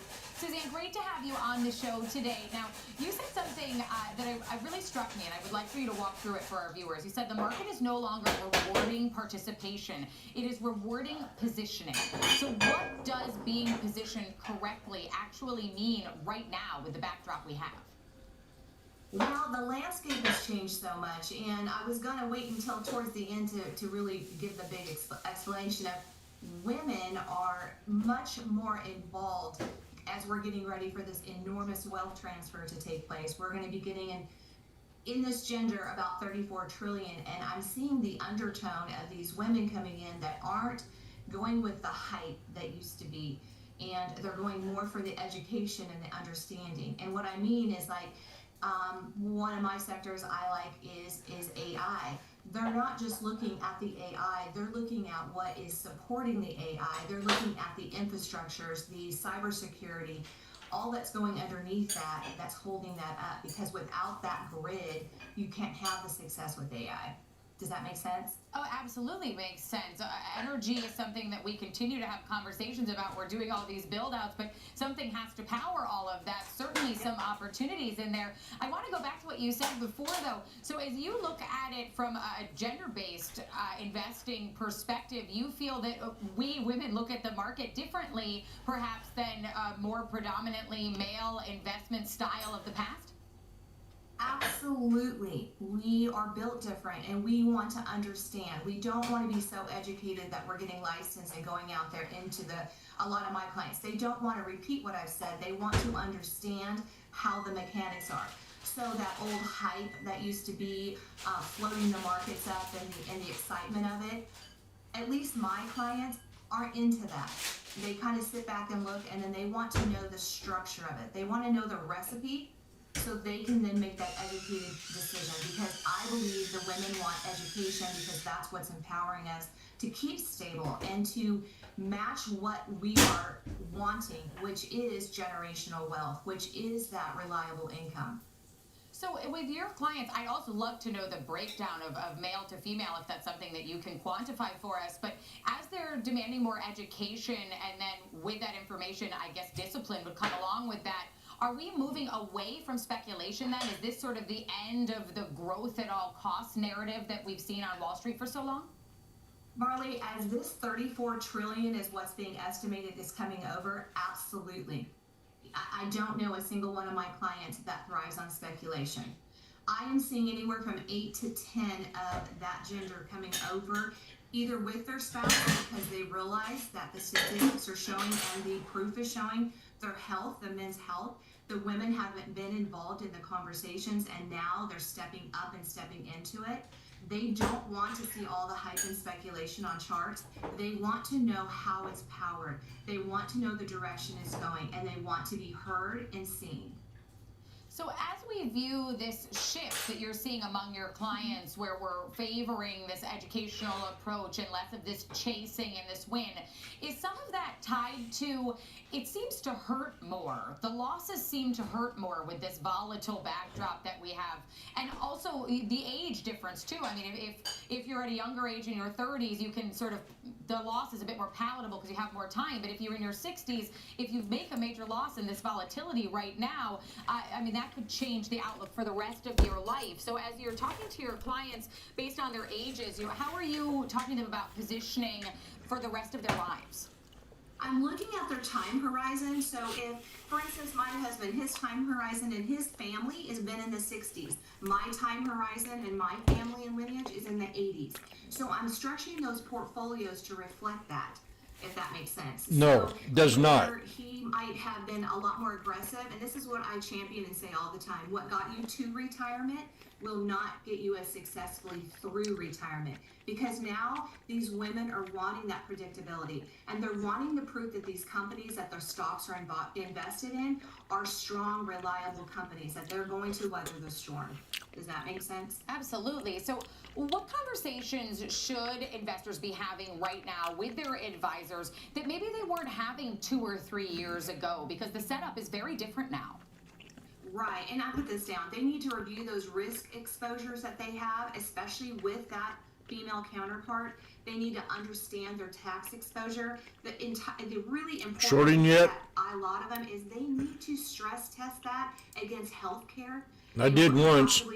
Coming up If we go below the, we know when we get older after 65 and Are you in here? you don't have the plans through Medicare, through the government, that are going to take care of you in rehab centers and stuff like that. So that's where I'm talking to those clients, and that conversation hasn't happened in the wealth building and growing that portfolio. Now we're testing it and wanting it to do the long haul, not just for their lifetime, but for generational wealth. And that's where the women are sitting up, stepping in and saying, teach me and educate me, show me the foundation. And if you're going to suggest these stocks and in this sector, they have some real good questions. They're not going on speculation anymore.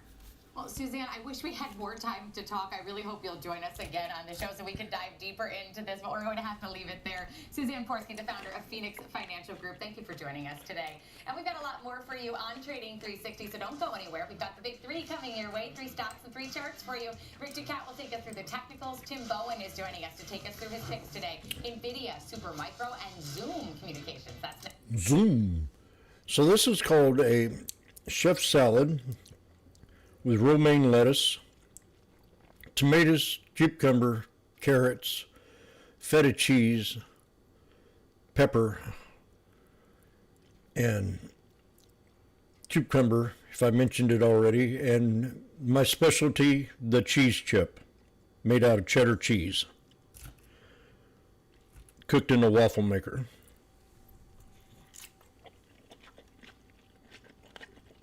With zesty Thousand Island dressing, Italian dressing.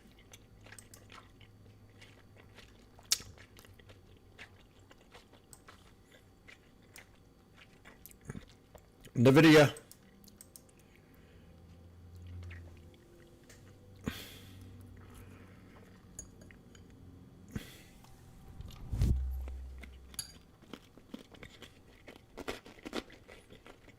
And croutons.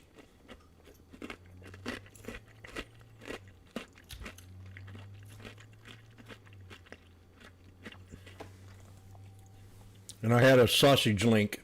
I just ate it.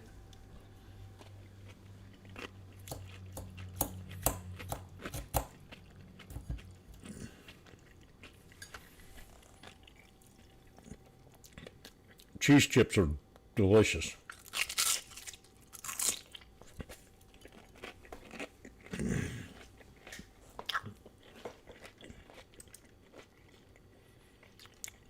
Google's at the 200. Google's at the 200 again. Google's at the 200 again.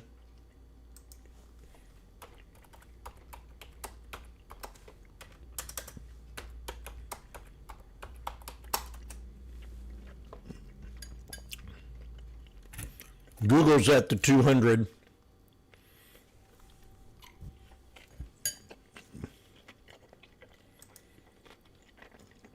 SPY.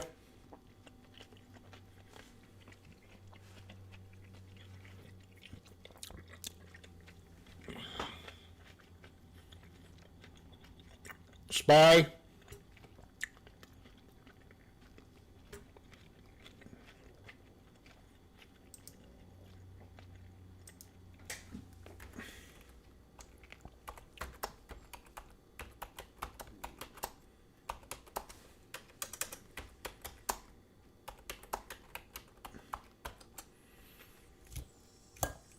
Prepare ye in the name of the Lord.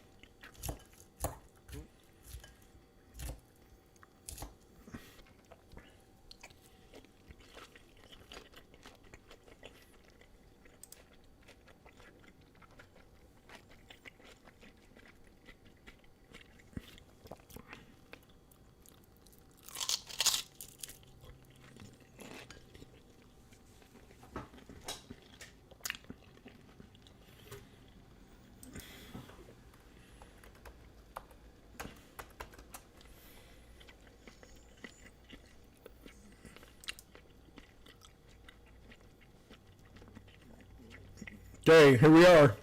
SPX.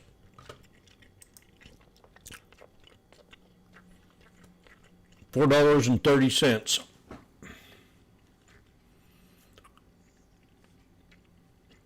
Jimmy called it.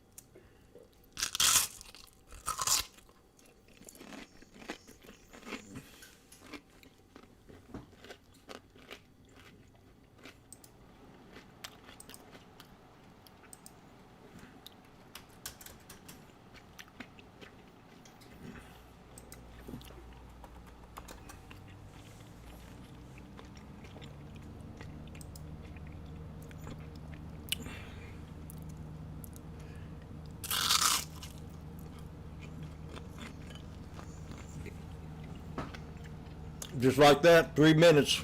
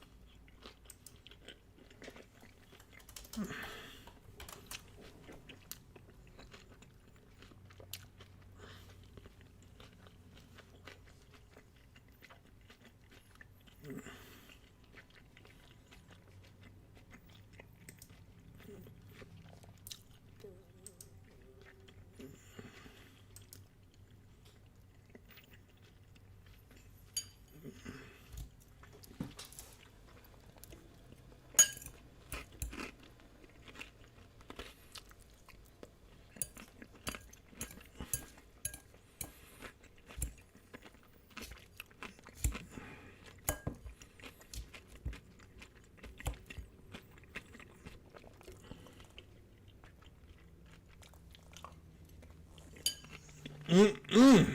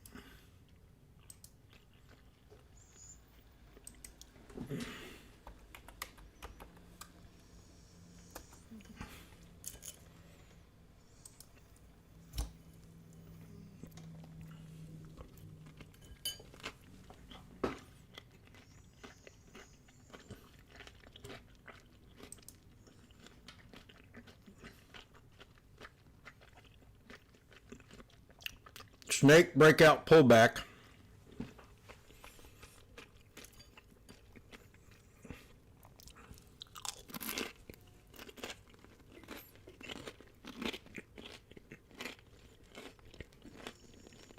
Oh, listen to this shit.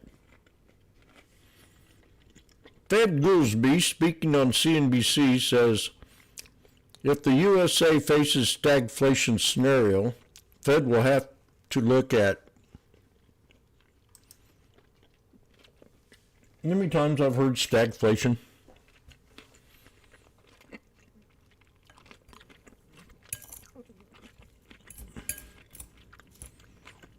We had it for 8 years under Obama. And I took a wage cut under Biden. And both of them.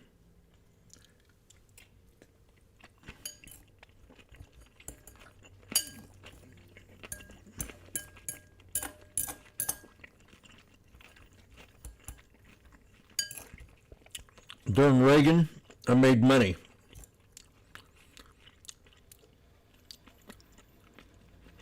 Bush Sr., I moved to Hawaii, made money. Or Junior.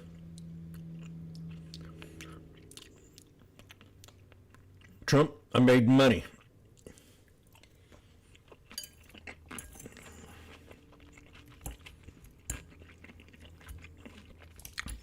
And I'm talking about my business.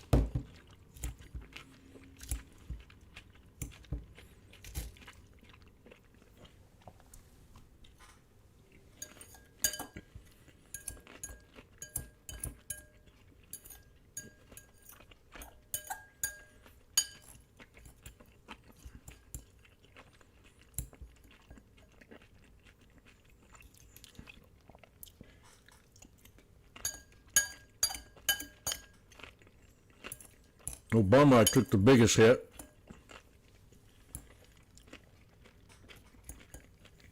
Went from 100,000 to making almost 4,500 a month.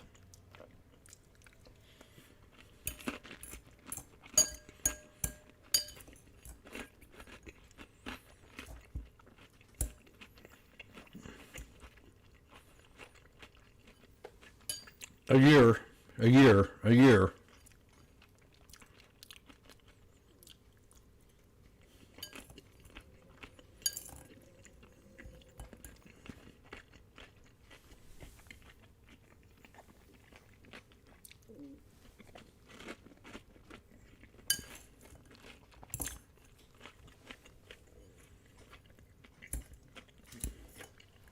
So these liberals, when they talk stagflation and how many times did we hear recession, market at all-time highs? I know there's a huge disconnect from the private sector to Wall Street.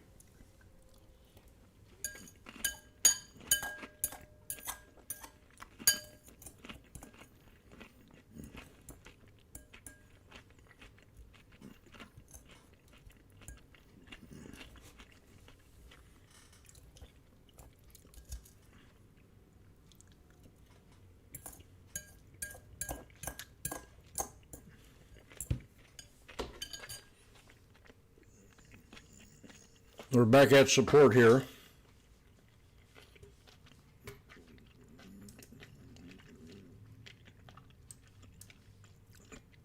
I'd like to see it pull back one more notch, but this is a good spot.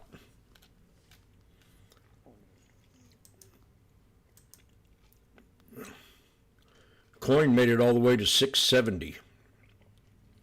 Damn, I missed a good trade there. Almost 100%.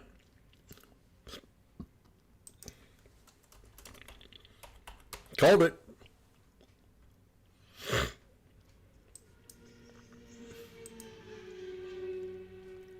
Tweezer bottom on the 1 hour. Yeah, that would have been 100%er right there. It is now. Right now.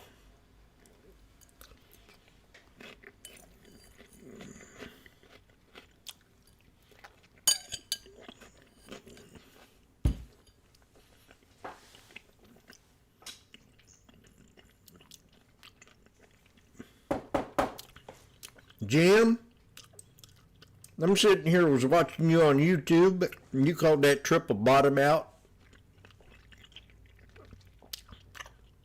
Can you tell me why that trade did so well?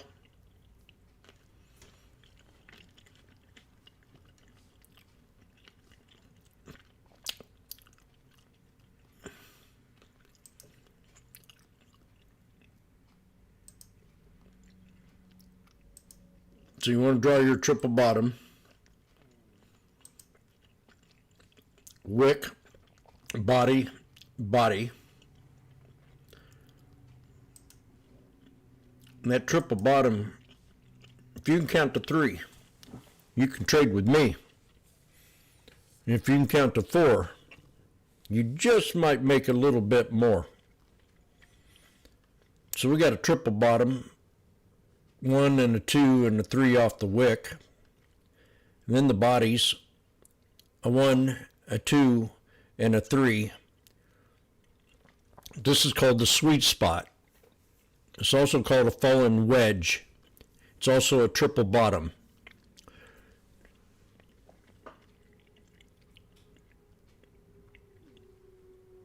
One of them, 2 bits, 3B, and then your wicks were confirmations that the trade was going to be good. A wick is a confirmation of a triple bottom. So this is a sweet spot in any pattern. 1, 2, 3, 1, 2, 3, 4. I make it as easy as I can to tell you how bullish they look. You can predict the next move by doing that. That's called a squeeze.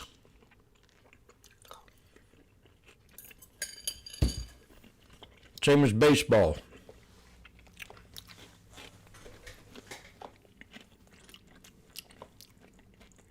A squeeze is a sweet spot.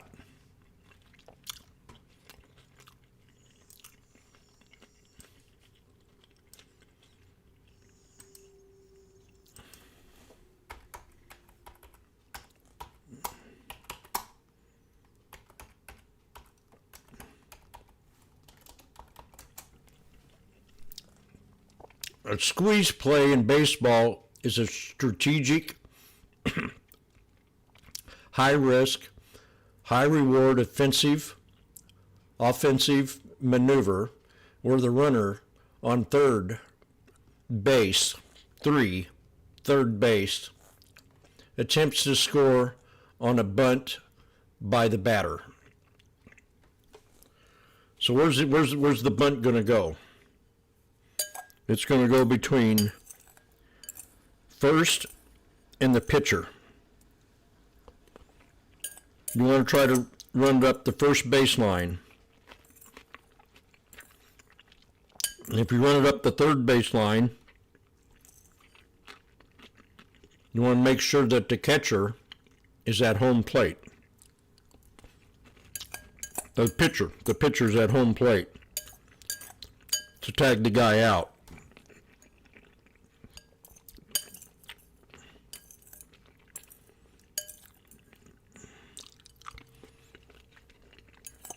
Three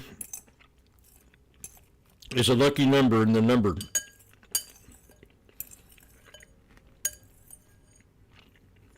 Things come in threes. 3 times you're a charm.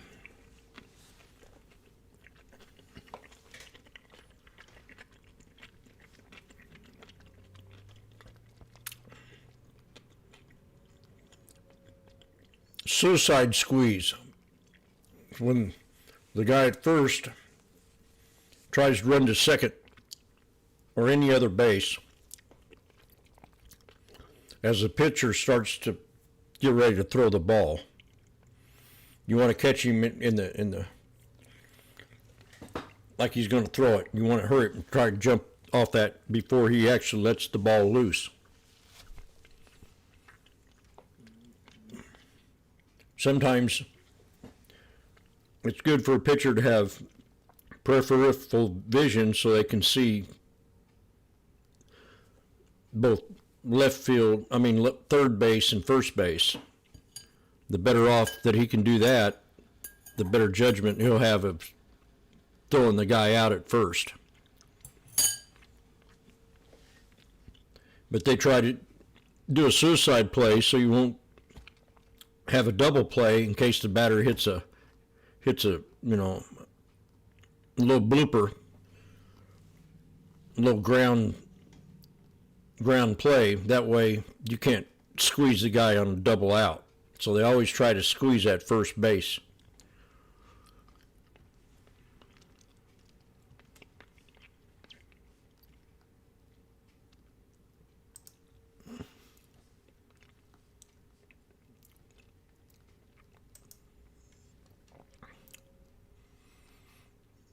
So Jimmy called a snake breakout pullback. And there was your trade right there. Now we're at a triple top on the /ES.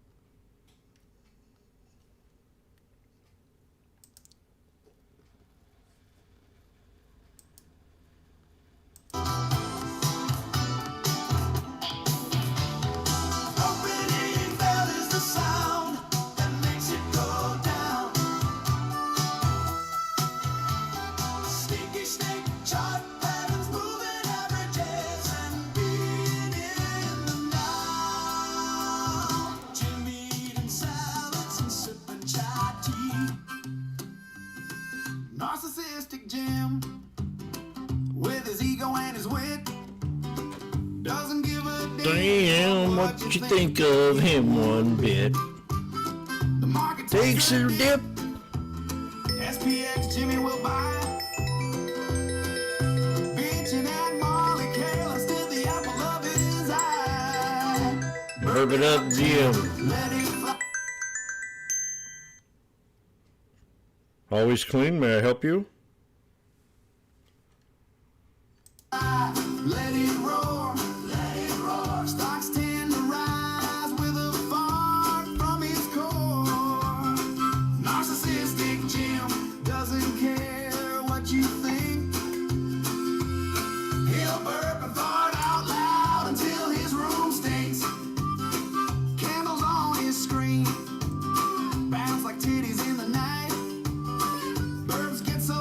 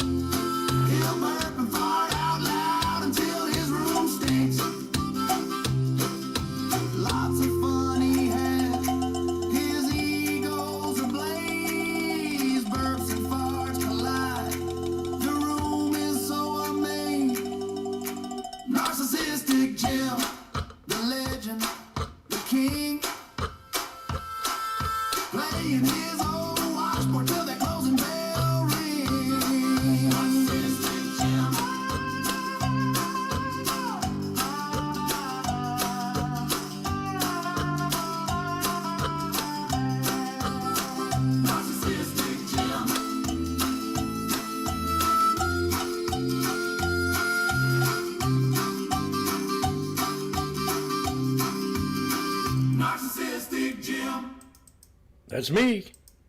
I had a woman tell me that I was narcissistic because I wouldn't give her a ton of money. I said, honey, too bad.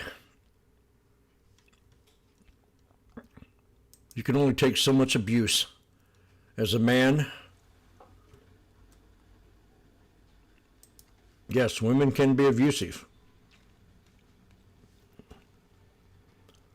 But Angel's not. She's a sweetheart.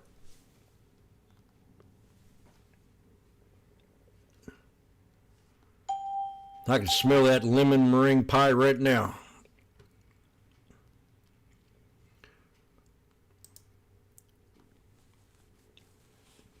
Tesla has a number 4 top.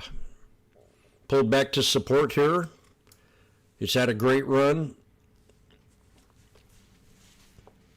Kathy Wood's SpaceX secret weapon could make a 20x bigger than anyone is modeling. Elon Musk's court struggles may quietly be a win for Microsoft. What?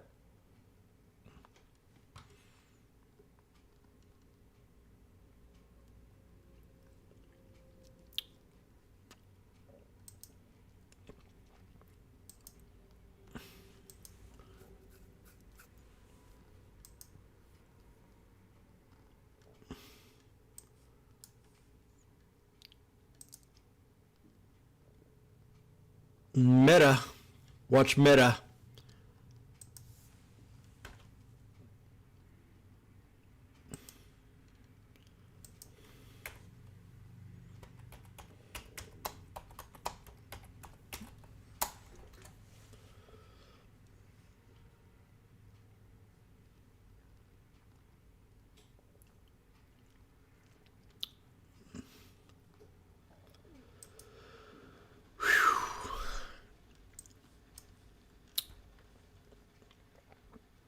I'm going to go get my, I don't know if I want to have coffee.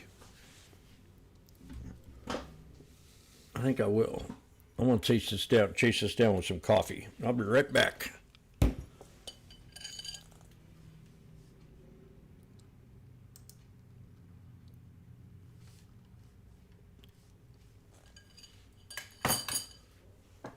Oh, I got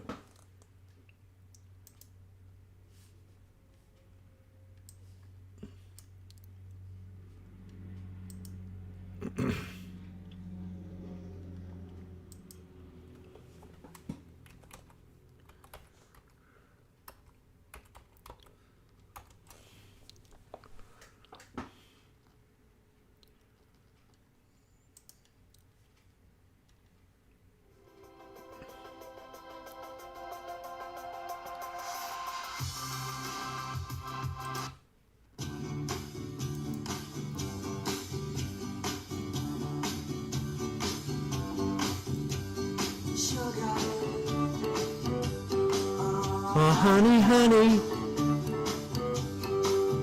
my handy girl.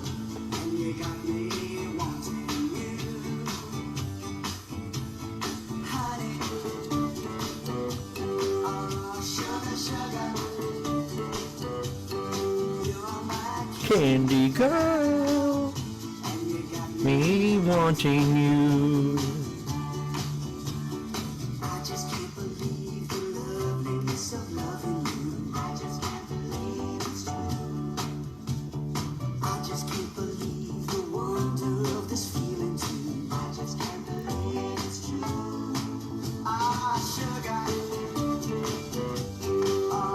Honey, honey,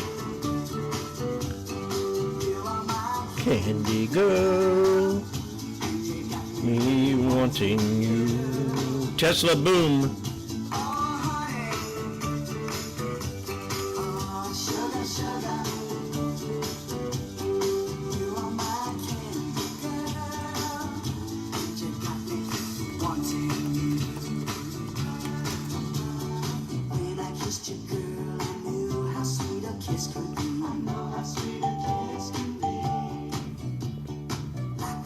Sunshine, pour your sweetness over me. Pour your sweetness over me. sugar. Honey, honey.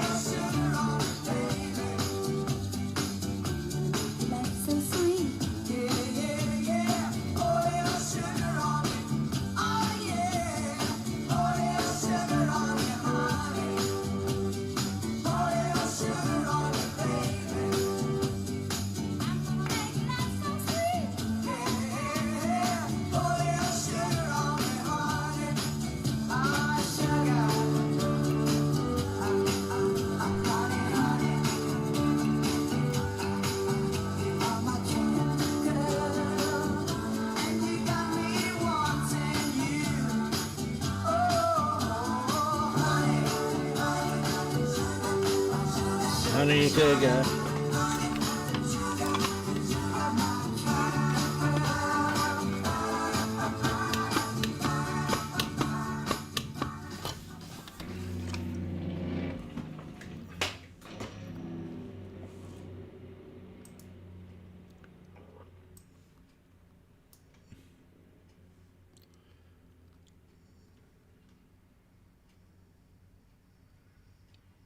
What was resistance now becomes support off the 63 EMA.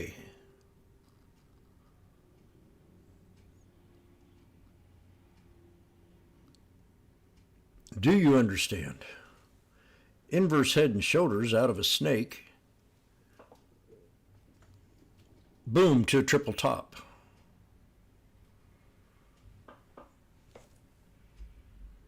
Falling wedge. 1, 2, 3, boom. I don't see the falling wedge. Could you draw it out for me? I sure will. Take your formation of the line, and if you can count to 3, you can trade with me.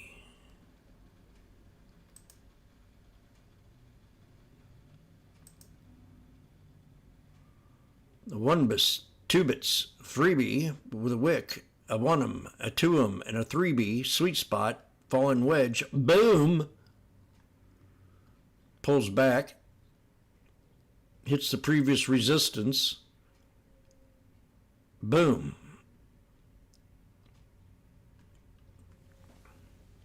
Falling wedge. Pulls back to the previous resistance of the triple top. Boom, 3 white soldiers out of the trade.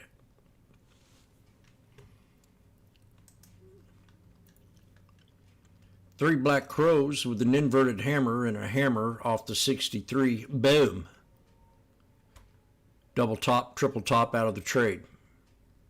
3 white soldiers, 3 black crows, inverted hammer, hammer, boom. Triple top out of the trade.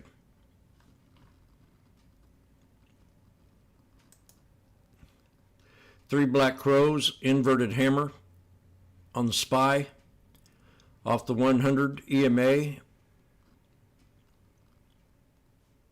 Boom. Triple top out of the trade. SPY. IWM. Triple bottom, triple top, out of the trade. Snake, breakout, pull back, higher, low, boom. Double top, out of the trade.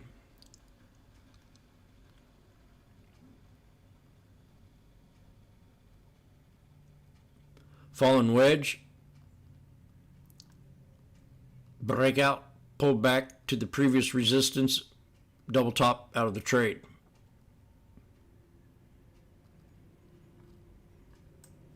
SPY off the 200 EMA, 3 white soldiers out of the trade. Snake, breakout, pull back, double bottom, boom. Double top out of the trade. Snake, inverse head and shoulders, right shoulder, hit twice, boom, out of the trade. Double top. Fallen wedge, inverse head and shoulders, entry, second touch on the right shoulder, out of the trade. 3 white soldiers, out of the trade. 3 black crows, inverted hammer, 3 white soldiers, out of the trade. I hope you're taking notes.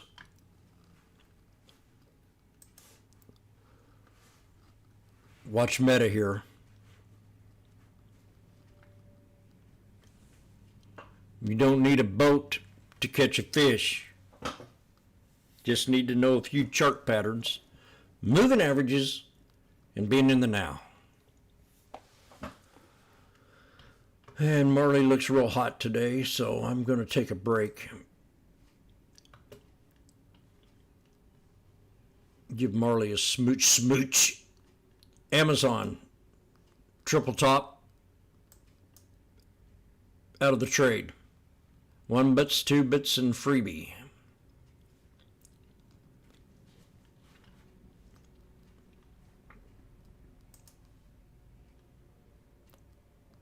Some of that potentially if we get that increased cost of capital and could, ramp up their runway to profitability potentially. And Logan, let's play a hypothetical here. If we start to see these credit spreads widen or financial conditions start to tighten, do you think we see investors then rotate into some of these bigger names, Microsoft, for example, that can self-fund their own AI expansion? Oh, yeah, I think that's the concern for a company like CoreWeave is that eventually investors get tired of, waiting for this outcome to ultimately come and go with the big players that have the cash and the capital available to continue to build out the expansion. But you're starting to see investors across the board start to be concerned about this. Now, a company like CoreWeave may get hit harder on this news because of the expectations of investors and obviously the massive run-up that the company has had. But you're starting to see it in just the earnings reports that we've seen from a Meta or from a Google a couple of reports ago, where they're starting to get a little bit concerned and cautious about the expense that's coming down the road. But hopefully we see it play out for companies across the board, not just a CoreWeave or not just with some of the mega caps. Hey, and kid. Todd, we're continuing to see NVIDIA. You're a little too young to be trading. Let me give you a little lesson. And you've got a little experience on you, but whatever you eat, it's keeping you well youngly aged. Marley, you look hot. Go on. So, I'm going to give you a little lesson as soon as I can think of one. I had one in mind. Look at that jacket. Damn, that's nice.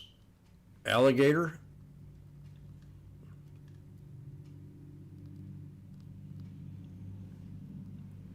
Liberals might not like that. Oh yeah. It's kind of coming back to me. To make money, you have to spend money, youngin'. And they took him off before I could give him his lesson.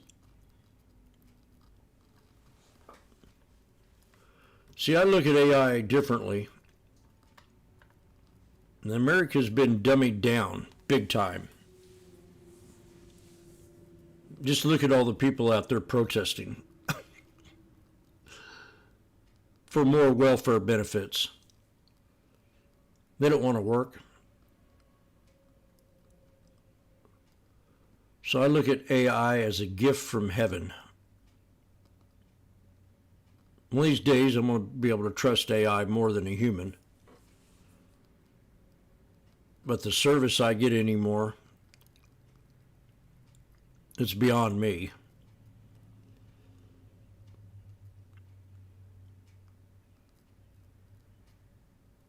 And people have become too political as we've seen all these firings going on because people's out wishing Trump would be dead. The suicide thing, I mean, not suicide, but assassinations. I thought I'd never hear this country talk like that.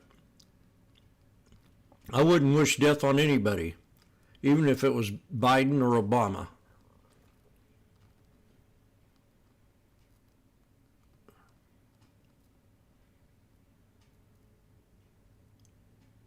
So that even makes me more stronger to love, to be behind Trump.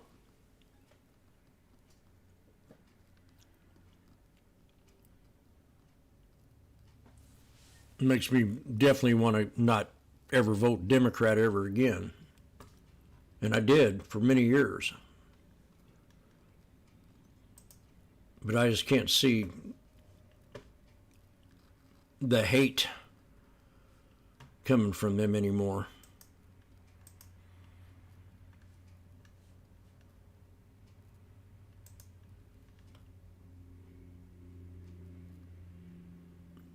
So any girl I date from now on, if you're a left-leaning wacko, I don't want nothing to do with you.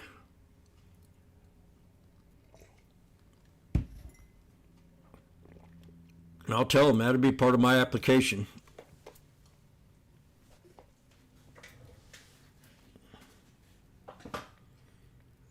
I go through like this 5-point thing when I date a chick, just to get everything down there on the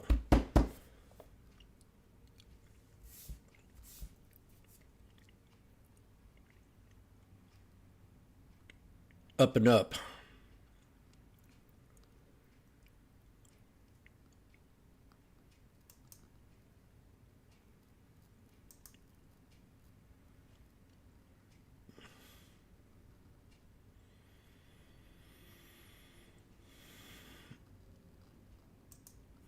One, you got to know how to cook. I want to be in the kitchen with you cooking.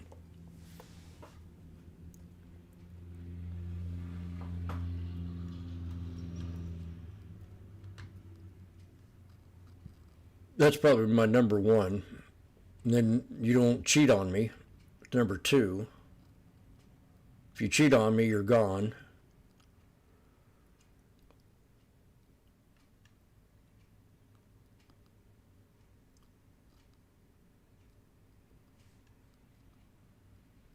Number three, we're not going to have a TV in the house.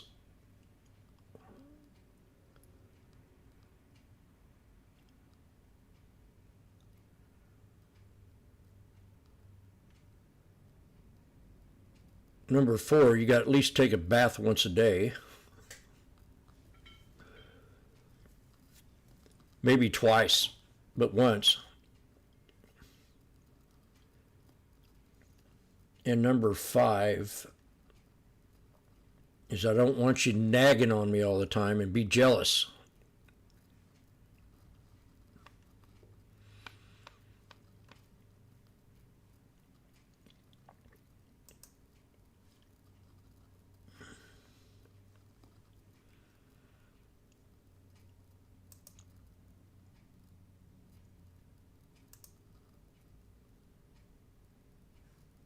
And number six, you got to know what a woman is.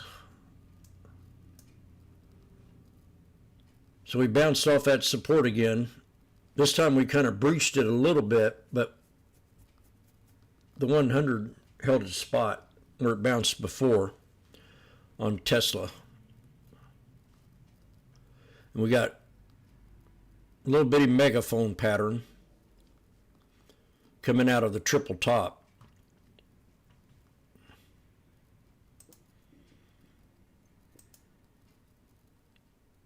And if you don't know how to cook, I'll teach you how to cook.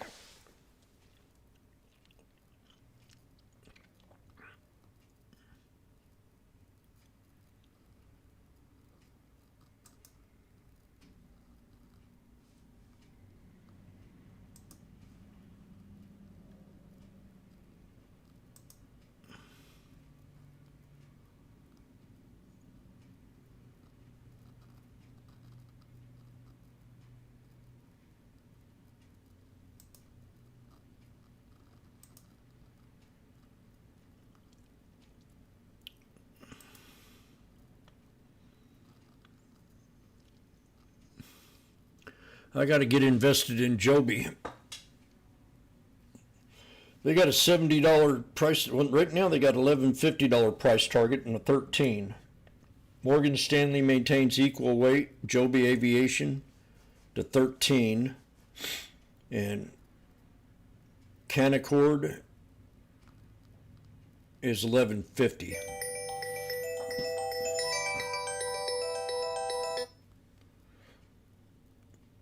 Always cleanest Jim. Hello? You there?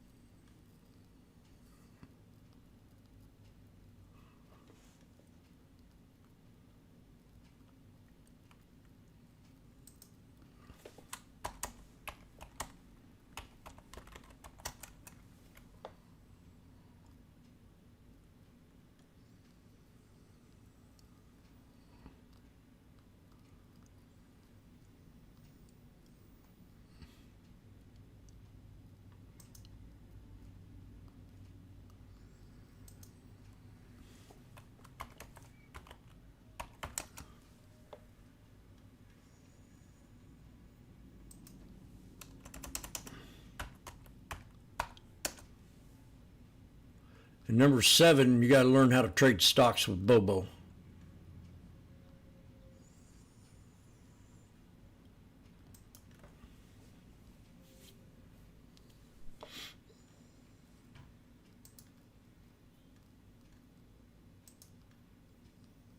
Where's my linear channel at?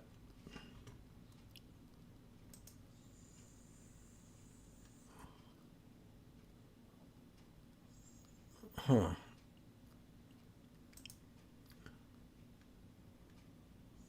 There it is.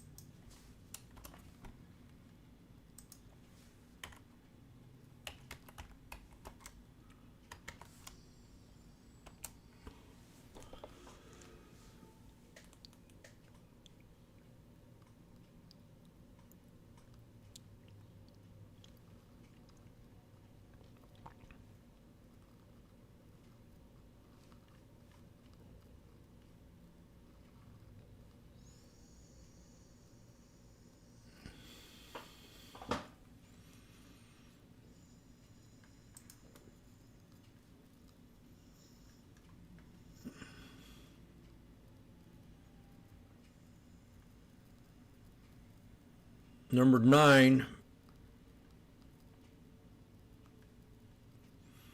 you got to like to fish. Number 10, know how to pack a bag to travel.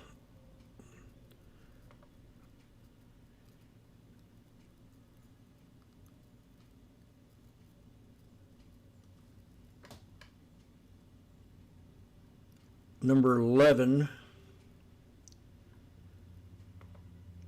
have my coffee made for me every morning.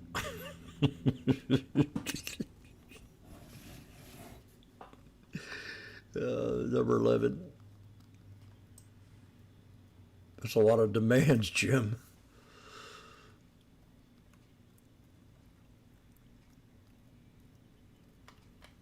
And number 12, make sure you brush your teeth every morning.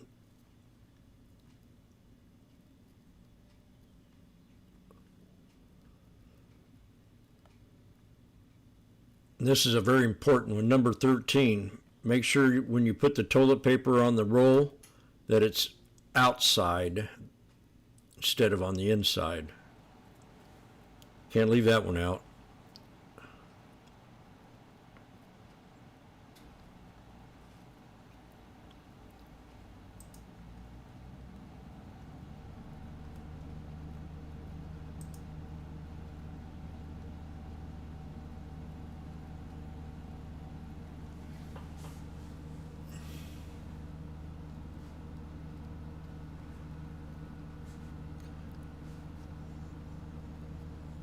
Oh, look at there. Don't leave.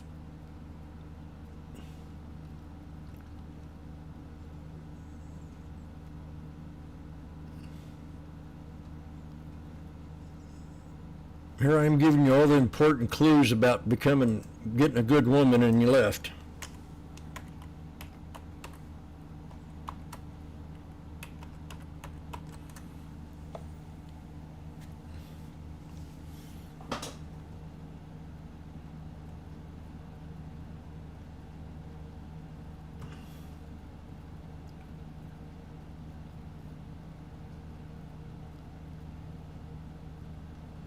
Number 15, memorize the Poop and Learn book.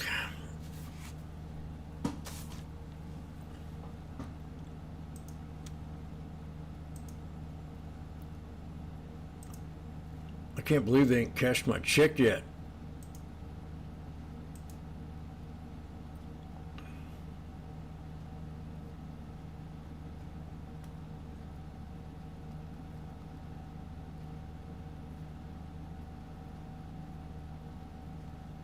Jeez.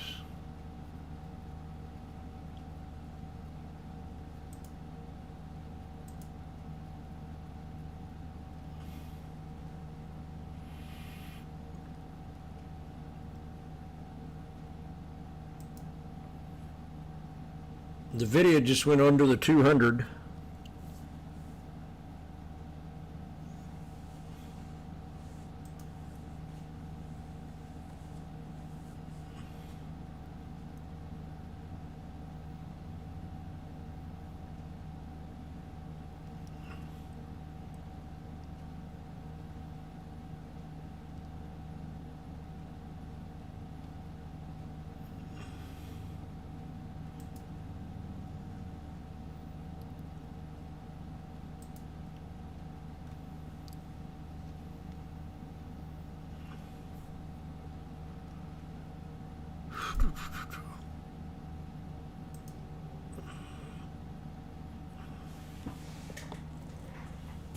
Get my coffee.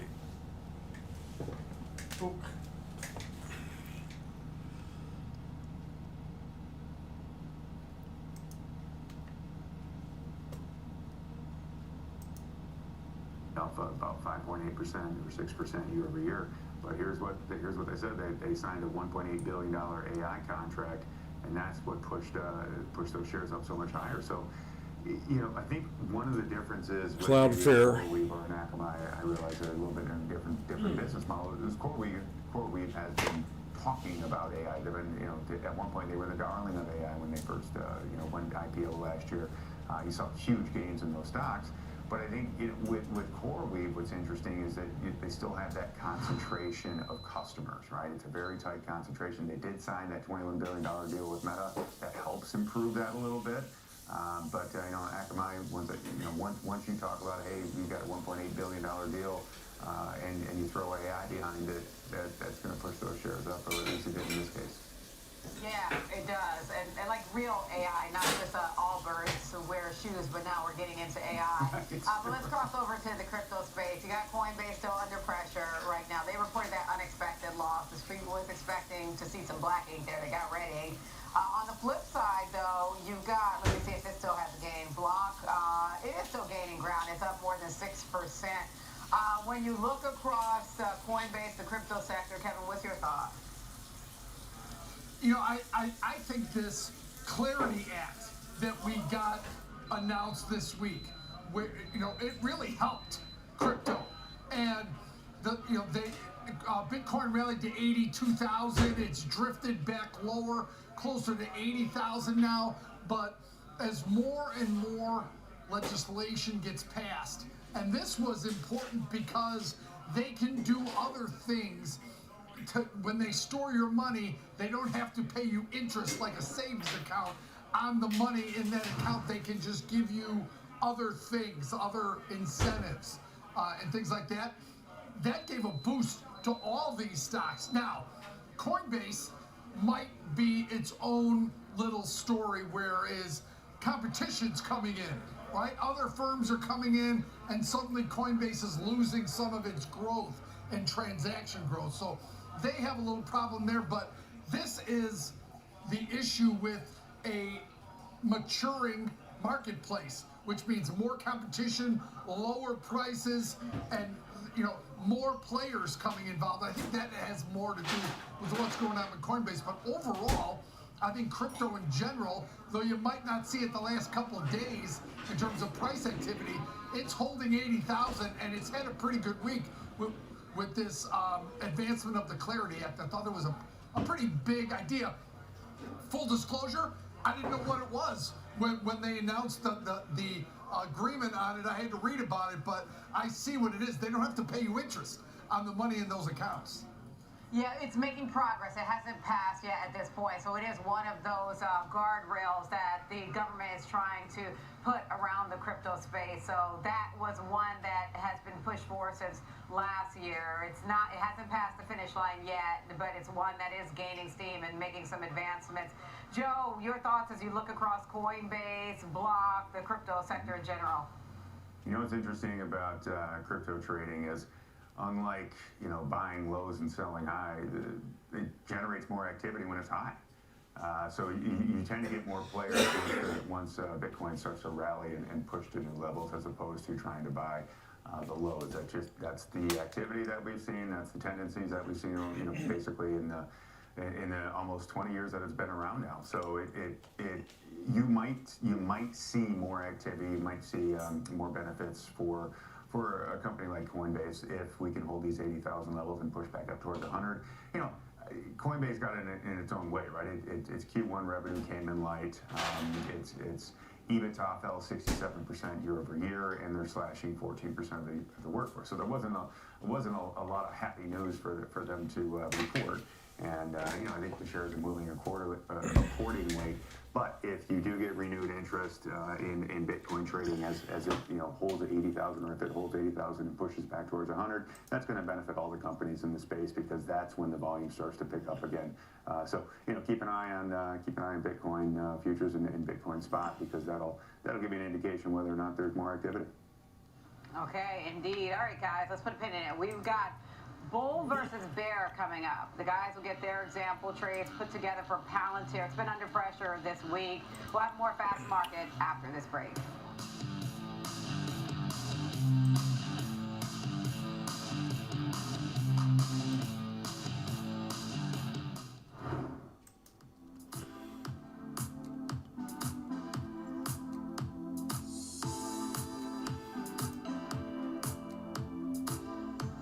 God damn, AMD, man, that thing's just flying.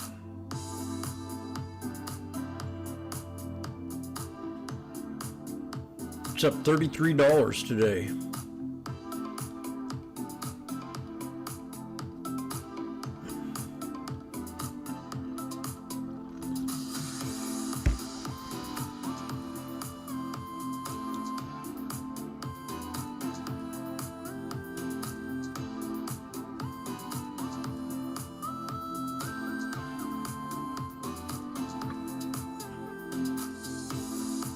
Strong job report.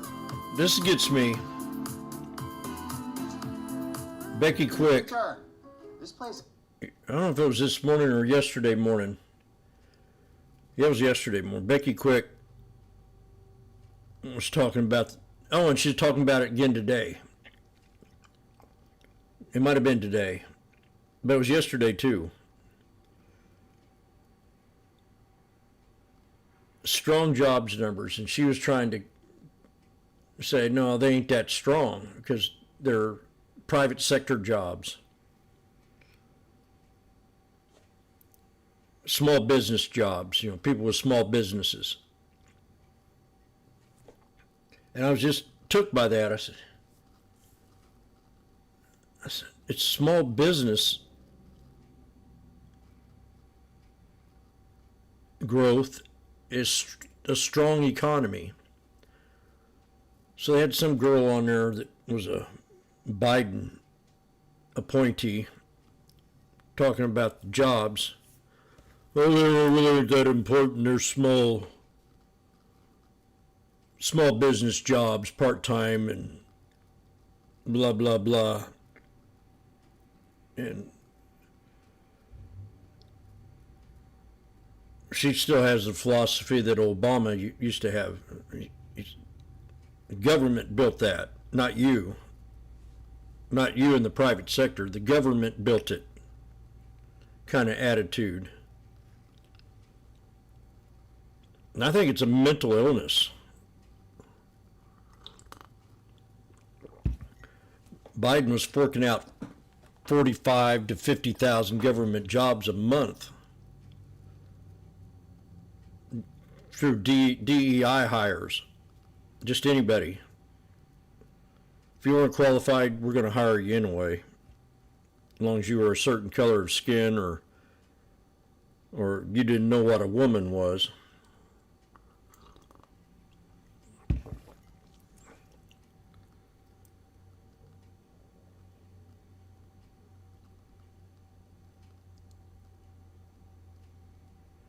I guess my point is, and then today she was bringing up migration, immigrants. And I sent her a little text message. I said, don't forget the word illegal. Because I don't think that was ever been a big issue before. The 20 years that I've traded, until we had this invasion from the border of over 12 million people in 4 years. It was never ever brought up. Immigration was hardly ever brought up. We had people migrating to this country all the time. Most of them worked instead of the ones that they got now, that maybe a third of them work.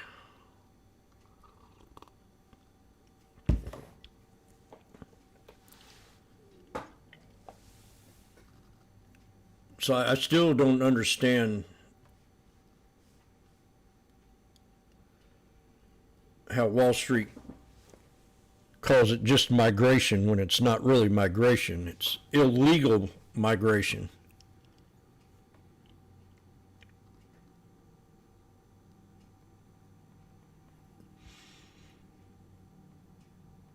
But I know some of them guys can work their butts off.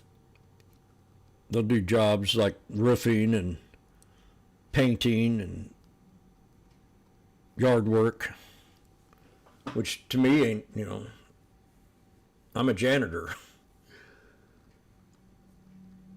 And I make more money probably than most of the janitors in Springfield.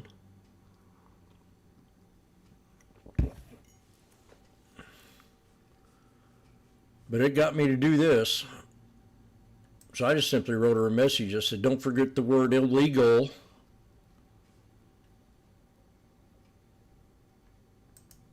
It's a difference between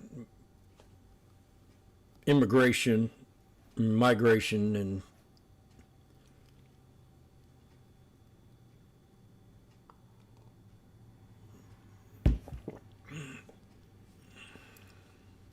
my opinion.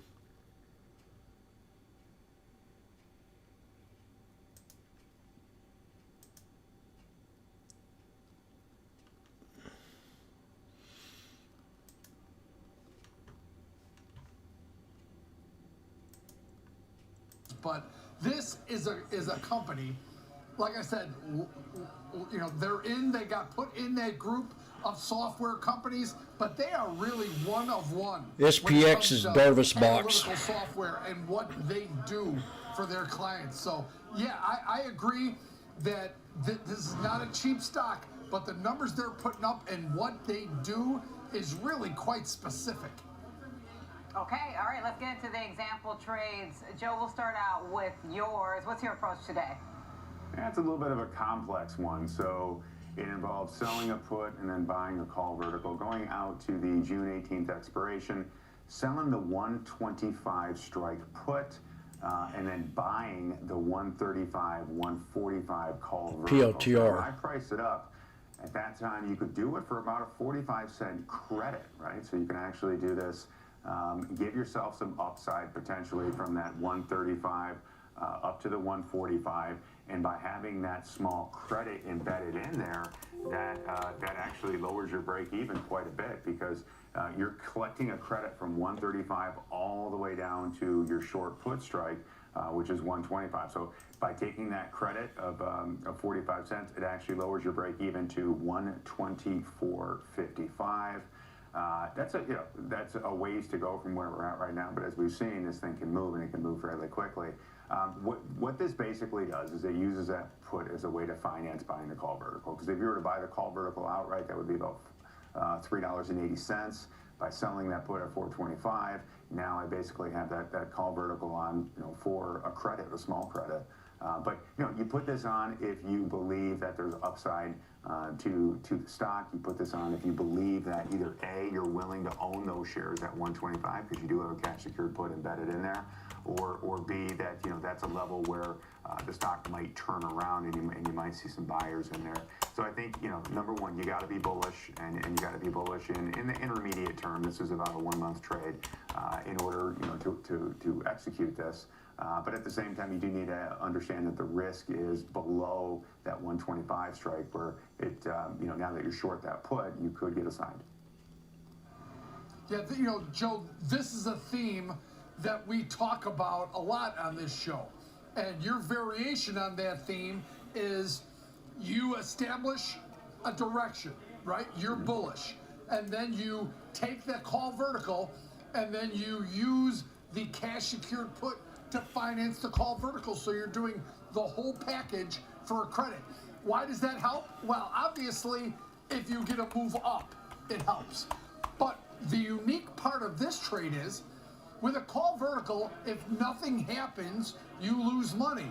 Combine these two strategies, if nothing happens, you're profitable because you're doing the entire package for a credit. So there is risk with a cash secured put, but what it does, flat to higher, and you're profitable because you use that cash secured put to finance the long call vertical and get the whole package for credit. Joe, I did something, officially this is considered bearish, but if you look at it, it's pretty range bound as well. I did a put calendar spread, 2 week wide, buying the May 29th, selling the May 15th, but I only did the 130 put. Yep. So yes, by definition, I've got short deltas on this trade, and I'm more profitable on the downside. But the break even, I'm still within the break even if the stock, again, just sits right here, Joe. So yours is clearly bullish. However, you're profitable if it sits right here. I'm pretty sure mine is too, even though I targeted the 130 strike, which is lower than where we are now. It's still close enough on that calendar spread to make it profitable if the stock just sits right here, Joe. And because it's a 2 weeker, if the market allows you, you could extend duration into that May 22nd expiration and chip away at that net debit. Joe, your thoughts?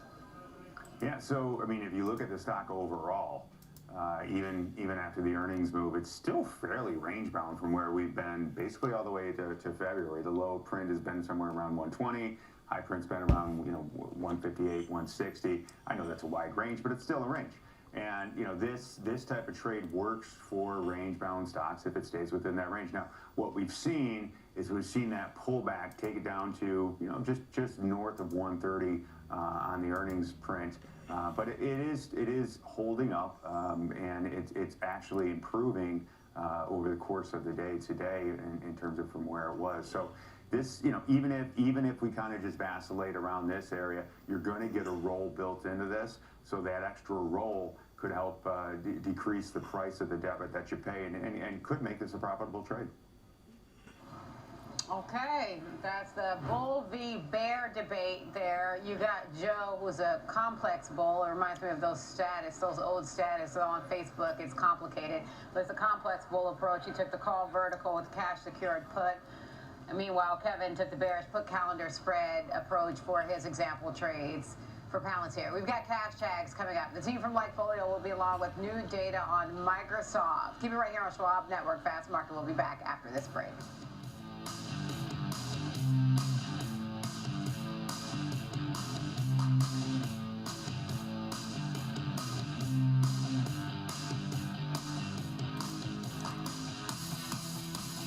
I'm Sam Vardas, live from the New York Stock Exchange. When the market moves, we're on it, getting the reaction, the strategy, and sentiment in real time. Stream Schwab Network at schwabnetwork.com.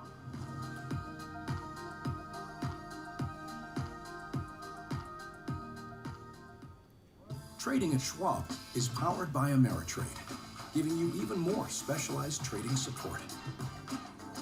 Connect with the Schwab Trade Desk, our team of passionate traders ready to tackle your trading questions, no matter how complex. Plus, get 24/7 live help and access support by phone, email, and in-platform.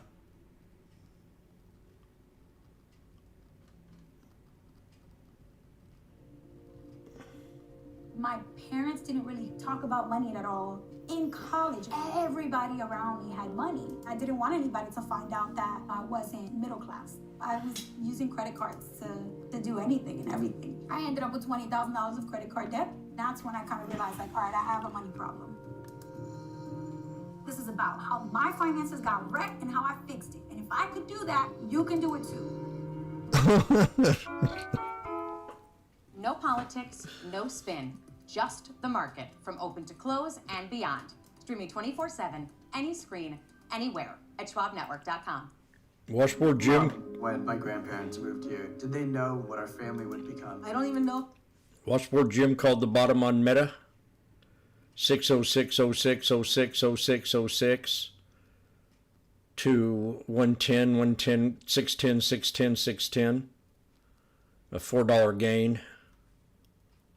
Now it's coming down doing a double bottom out of a snake.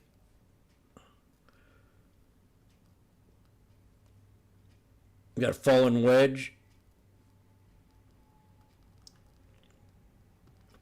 See how it tightens up, how it tightens up, how it tightens up.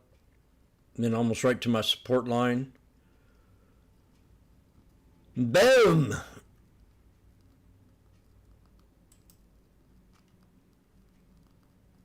Price level and Fibonacci level. Let's get rid of that. So what is the Fibonacci level? Is that 50% pullback? It is. It is a 50% pullback.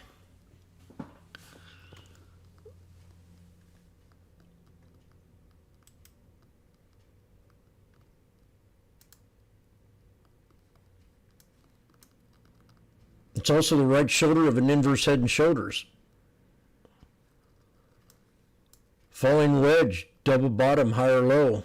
Boom!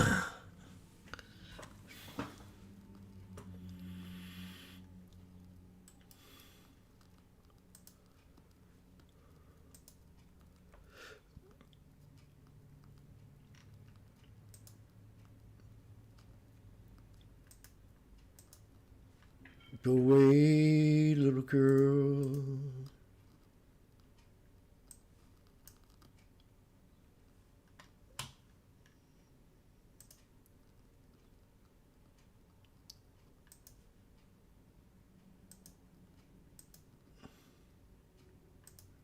Trader's tip. IWM.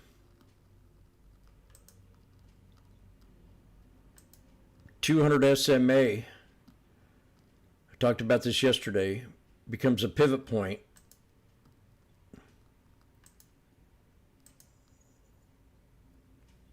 $200 SMA becomes a pivot point. What was resistance now becomes support.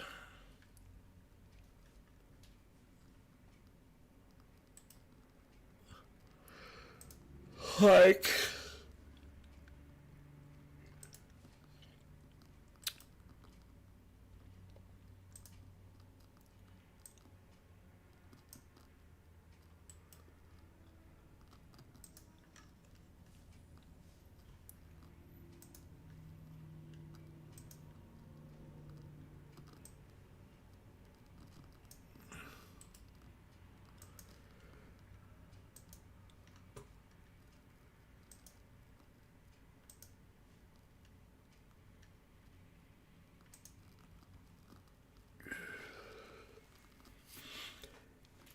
Rumpelstiltskin, me becoming a janitor back in 2004 gave me the time in the daytime to trade stocks. To learn how to trade stocks. That's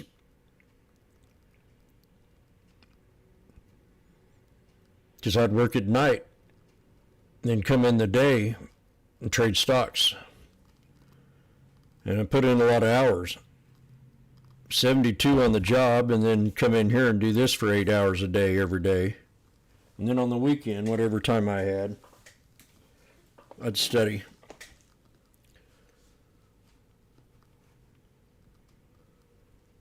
But I started out with my own business. I didn't go and work for somebody. I had the opportunity to buy a janitorial business for $8,000. So I jumped on it.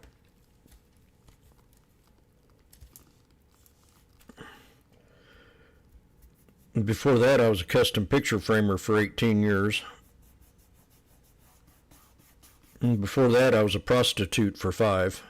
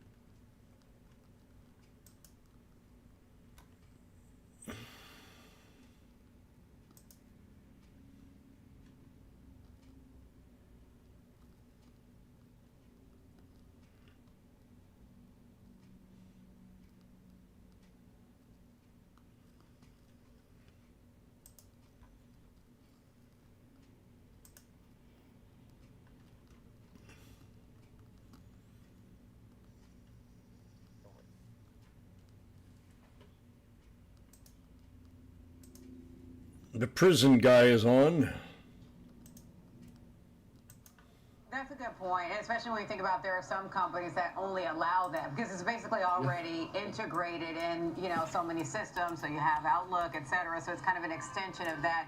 So, you know, it's already built into the ecosystem versus there are companies who wouldn't allow, for instance, the Gemini or the chat, etc., just by nature of them, you know, being. Hello, I'm Johnny Cash.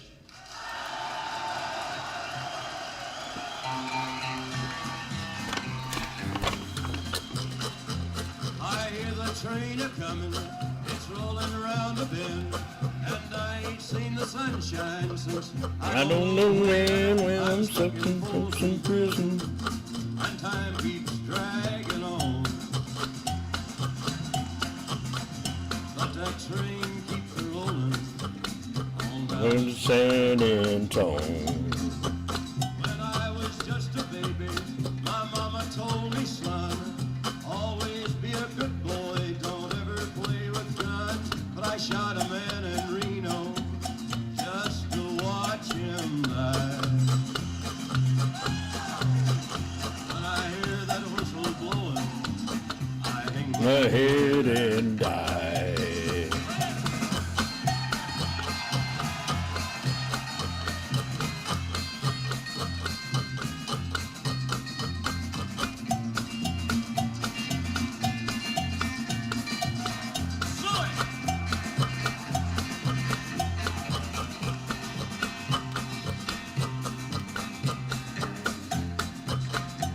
I bet there's rich folks eating from a fancy dining car.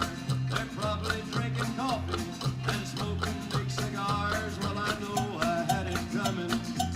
I know I can't be free.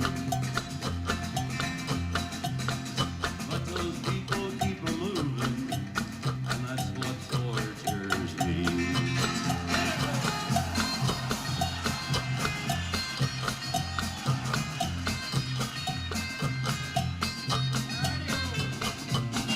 Sweet.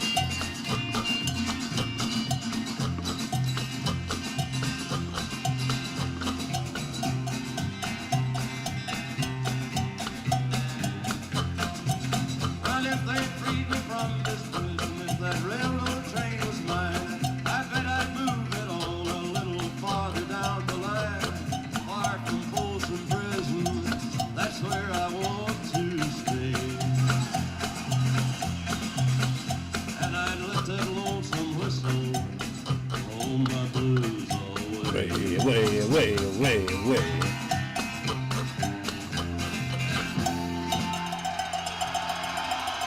Thank you very much.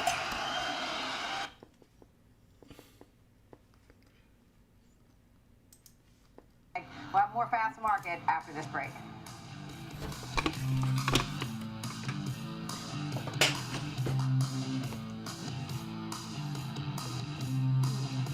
SanDisk puts.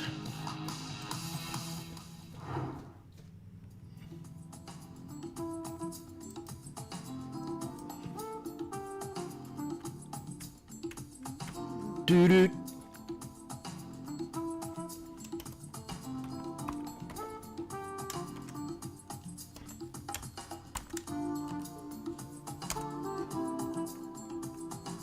Doo-doo. Doo-doo.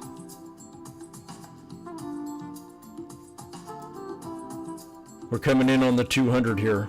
Ladies and gentlemen, prepare ye in the name of the Lord, the 7400 strike.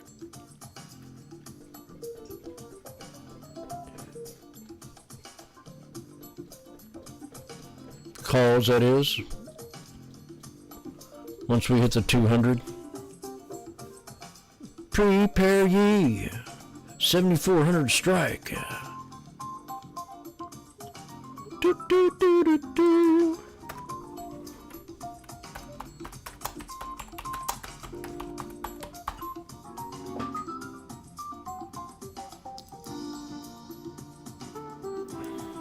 Stay connected connected to the markets with Schwab Network. Tune in 24 hours a day, 7 days a week on SchwabNetwork.com. SPX 200 SMA.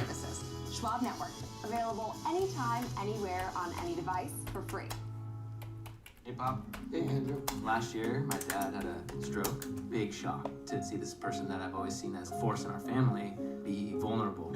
Wait, had a stroke? Yes. Now we're in the car together almost daily. I started to realize, what can I pick up from my dad? He's been with Schwab for a long time. Jim, my financial consultant. I program that in 20 Jim, years. I am not your financial consultant. I'm your Makes a teacher. huge difference when you have someone that actually cares. Hi, I'm Alex. I'm Jane. And I'm his mom. Oh, God. You know, you could have done better. Skank. Same goes for where you invest. Level up and invest smarter with Schwab. Real-time access, data-driven analysis, from U.S. equities to global macro matters. Schwab Network connects the dots. Watch live, subscribe free at schwabnetwork.com. Doom, doom, 7,400. $4.40. Same goes for where you invest. Level up and invest smarter with Schwab. Morning Movers brings traders the biggest headlines to start the day, from volatile overnight swings to the earliest analyst calls. Get your watch list ready. 8 a.m. Eastern, Morning Movers, only on Schwab Network.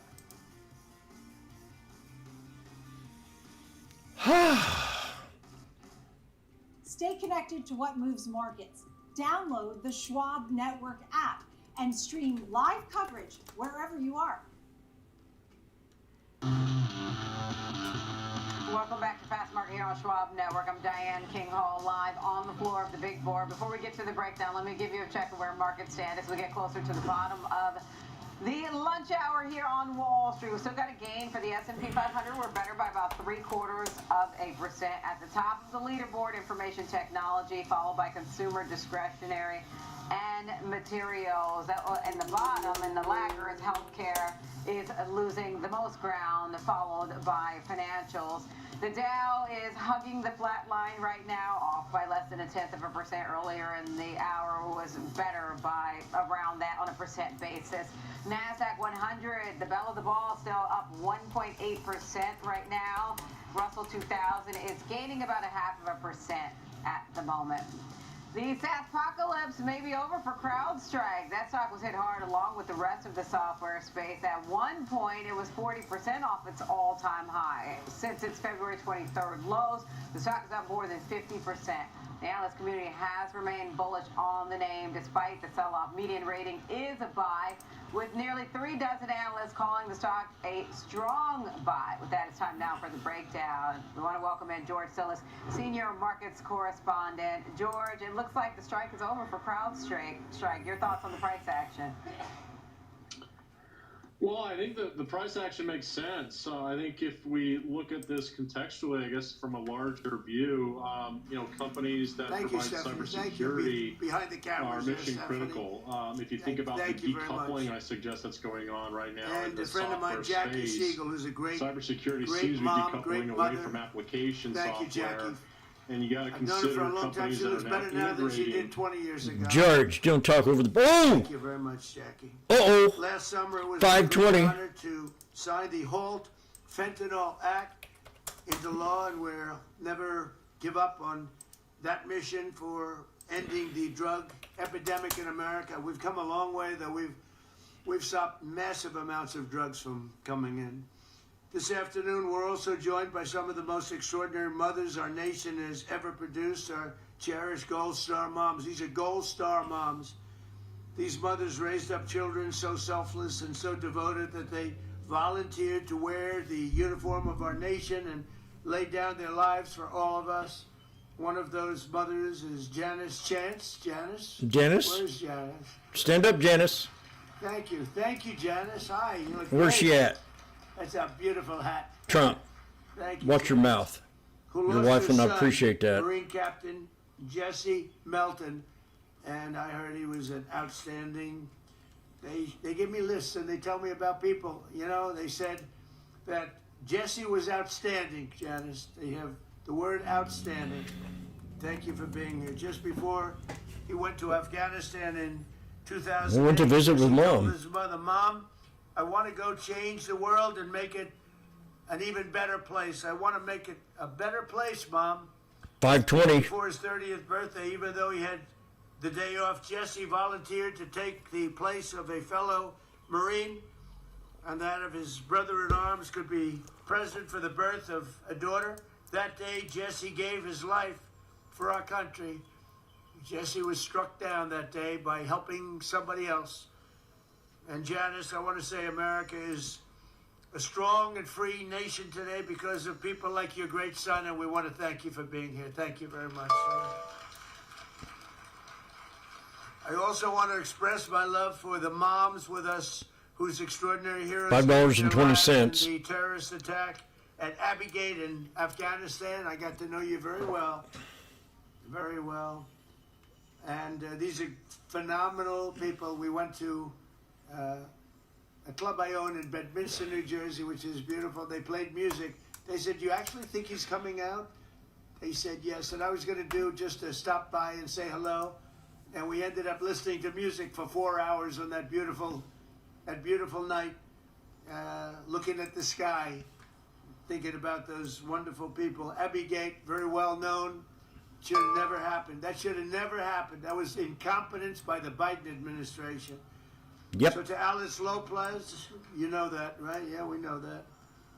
To Alicia Lopez and Paula Knaus, Self, Coral, Persino, and to all of the Abbey Gate moms, we're thinking of you on this Mother's Day. And again, we had you to the White House. We had you to, I was over at a very beautiful cemetery, as beautiful as they can be, but, you know, it was a sad occasion. We went over and we paid our respects, but we lost great people that day. We shouldn't have lost any people that day. None. Gross incompetence. This Mother's Day, we're thinking of all of those incredible moms, and we're doing everything in our power to support them and millions of other mothers all across America. And we're blessed to have many wonderful mothers serving in this administration, including Secretary of Agriculture, Brooke Rollins, who's doing a phenomenal job. Thank you very much. And the first woman ever to serve as a White House Chief of Staff. She's become a legend, Susie Wiles. She's amazing. To help American families and mothers, we passed a great, big, beautiful bill, the largest tax cuts in American history.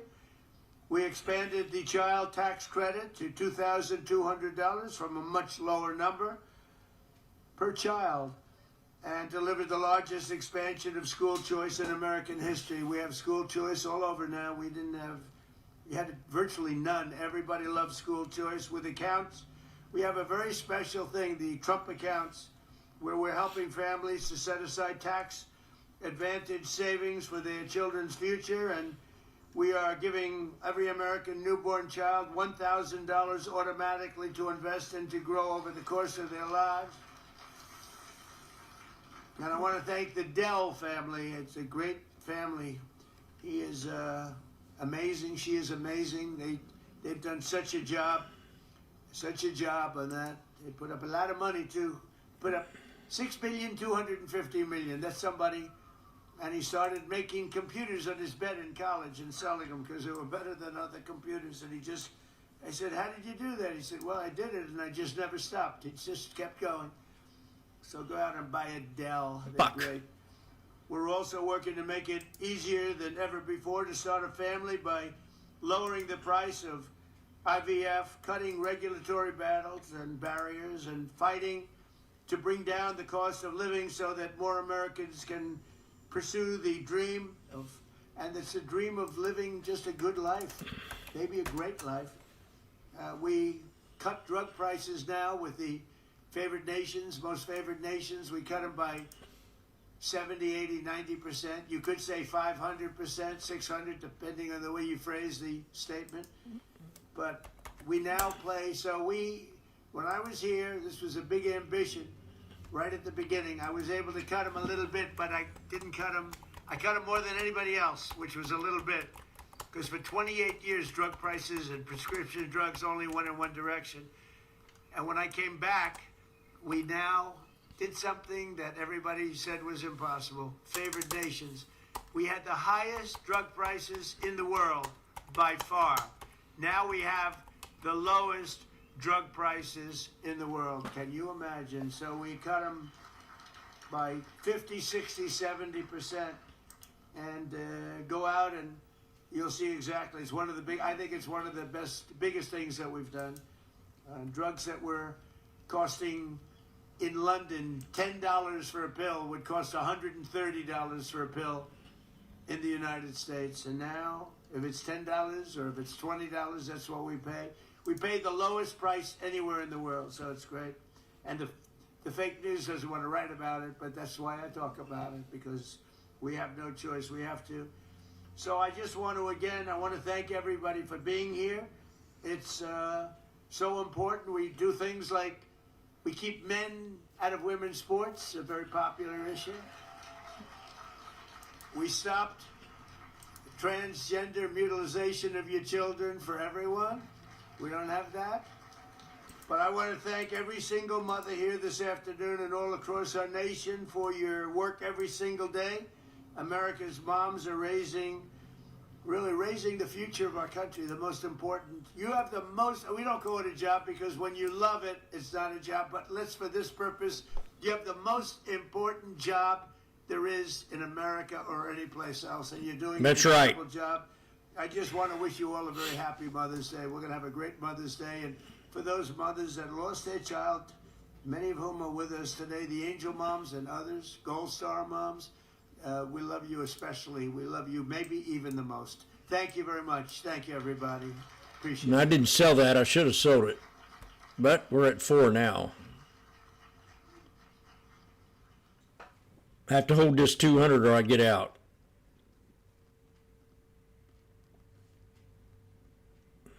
I think the market is reading off the good data and ignoring kind of the headlines that aren't anything substantial yet, Diane. All right, earnings continue to be in pole position, and that's going to do it for us today on Fast Market. I'm Diane King Hall alongside Kevin Hinks. Our thanks to Joe Mazzola. Download the Schwab app. It's in the App Store. Tune in 24/7 on SchwabNetwork.com. You've got Next Gen Investing coming up. So what is unique about Schwab Coaching is the community. There's a lot of energy, like-minded people are learning with you. You can just see and feel all the excitement around getting to learn a new topic. Some of you want to get everything face-to-face with you and 400 or 500 of your closest friends. Some clients like to be in the privacy of their own home on an online workshop, but still having that live interaction with a coach. As I'm talking, questions are coming in from that live audience, and they help me fill in those gaps as an educator.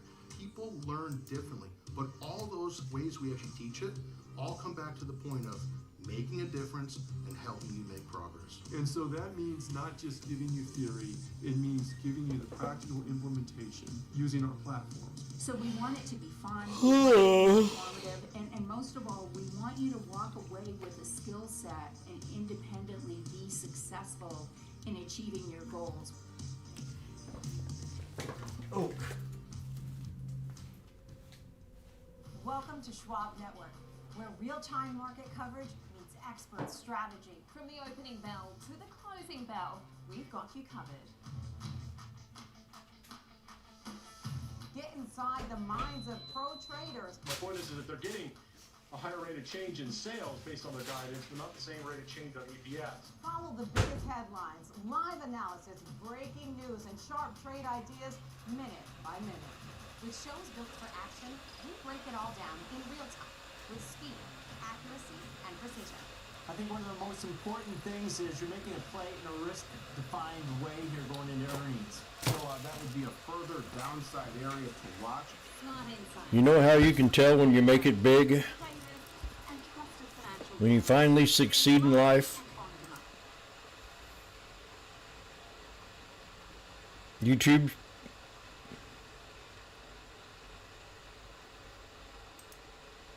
You know how you can tell when you make it real big in life? when you finally hit the top,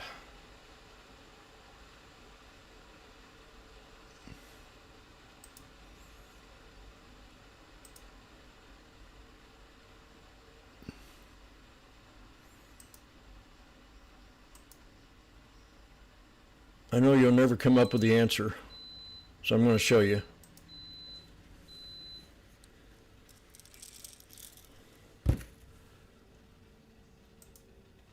When you can afford and go out and buy you an electric salt and pepper shaker, that's when you know you made it. When you go out and you have an electric salt and pepper grinder, not shaker, grinder.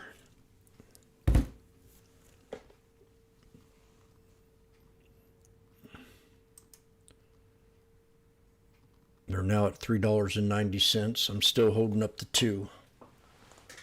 It's going to be a tight squeeze right here. Jim, you're down $50. Have you ever thought about buying another contract?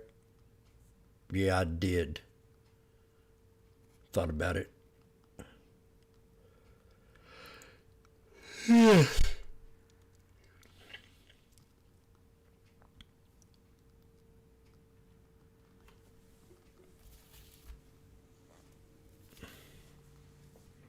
Do you agree?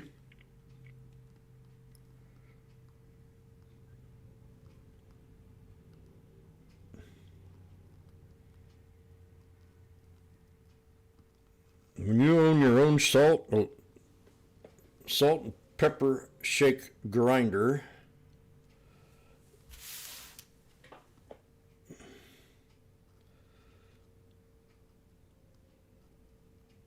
we're at $4.50.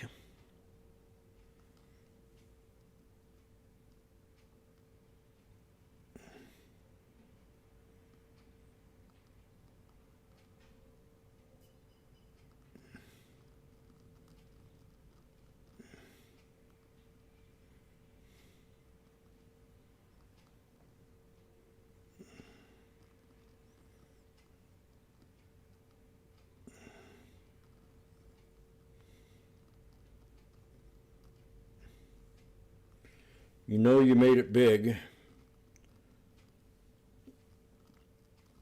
when you have your electric salt and pepper grinder.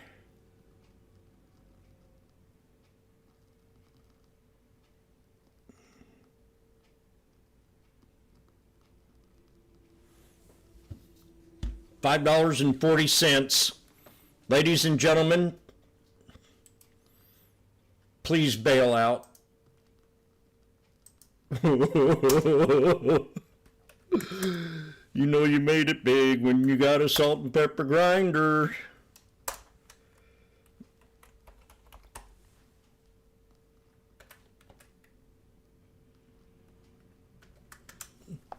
You know you made it big when you got a salt and pepper grinder.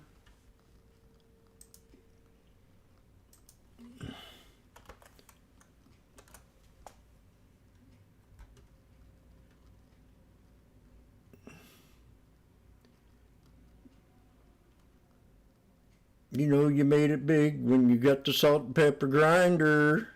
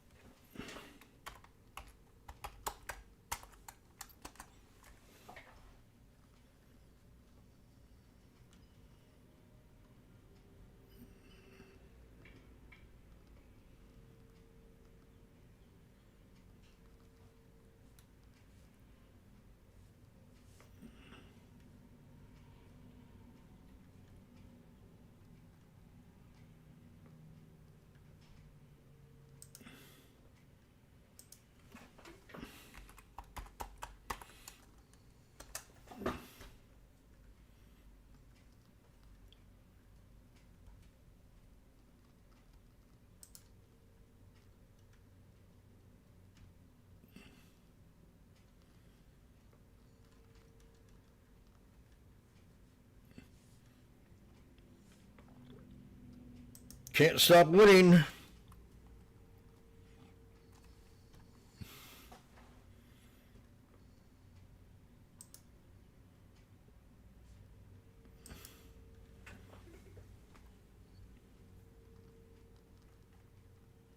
I want everybody to go out and buy a salt and pepper shaker grinder. You know you've made it big when that happens. Waiter, please bring the salt and pepper grinder. If you have, I'll accept nothing else but a grinder. If you don't have a grinder, I'll eat somewhere else. So please make sure you bring the grinder out.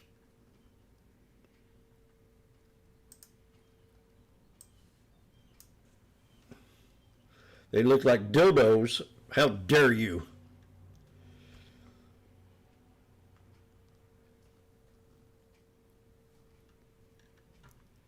How dare you? Looks like dildos. I never even thought of that. Woo! Someone in the room said they look like dildos. So do you understand what just happened here? Let me explain it to you. Do you know how to count to 4? You just might make a little bit more. If you can count to 3, you can trade with me. So I jumped in this sucker right before we approached this here tweezer. We got the tweezer bottom on that green candle. And I picked them up for $4.40. It broke out. It run up to $5.10. Then it came back down again and did a double bottom off the 200 SMA, and I added more at $4. Then right after that entry, we whooped out 3 white soldiers, and I sold the contracts for $5.60. So that's one at $4.40 and one at $4. Total investment of $840. My average was $220. I got out at $420. Randy's favorite number, and I got out at $560. I went in small, just got 2 contracts so I could get in and out of it real easy.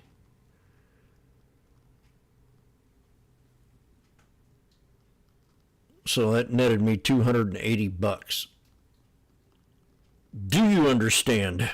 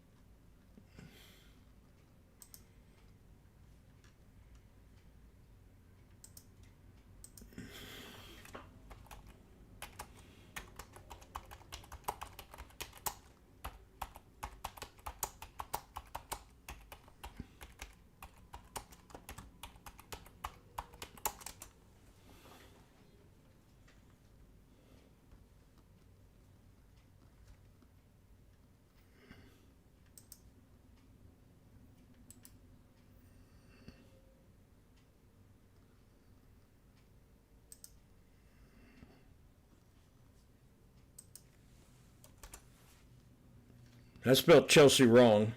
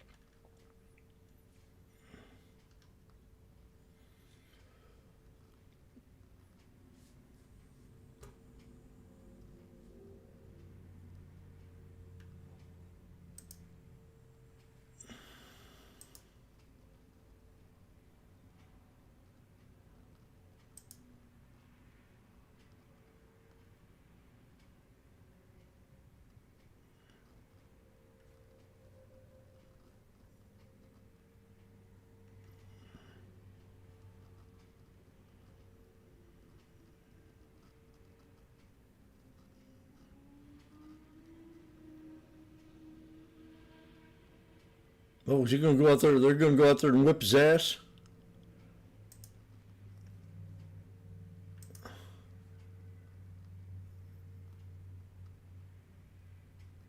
Oh, they're going to go out there and whip him up for throwing the ball at the catcher.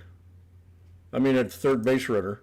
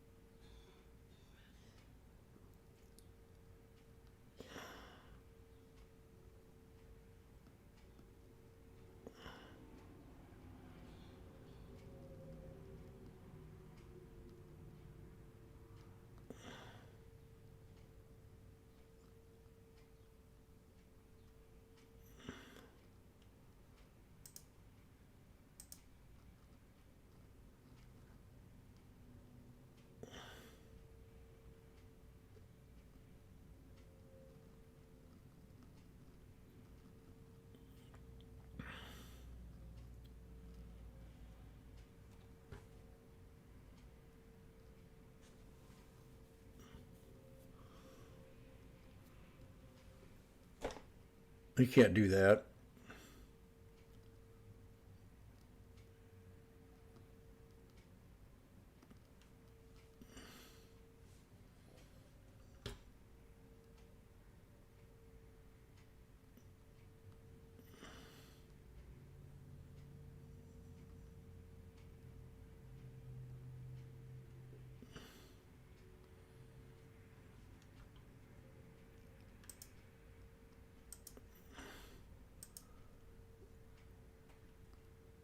Huh. I don't think I've ever seen that before.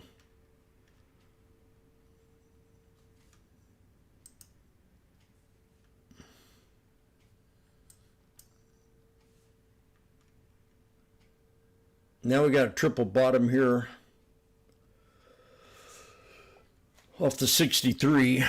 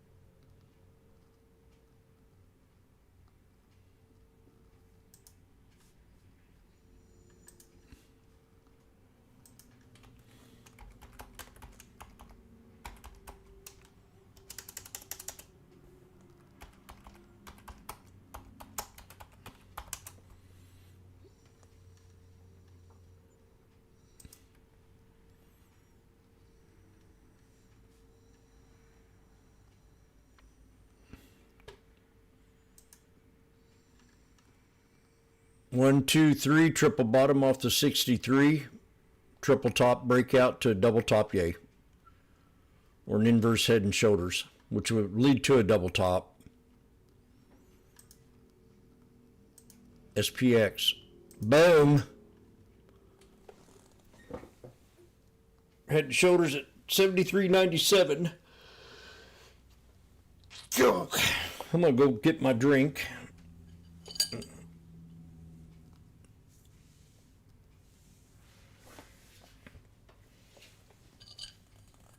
You know you've made it big when you've got an electric salt and pepper grinder that looks like two dildos.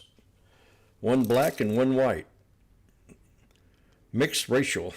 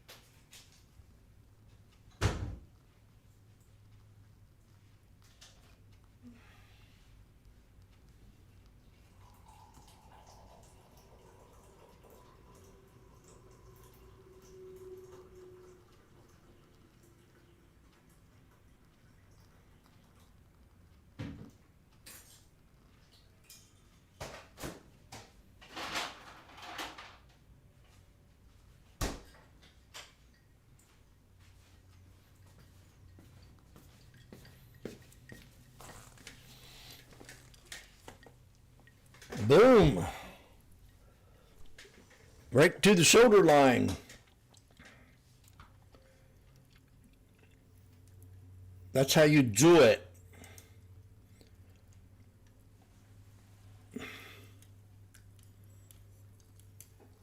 So this would be an exit idea unless you think it's going to go higher.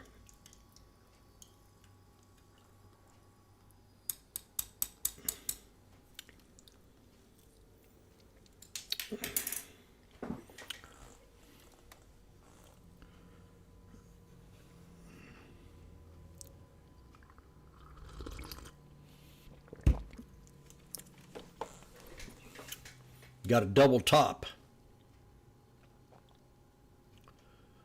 The 9 crosses the 21, respects the 21. So that'd be definitely an exit idea.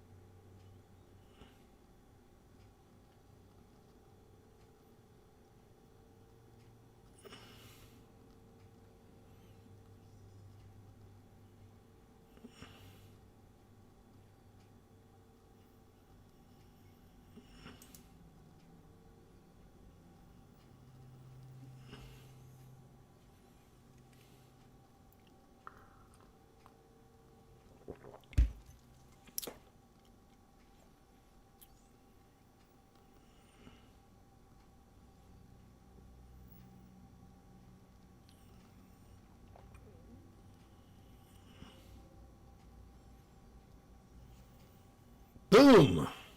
$5.50.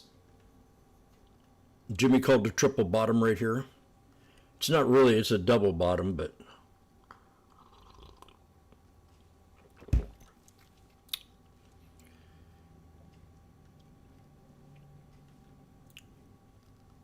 oh yeah.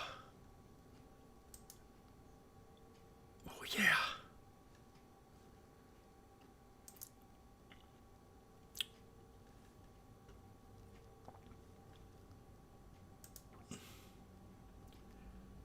I'm a winning baby. So what note would it be? It'd be number 1. No, it's not. It's number 2.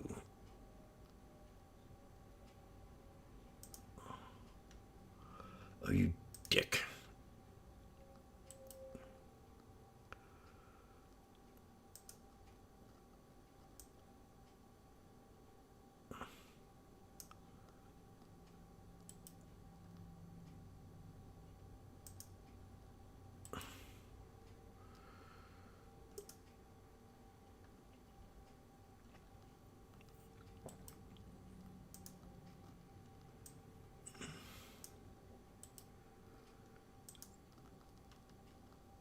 Said double top.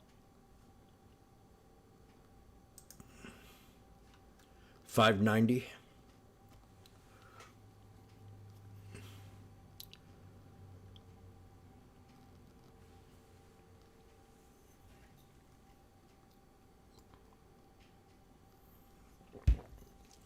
Double top exit idea. Unless you think it's going to go higher.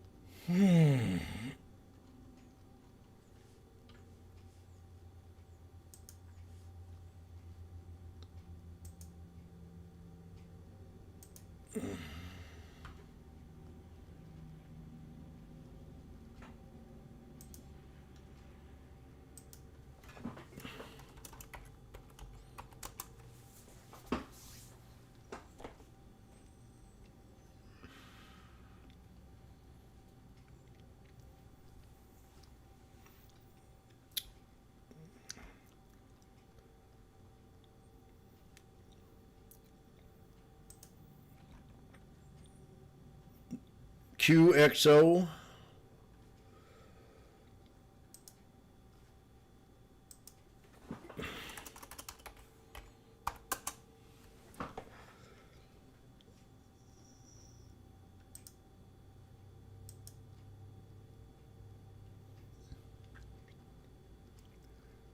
I think we're at a triple quad bottom. Definitely looks good here. Look at the 90-day 1 hour. Jimmy likes.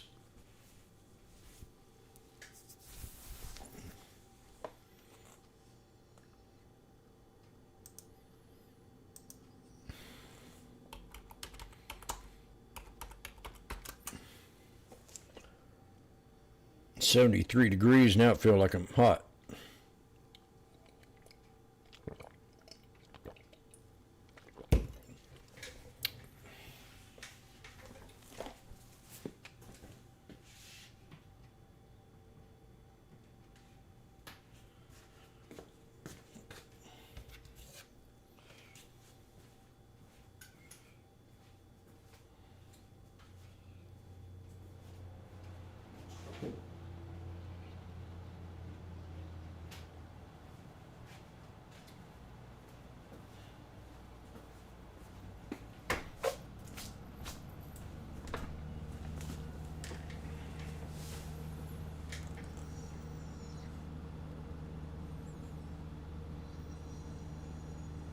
A little under around 1808. 1808.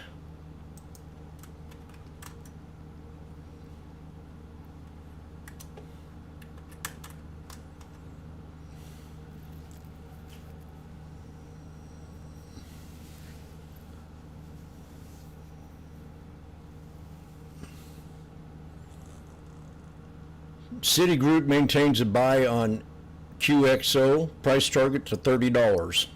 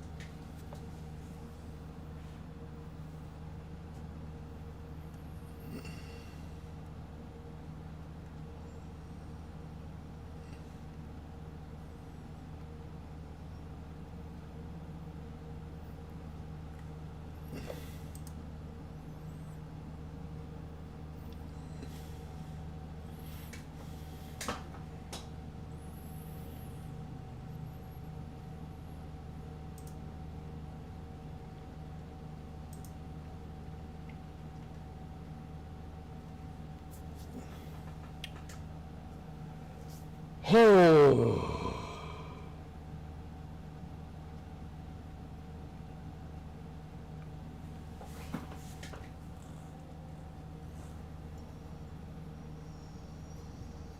Coming back to support, back to the shoulder line on SPX. We're at 540. You could drop a notch, or maybe two, but I'll stay with these. Right here at 530, 540.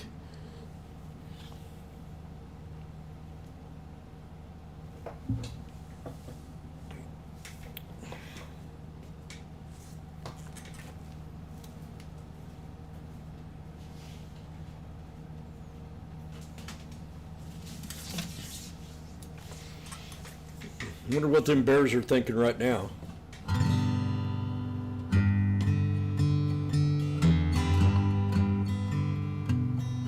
I've seen a lot of traders call for a pullback.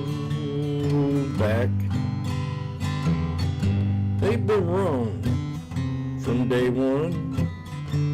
Some are probably having a heart attack.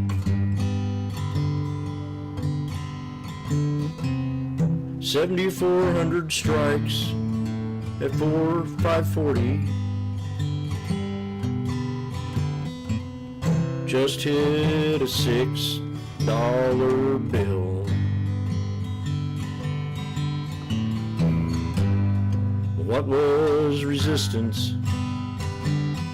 Now comes support. It's the shoulder line of that head and shoulders. I called a double bottom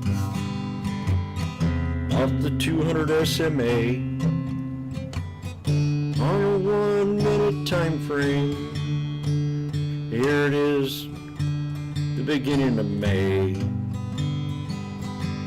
They used to say sell and go away in May. That's the way it used to be. Now we're at 530 from 540, 630 from 680. Okay, profit taking time. Profit taking time.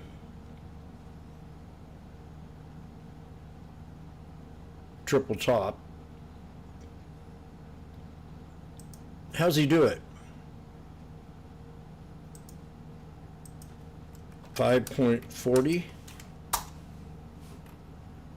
to 6.40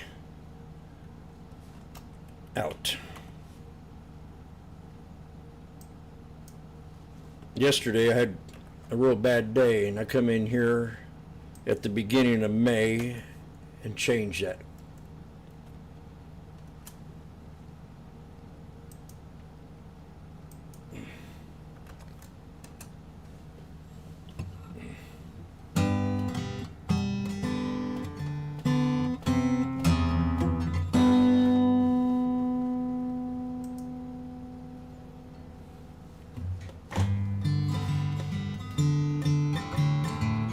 They say sell away, go away in May, come back in June or July. Baby, we got it made, made in the shade,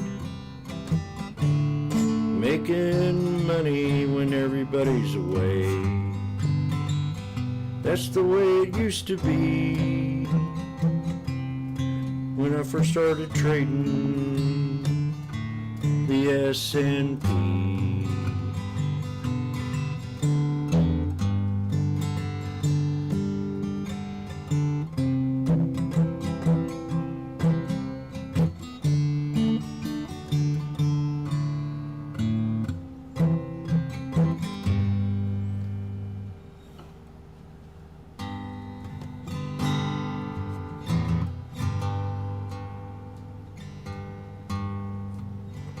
made $200 in a short period of time. 3 minutes. I walked the line. I make more money than OJ's lawyer.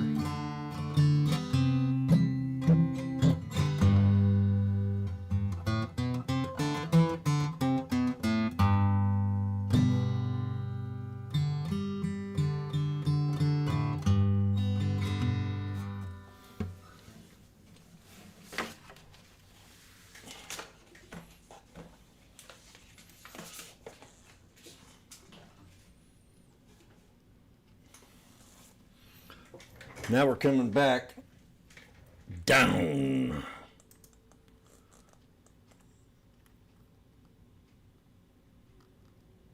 $470, $480. We're at the 63. We bounced off the 63 earlier. The 50 SMA will hold it up if we want to stay bullish here. Now we could get a headline that could jerk this market down now. It's about that time. $4.60. Give it to me, please. I'm waiting. There it is. Oh, got it. 460.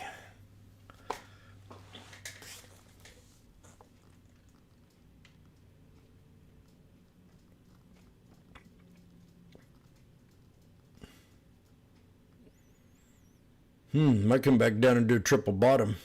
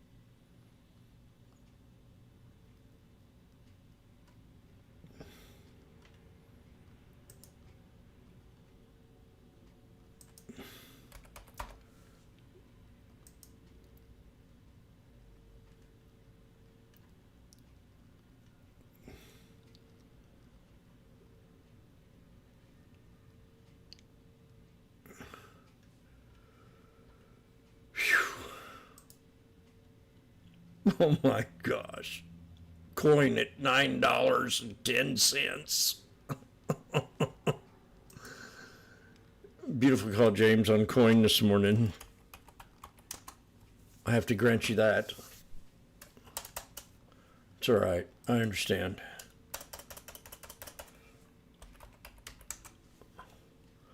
Just take a second and look at coin for a minute.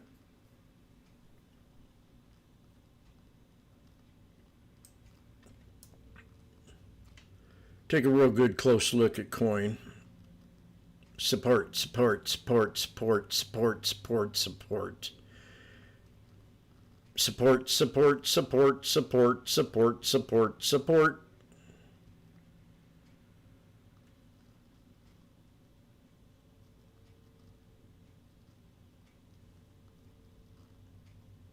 I find that hard to believe, James.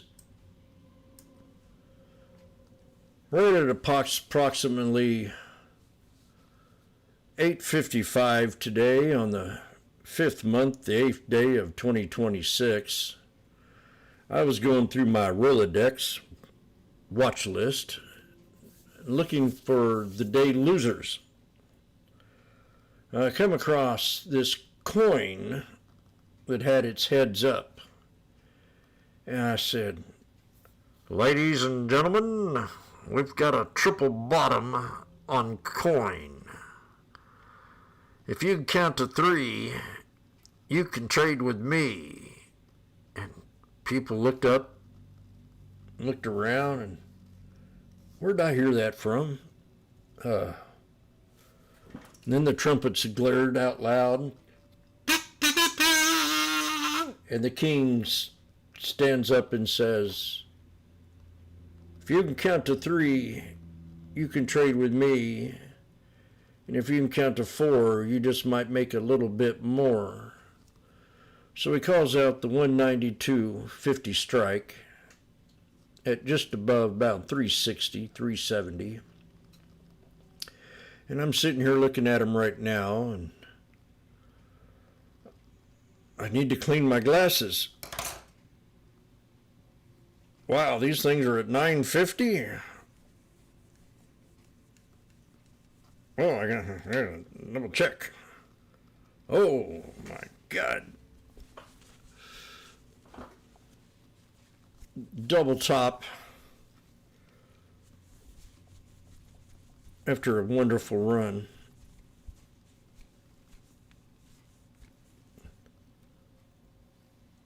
They're now at 940. We have a fallen wedge with a triple bottom quad breakout. Can I have a close-up vision of that there call, James? Yes. If you can count to 3, you can trade with me. And if you can count to 4, you just might make a little bit more. Boom, the 9 crosses the 21. These things run up to $9.55.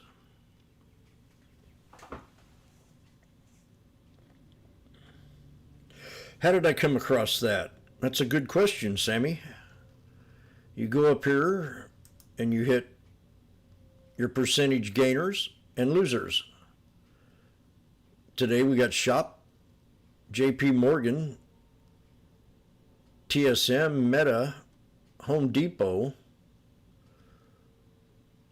And then I hit the percentage gainers. We got Intel up $15.80. AMD up 39 and keeps going. We got AVGO, called that out yesterday. AVGO, let's take a look at that, Jamie.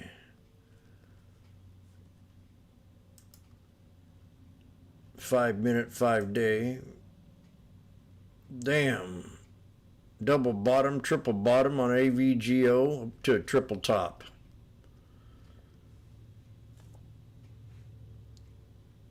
We got Tesla. Jimmy said we broke out of a major resistance yesterday and respected that 400. What was resistance now becomes support. Boom. We got CrowdStrike.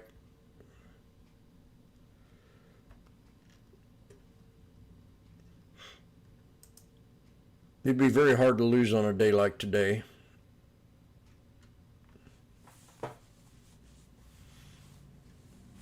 So that's how you look for them.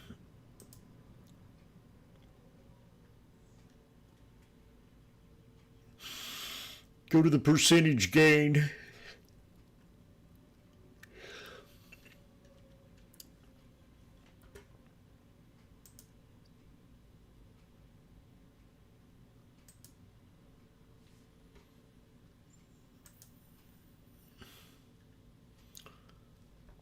I think I determined what lawnmower I want to get.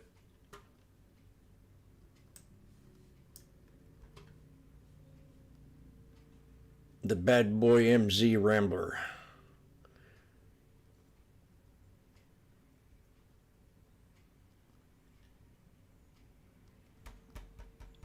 I think that'll get the job done.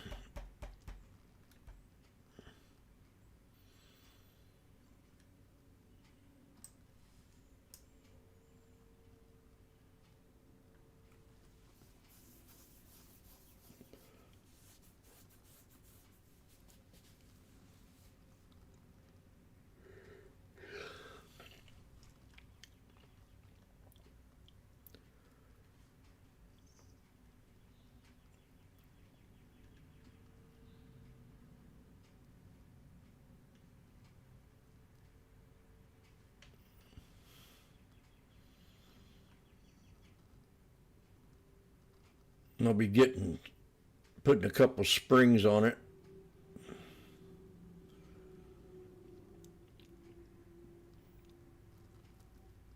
It'll be about $4,000 after tax.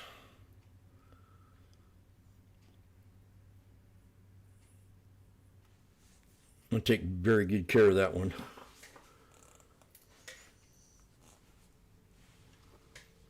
The one I got hadn't been took care of very well.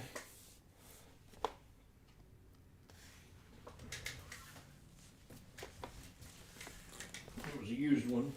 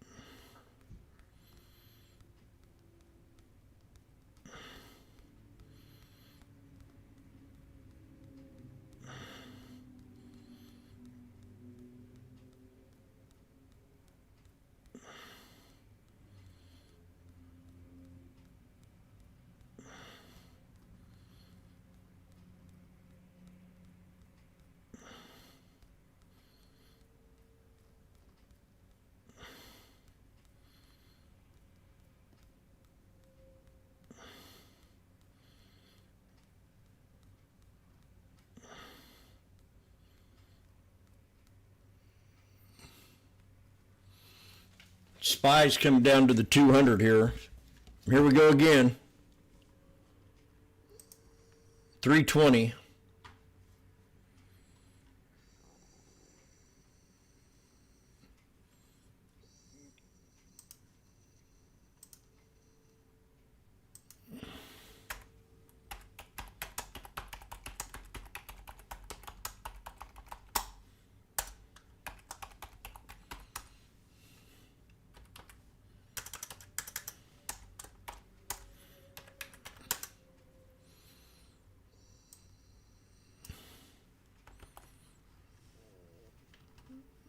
Yeah.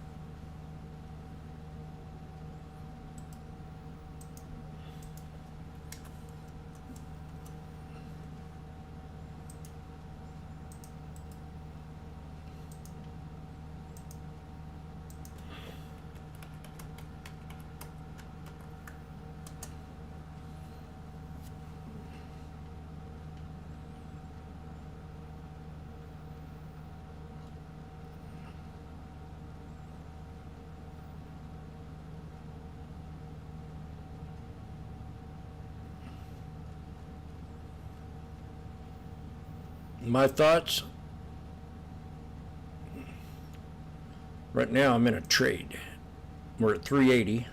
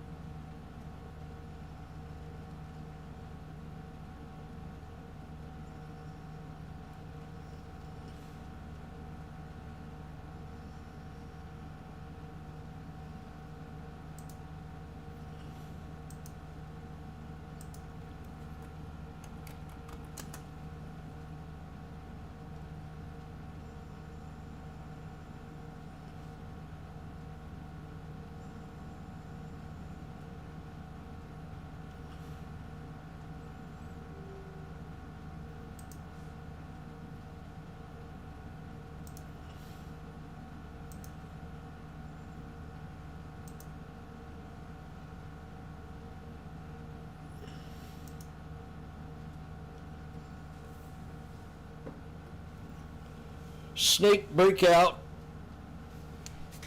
pull back. Has to hold here or Jimmy gets out.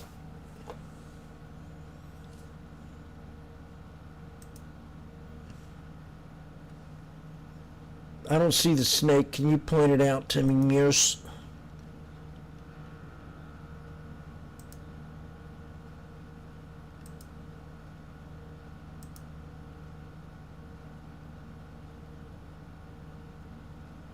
See, just now went below support. I didn't want it to go down that far. I'll wait for the 200. It has to hold here. Prepare ye in the name of the Lord. I got 1 minute till my worst hour comes to play. It is approximately 1 o'clock, 2 o'clock Eastern time.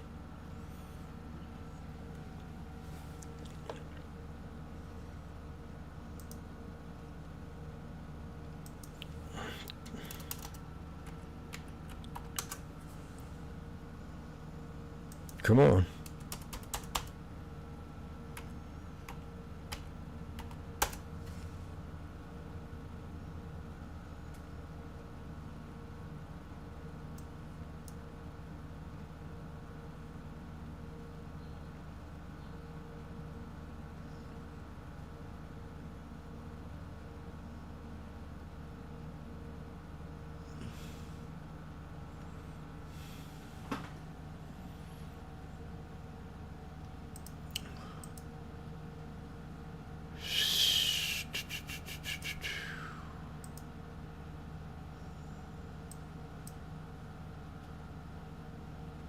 SanDisk is squeezing.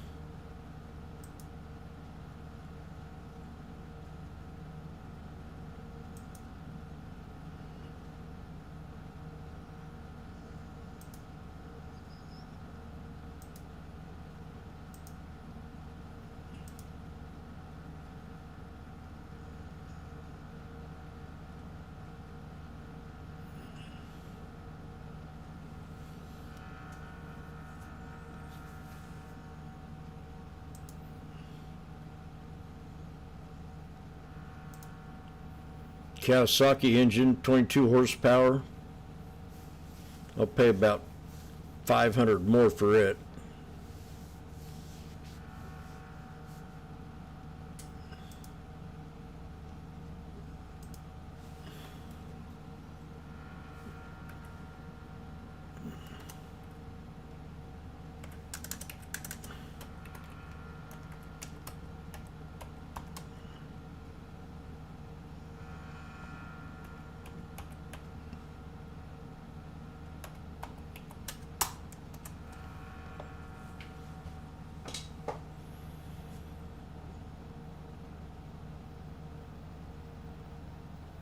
Yep, the non-serviceable transmission too.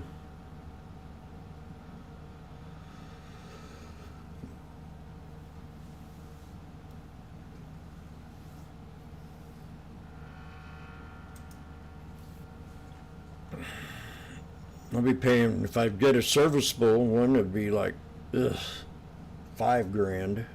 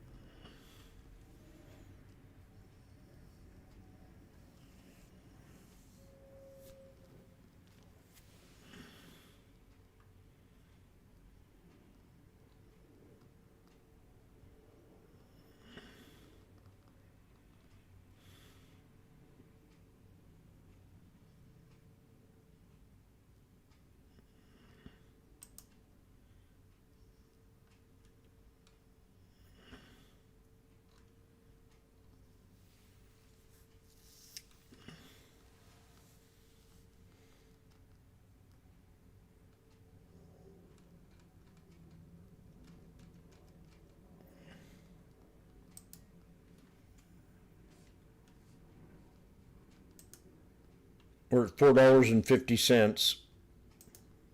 I think you could take profit here. $4.80.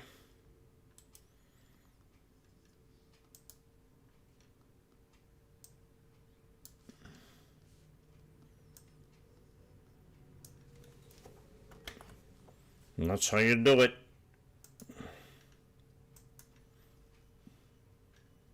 Uh-oh.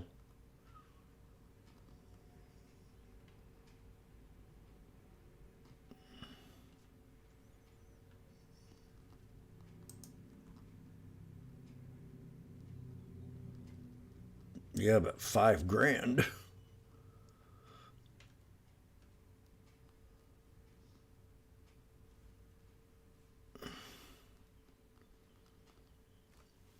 That's a Husqvarna.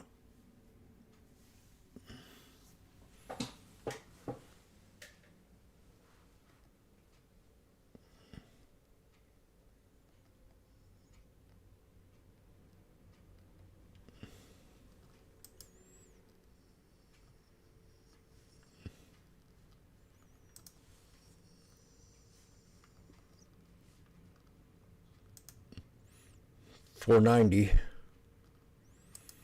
Lord, I appreciate all you've done for me. And I'm out at $4.90.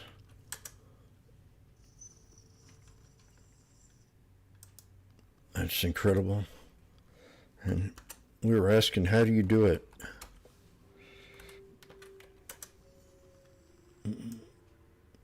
It's not hard. You just have to put a little bit of effort in it.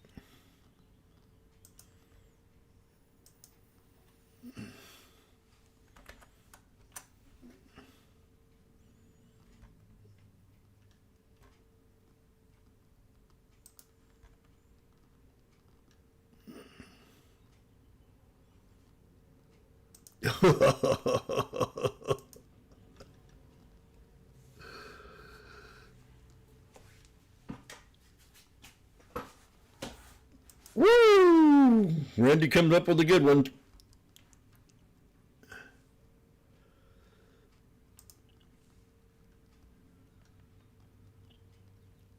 Woo!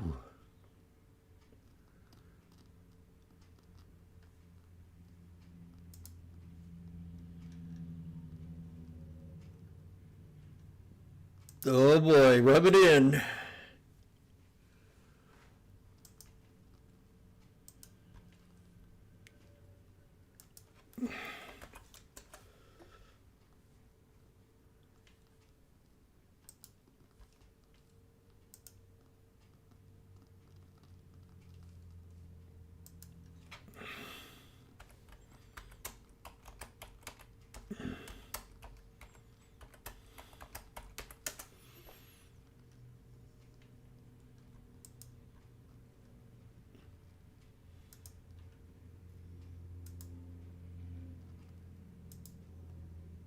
Put some lotion in your hand.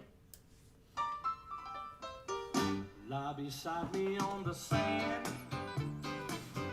Put some lotion in your hand. Come on and make me feel nice and kiss me once or Twice. Like a man. Yeah, rub it in. Rub it in, rub it in. Triple bottom. Rub it in, rub it in. My skin, rub it in, baby, yeah. Oh, that tickles. feels good. Feels good. Put a little bit on my left shoulder. Oh, yeah.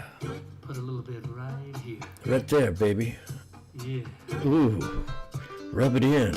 Turn your radio on. Turn your radio on. Slow grooving song. Woo-hoo. Baby, whisper in my ear, say the things I wanna hear. Rub it in. Love is strong. And rub it in, rub it in. Rub it in, rub it in.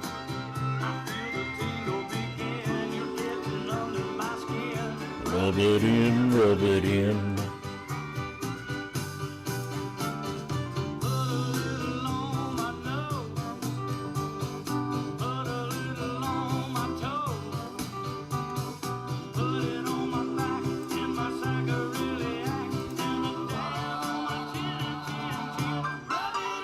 Rub it in. Rub it in, rub it in.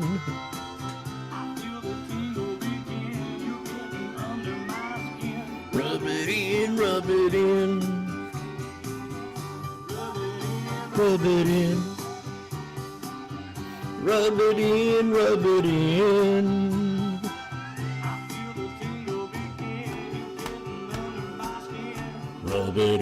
Rub it in, baby, yeah. Ceasefire, Russia and Ukraine. Trump's winning again.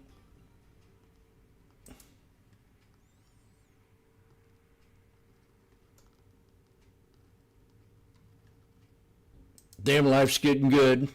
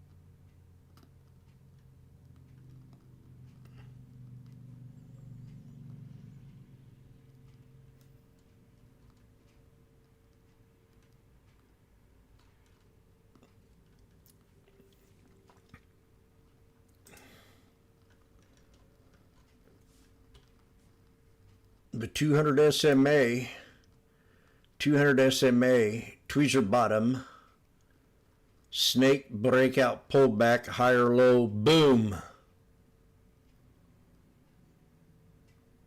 Snake breakout, pullback, higher low, boom. Inverse head and shoulders, two-headed snake, boom.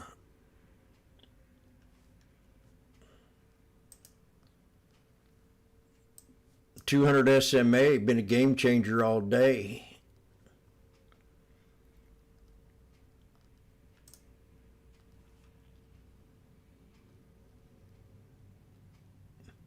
I must say, James, your 200 SMA and EMA and has been quite chilling today as I educate myself on what a pivot point is and a resistance.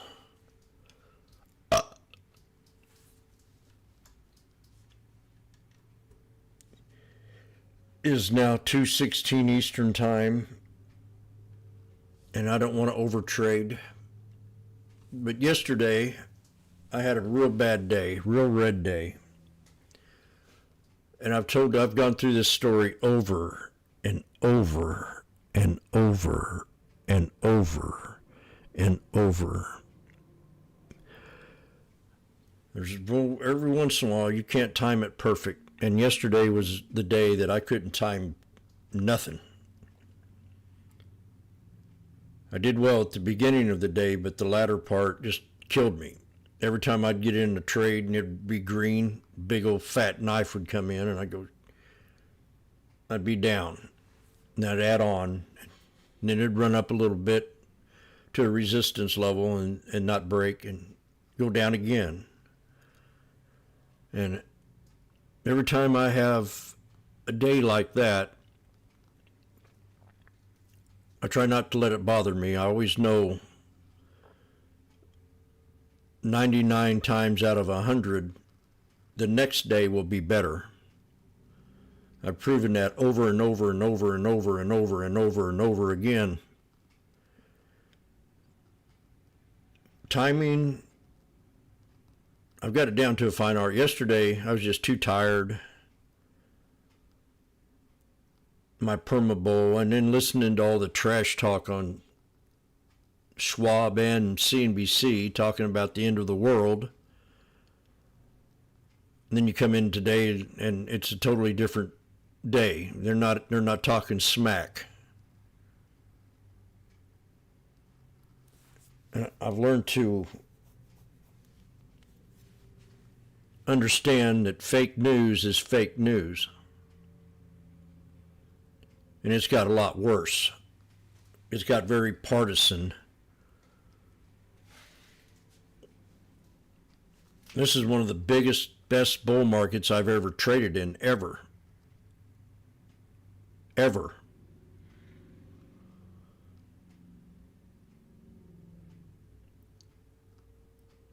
So when you're in doubt, and all you hear is fear-mongering, that means we're getting to capitulation, or maybe even below capitulation, where you need to really start looking at your longs. And I called that out a couple months ago when we hit that support. I said, get in anything and probably make money on it. And you just go back and look at the charts now. When I said that, for example, we'll just put the SPY in here.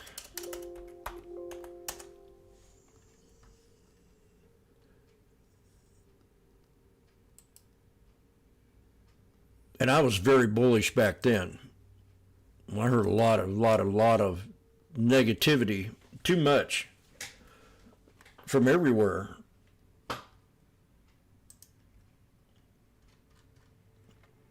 And I've been here, and I've seen days a whole lot worse. We had Trump deranged syndrome right here with tariffs. Went on for about a month and 3/4. and we hit the 200. Then the war came, about 5 weeks of to 63. And then we had the 3 white soldiers, and I thought we consolidated a little bit, but it didn't last long, just a couple of days. And I said that in a video 3 weeks ago, that we're going to consolidate for a couple of days, maybe a week, and it was a couple of days on the 3 white soldiers. So I called this off the 63. I mean, it was a lot worse here than it was here with the Trump deranged syndrome.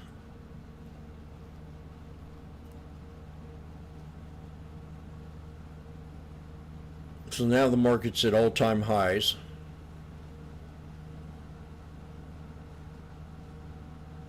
And it's going to have to consolidate something. SPX the same way. So you go to the yearly chart, daily.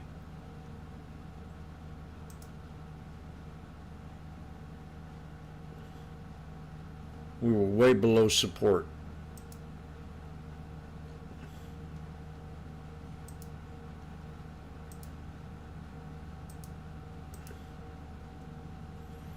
Trump deranged syndrome. Nice little double bottom pullback.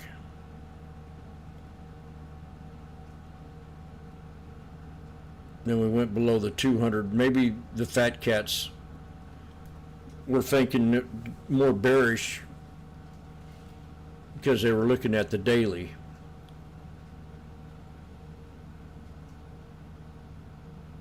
But all we did was just pull back to support.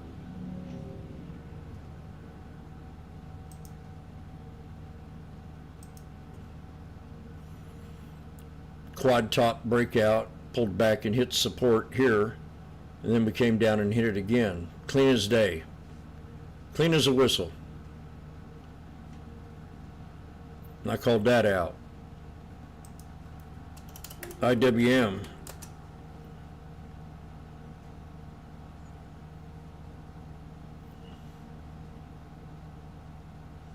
Head and shoulders.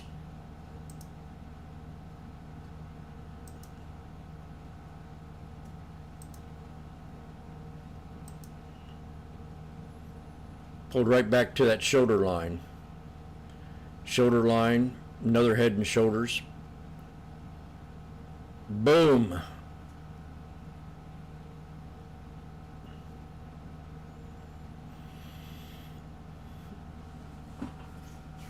See how clean that is?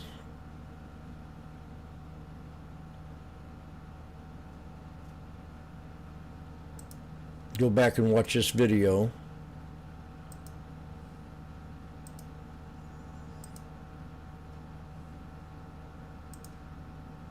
And this will happen again, and when it does, you'll be really ready.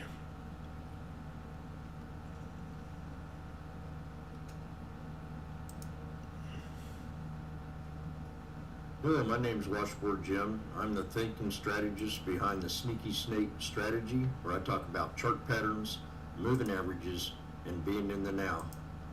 I've been trading for 22 years, straight, every day, and I've seen things a whole lot worse than what we're seeing now. I'm seeing a lot of propaganda, a lot of things that, a lot of news headlines that you can't believe, a lot of false information that's going on right now. Too much information, too much Trump deranged syndrome, and it's just a perfect recipe for buying the dip, because this market's in good shape in my opinion, and this is the way it is. I mean, I've seen days a whole lot worse than this. I've been trading. Always clean, this Jim. Hello?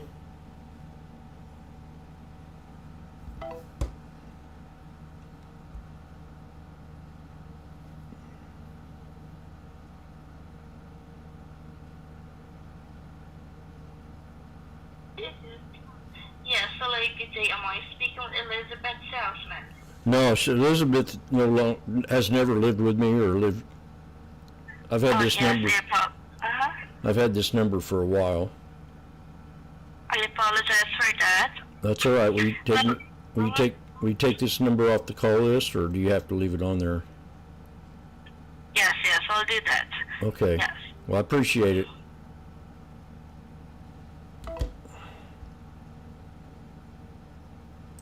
I've seen times a whole lot worse than this. This is nothing. They're making a big deal out of this. We have a lot of Trump deranged syndrome out there, and I've just seen a lot of things a whole lot worse. So I'm very positive. I've called the bottom on the market. We've bounced up. We've had some pretty good little trades come in, some real good trades here in the last week. Some big gainers like from 360 to $3,000 in the SPX. So I'm going to keep scalping until we really start to get some kind of real good answers of what's going on in Iran. But I've seen days a whole lot worse. And I just want to make my point. There's a lot of rookies out there that think this is the worst time ever. It's not. I've seen days a whole lot worse. So I'm just saying, keep your chin up, play the dips, learn how to chart. I use chart patterns, moving averages, and being in the now. There's a lot of fear out there. A lot of people don't know how to trade in the market, and this market ain't down that much. It's not down that much at all compared to what we've seen in the past on worse events than what were taking place right now. So let's kind of look at this here real fast.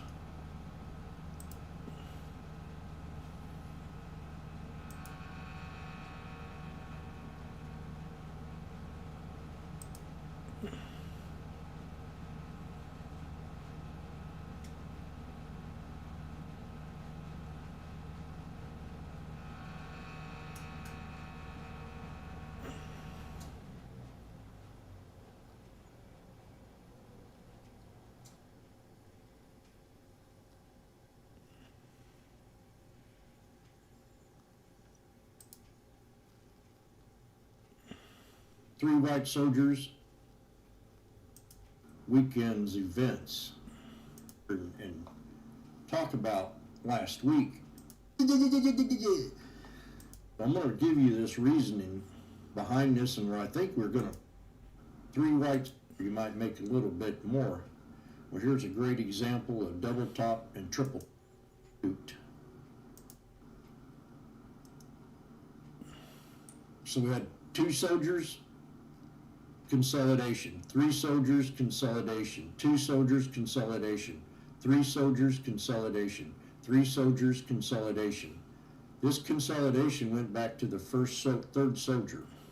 So you could almost put it on the SPX. You could almost just go back to this first candle and call that a solid support.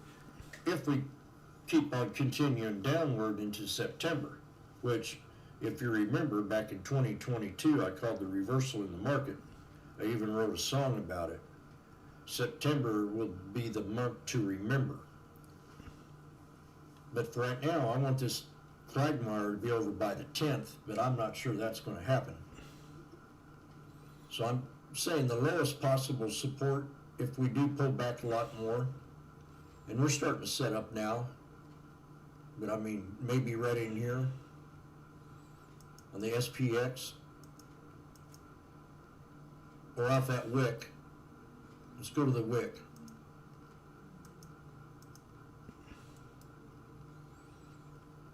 These are yearly candlesticks.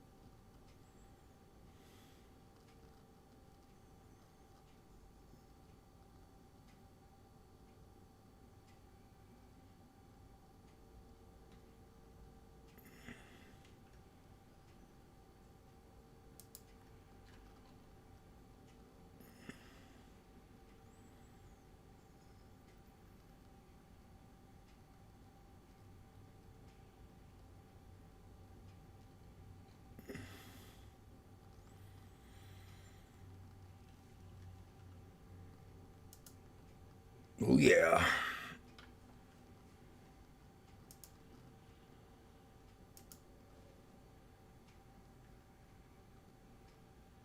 The market moves fast. Don't get left behind.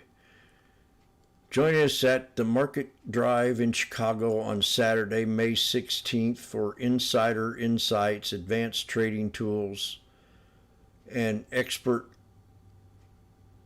lead-in sessions from veteran traders. I wasn't invited.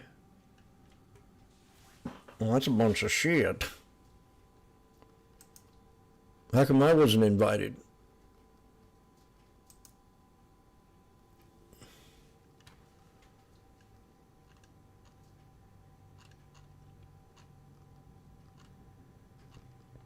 I'd rather go down to Orlando, where it's safe, than Chicago.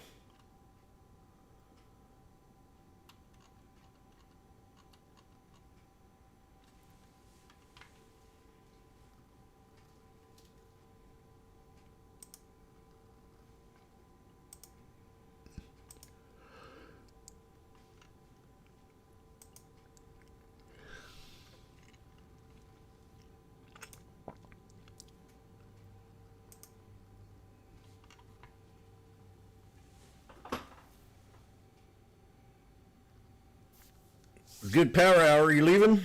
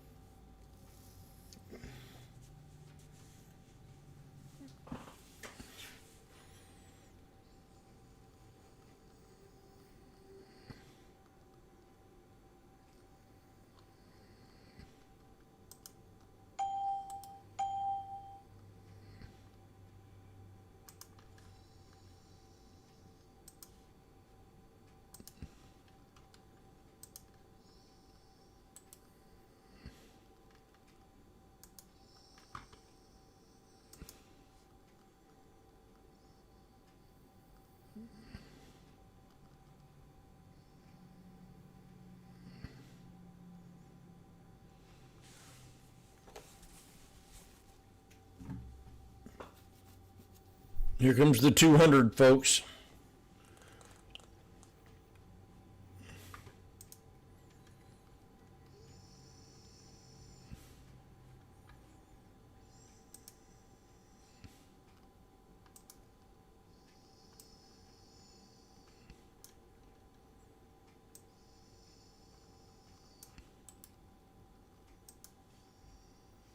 Get ready for the 200.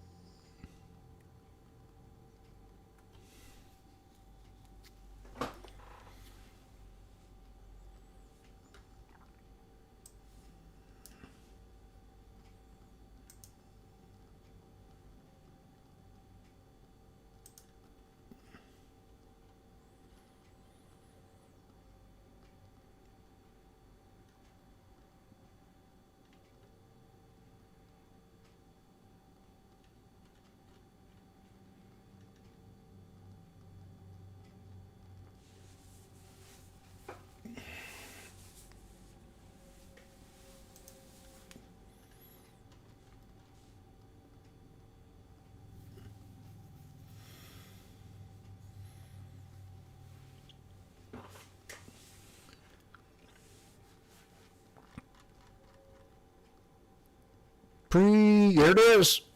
$2.85.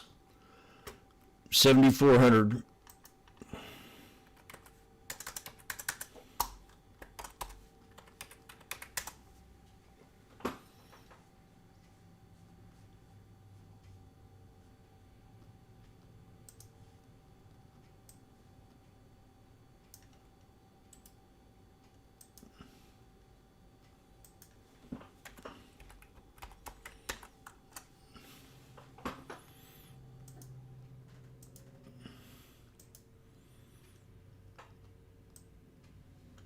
Jim, you're at $3. 310.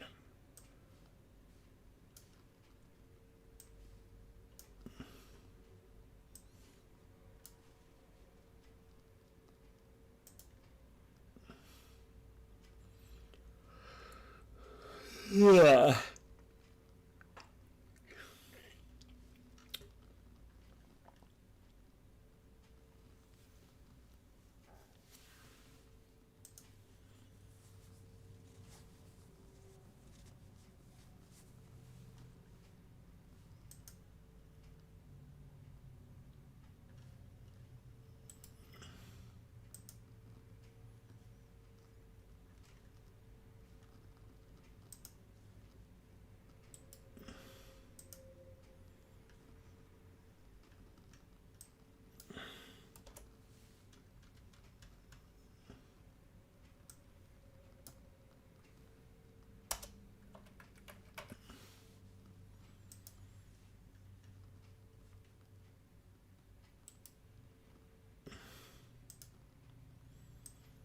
You need to get a drink of water.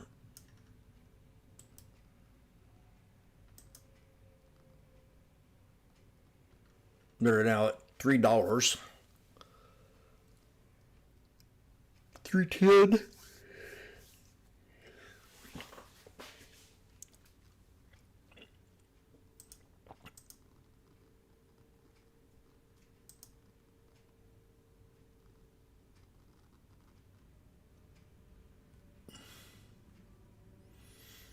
go, baby. My eyes have seen the glory of the coming of the Lord.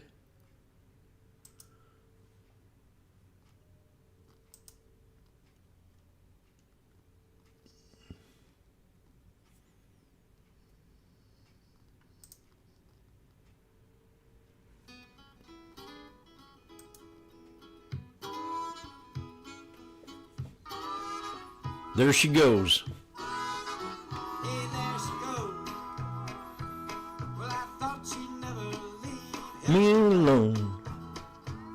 You know, it sure gives me the creeps. Well, you know when love that a woman to the power of a hat. We both got jive and favor screwed out.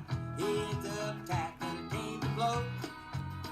Hey, hey, hey. There she goes. There she goes. There she goes.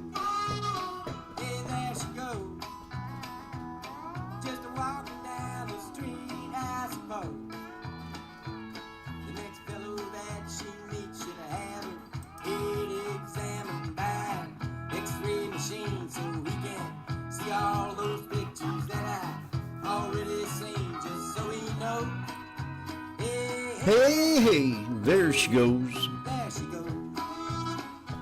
There she goes. Well, there must be something somewhere that makes me wanna hurt myself inside.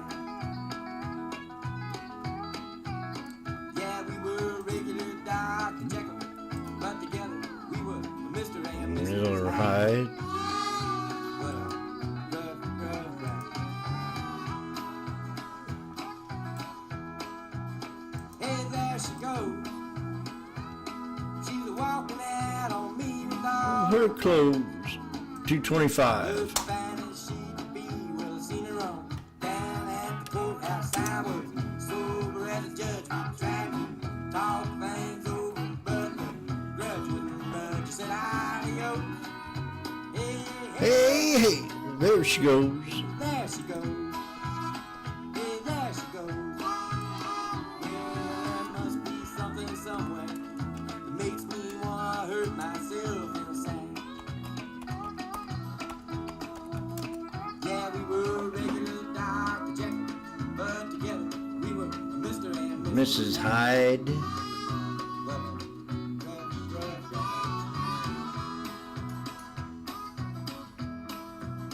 Hey, there she goes. Well, I thought she'd never leave, heaven knows. You know, it sure gives me the creeps. Well, you know when love that a woman to the power of a hat. We both got jive and fever screwed out. Heads up tapped and it came to blow. Hey, hey, hey, hey. There she goes. Hey, there she goes. Hey, there she goes. Hey, there she goes.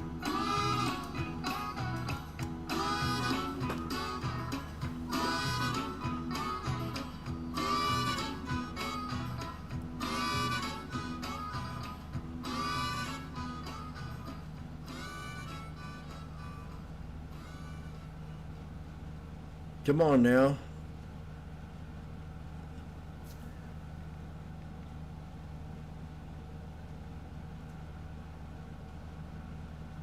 I'm doing the two-handed. It's haven't been a bad trade, man. I do the fist crap. But like, come on, you can do it.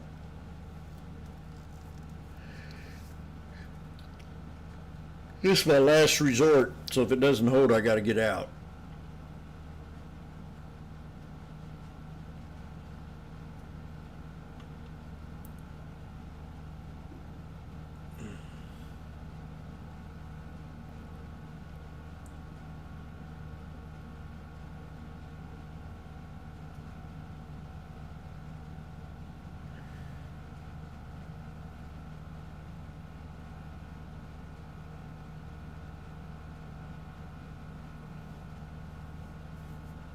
Still bullish. I don't have a body under the moving average. I need a whole body.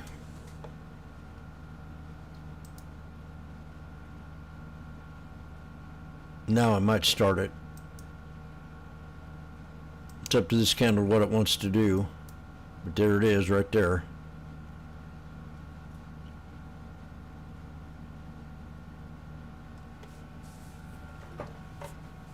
Right now I'm bearish.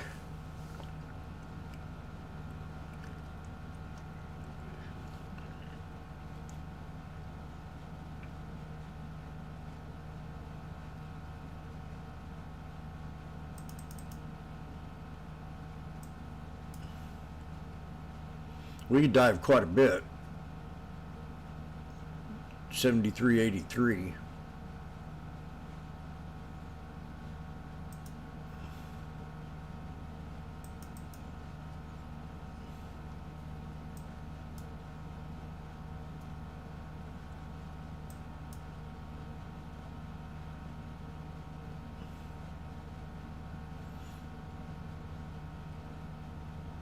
No.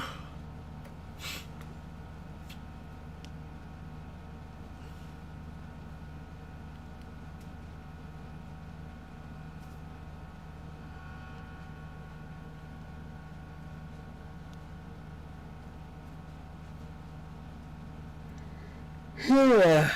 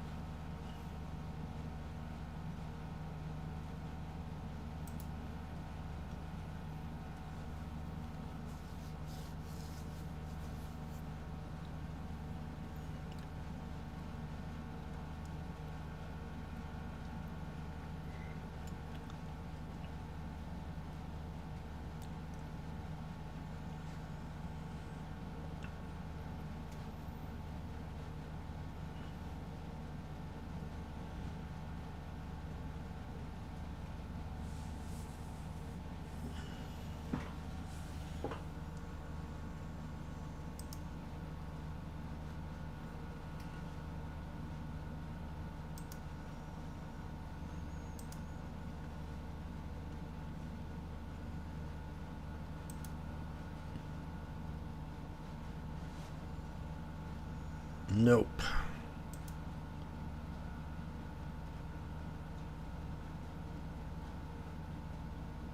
Slash ES is at the 200. It's the only thing keeping me in this trade right now.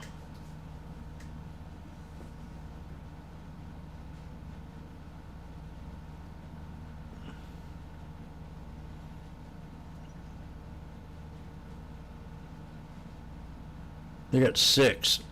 3 at 285 and 3 at 220.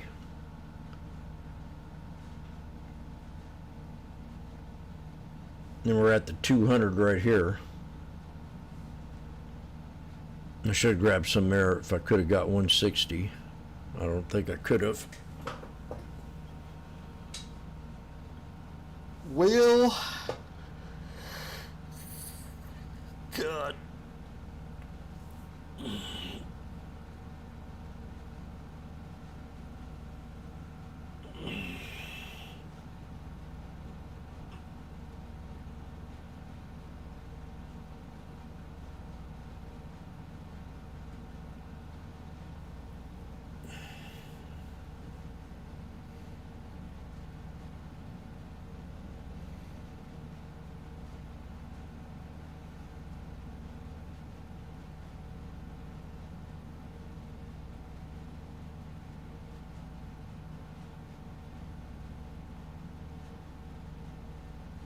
Technology leads with equity indices higher amid strong payroll growth.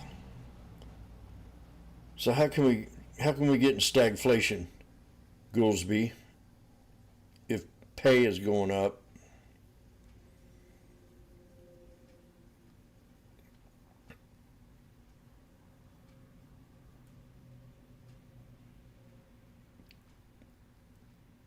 You got some buys coming in. A lot greener tape than it was.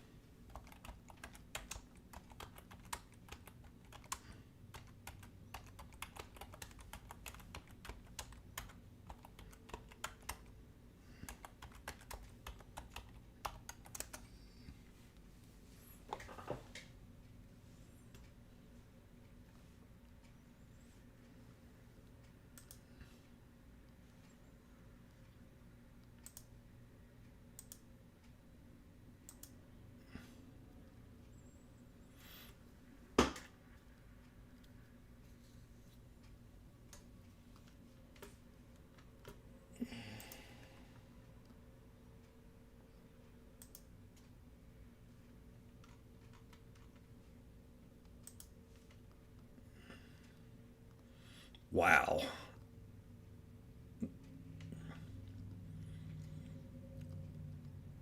That got me.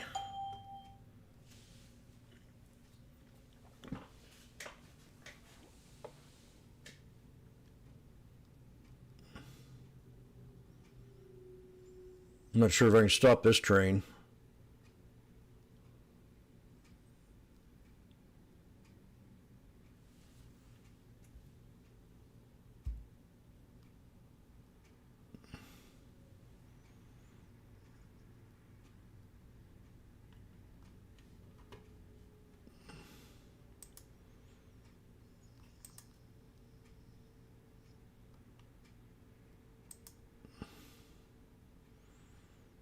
Jeez.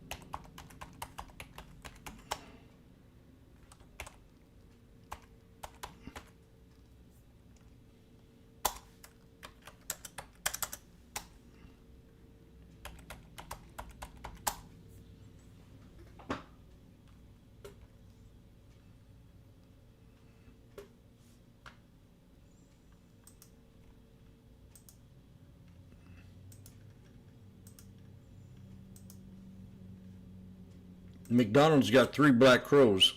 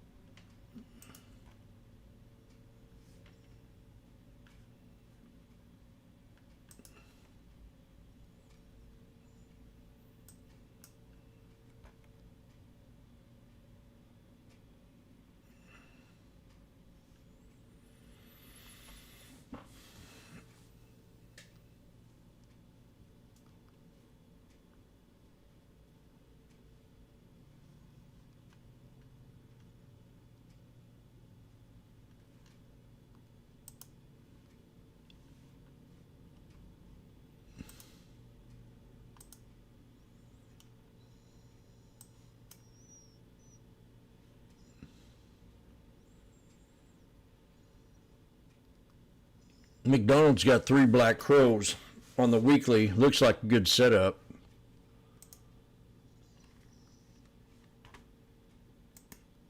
I'm at 125. I'm going to hold on to these and see what happens here on the SPX. Got stuck in that one.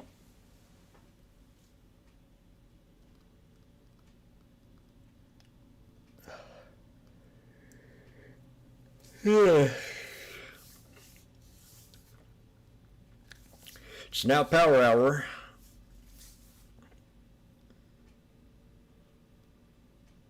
I should grab another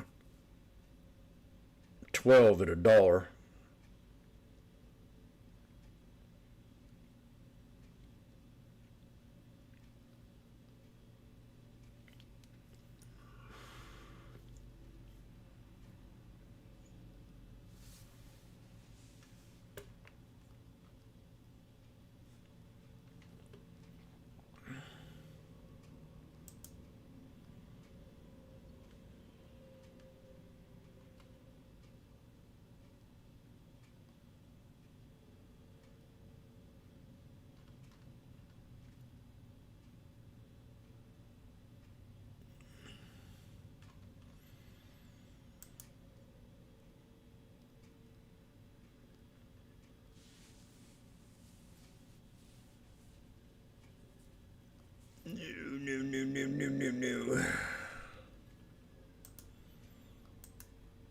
Yeah.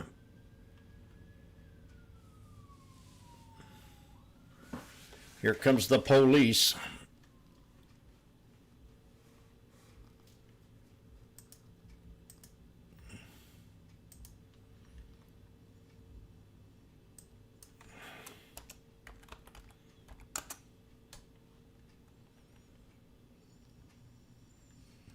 SNDK new high.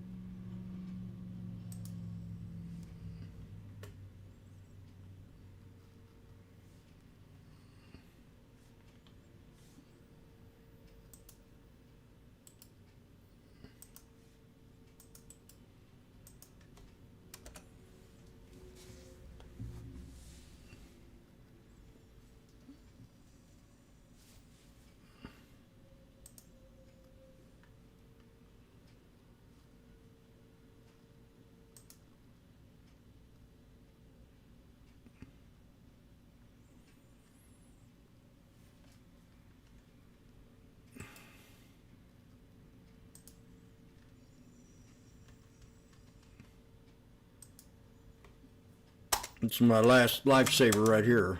If this don't go up here, I'm out.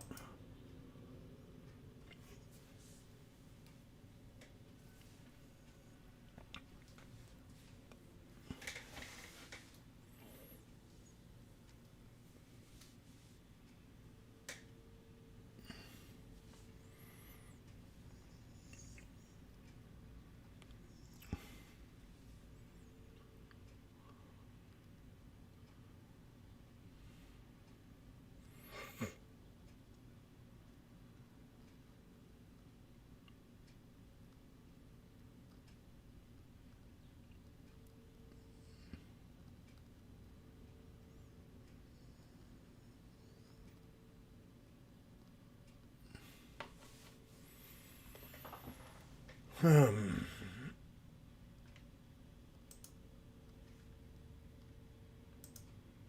go. Break it. Break it.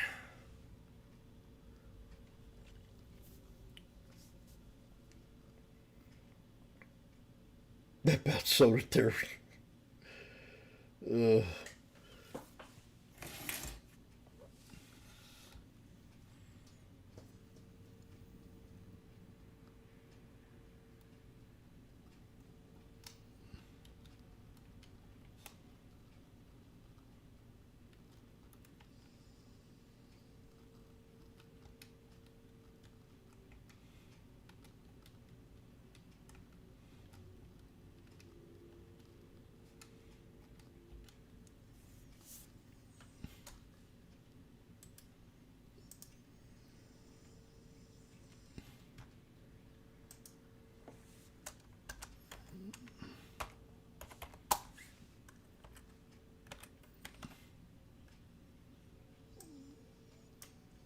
Come on, baby.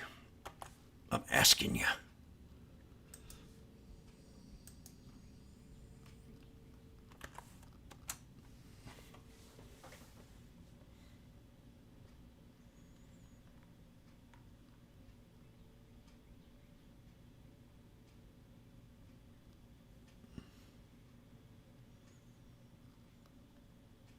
Break it.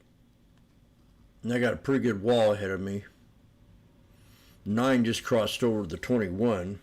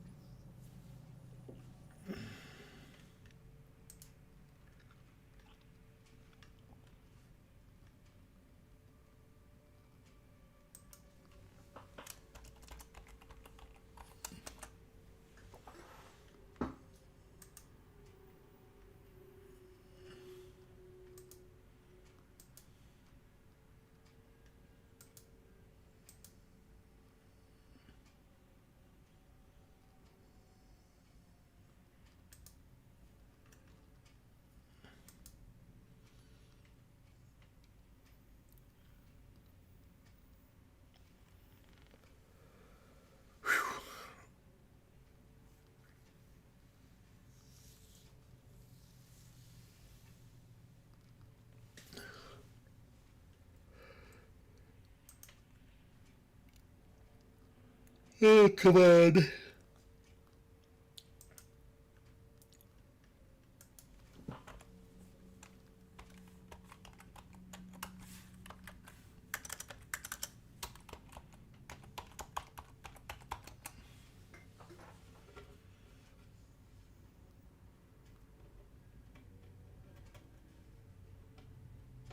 Break it.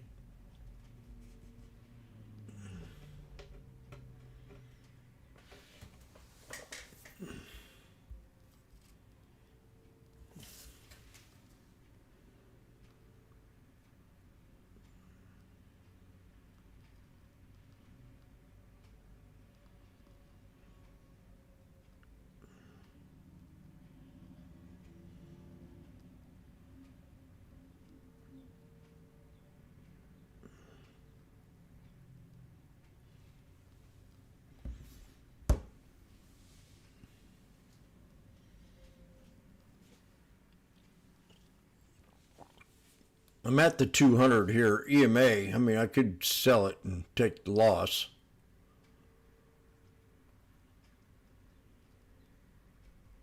And every time I do that, it pulls back.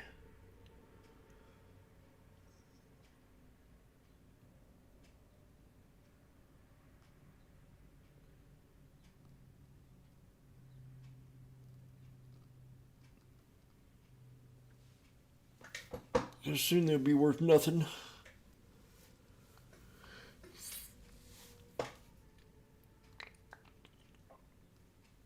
Unless we hurt and get a squeezing the 9s across the 21.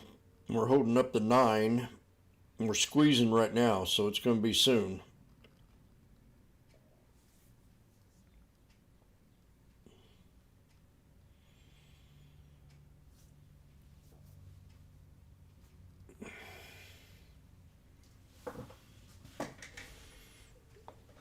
I had this other girl try to get me in her room.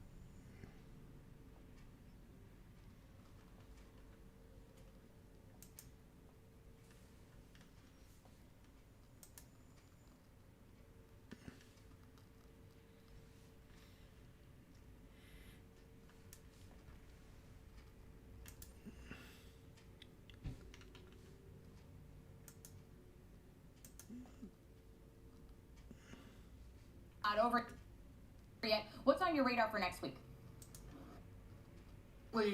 Remember, in payrolls, we get our first look at inflation of the month in the wages data. Second, we get CPI coming out Tuesday, PPI on Wednesday, and then retail sales on Thursday. How about this, Marley? From the massive numbers of earnings that we've got the last 2 weeks, next week, 11 in the S&P and 3 NASDAQ.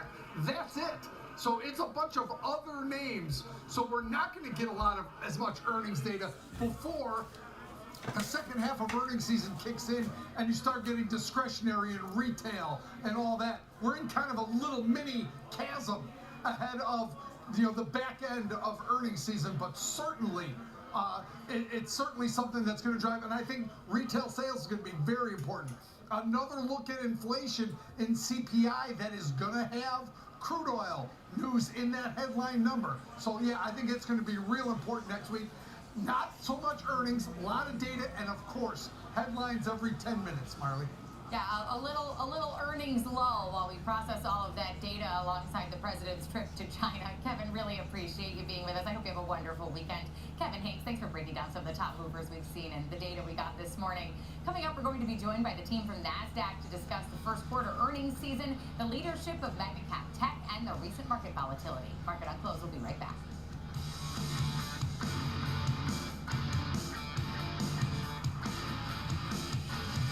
Hey, investors, you know the market moves. Schwab is here to help you move with it. So, whether you're buying, selling, holding, or planning, whether you're ETFing or 401k'ing, saving, spending, or even retiring, you can count on Schwab for market insights, live support, powerful trading platforms, and 400 branches. All at your service, all so you can invest your way. Sounds nice, right?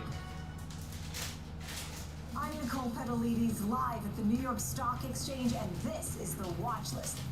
Your midday view into the trends driving the markets with a sharp focus on technology, innovation, and companies leading the next wave of growth. Big movers, real-time interviews, and insight from analysts, founders, and market voices you trust. The Watch List, 2 p.m. Eastern, only on Schwab Network.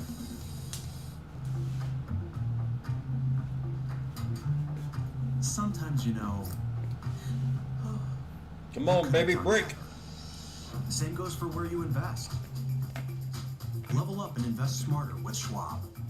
Real-time access, data-driven analysis, from U.S. equities to global macro matters. Schwab Network connects the dots. Watch live, subscribe free at schwabnetwork.com. Hey, Dad, I have a question for you. Sure. When did Granddad first start investing? Granddad had an account with Schwab before there were branches. Granddad had a He really started account with with nothing. Schwab. He worked hard, and after he passed away, the torch has been passed to me, and my advisor Jennifer, she was with me with the journey, helping with the estate distribution. The 2 grandchildren, planning for their college educations. Someday it'll be their turn. Welcome back to Market on Close. I'm Marley Caden. Joining us now in our Chicago studio, Kevin Davitt, the head of Index Options Content over at NASDAQ. Kevin, great to have you back. Last time you were here, we were right in the thick of earnings season. We were talking about all the mega cap names. Now I was just talking to Kevin Hinks about next week. We've only got 11 names in the S&P, 3 in the NASDAQ reporting. So we're about to enter a lull. We're pretty much there. Looking at it through your lens, what is standing out to you most on the earnings that we've gotten so far? So I need to give credit to some colleagues in our index intelligence department. And if people aren't familiar with that, they put out fairly regular commentary, particularly around earnings season. We'll highlight that with one of the visuals they put together here. What stands out to me, one of the points I made a couple of weeks ago, was this trend for some of the big names to beat and raise. That's been the tagline, and it continues to happen. And the bigger picture commentary has gone from, It ain't working. is there sufficient demand for some of these new technologies? Do we have enough compute power given the overwhelming demand? And it's just wild to see how quickly sentiment can change in the market. I appreciate the shift to that visual. And here you go, in terms of beating on earnings per share and revenue. You see that on the left is EPS, and on the right is revenue. And it's been an overwhelmingly positive quarter. You could certainly pick here and there some losers, but relative to the overall mix, it has been a resounding win. And I think that has lent itself to the sort of index dynamics that we have seen play out over the past couple of weeks. And a lot of those big winners, arguably, are AI infrastructure and hardware. I mean, We're gonna do it. Those are the names that are driving us higher and carrying the leadership again. From an index perspective, just how dominant have these AI enablers been in driving the performance that we've seen? It's certainly meaningful. So when I look through, or the names that you've likely been talking about, the moves that Intel has made, or Micron, more recently SanDisk, all parts of the NASDAQ 100. Yeah. They're certainly constituents of other indices, but that weighting dynamic matters. And so when we look at how indices have performed, particularly off the late March bottoms, the outperformance on the part of the NASDAQ 100 has been very significant. Now, there was a visual that I periodically update when I come on here that shows NASDAQ 100 performance relative to the S&Ps through time on a one-year look back. Earlier this year, we got to the point, here we go, wonderful, right on cue. A couple of the things I highlighted there was the late 2022 release of ChatGPT and the massive outperformance that arguably catalyzed. Earlier this year, we got back to the point, that green dotted line that denotes, even performance on a one-year look back, and above that line is NDX outperformance. Now, we have seen market outperformance since I believe that low point is like the late February. But one of the things that catches my eye is this continued narrowing of the realized volatility spread between the S&Ps and the NASDAQ 100. This guy looks at the big picture. Typically, when the realized volatility spread declines, the NASDAQ 100 does tend to outperform. This is the lowest it's been since late 2020. I don't know what that points to going forward, but at some point it will likely widen. And that is a dynamic that I will continue to keep my eye on as I think about ways that sort of outlooks can be expressed using index products.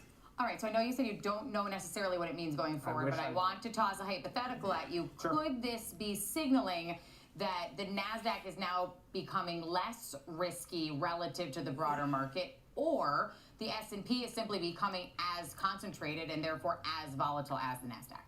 So I'm always apprehensive to allude Somebody's to an writing her. element of less risk. You know, when we look back over long time frames, that realized volatility spread ebbs somewhere between 8 volatility points and like 2 or 3 on the low end.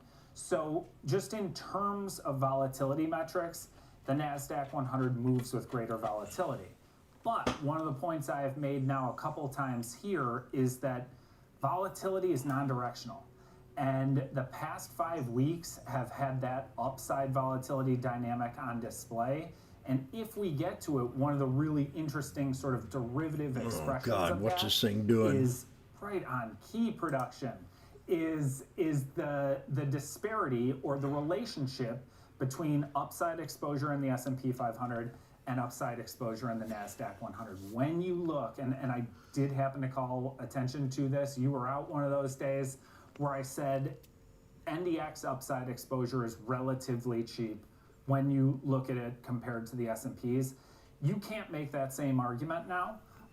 We are back to very similar in volatility spread terms, point where we were in late October of last year. Now that happened to be a NASDAQ 100 high. I am not saying that that is likely to repeat here, but looking at those types of measures, I think can inform how a sophisticated Schwab end user positions, whether they're concerned about the next week or the next month or the next year. And so I welcome the chance to come on and talk about it. And some of these skew measures, as was pointed out in that chart, are now near one-year lows as the demand for these upside calls has been surging. For our viewers who are not as sophisticated in options trading and may not follow the options markets as closely, what does that signal about sentiment and positioning? So I think the simplest way to distill a potentially meaningful understanding of skew is an expression of where demand is most pronounced in the index options market. This is something I repeat often, but there is so much information embedded in particularly index options markets that can be very useful just to a passive long-term investor or swing traders or what have you, people that don't use derivative products or are considering it. So your question is, where has that demand been and how does that compare to some point in the past? The demand has unequivocally been for continued upside exposure. One of the elements that potentially drove that was that there was a de-risking, particularly on the part of mega cap tech and institutional end users earlier this year. And options can be a way to sort of re-risk via that levered element that's embedded there. What we don't see is a great deal of interest in downside protection here. I find that interesting. That maybe speaks to a bit of a contrarian element embedded in me. But it is not to say that we are, about to turn around. I can't make any sense of what you're saying. Cost of protection, I would buy that all. I would be inclined to look at that as more attractive in an environment like this relative to 6 weeks ago. And how unusual is it to see upside call demand as aggressive as we're currently see it with markets sitting? I mean, we hit 2 record highs just today. So that part of it is probably less unusual than some of the audience. You don't know what to think, do you, Marley? But the she's been calling pullback. consistency and the degree of movement that we've seen in a relatively From her short analyst. order, I would characterize as unusual. In outside conversations, some of this dynamic has reminded me of periods in 2021. Now, the leadership this year, I think, is distinctly different than what we saw in the 2021 market. And then I think you would have to go back quite a few years to see another move in short order, right? Like velocity matters in my mind. And so the shift that we have seen lately, I would say, is atypical, and it ought to catch attention. It warrants attention looking forward. Like, how much further can this go? I don't know, but the reach for upside speaks to very real shift in dynamics. Kevin, we appreciate you bringing it to our attention always and coming to chat with us about it. Always love having you here in person as well. That's Kevin Davitt, the head of index options over at NASDAQ. Coming up, we'll be joined by the CEO of Nano Nuclear Energy to discuss a recent partnership with Supermicro to power the future of data centers. Market on Close will be right back.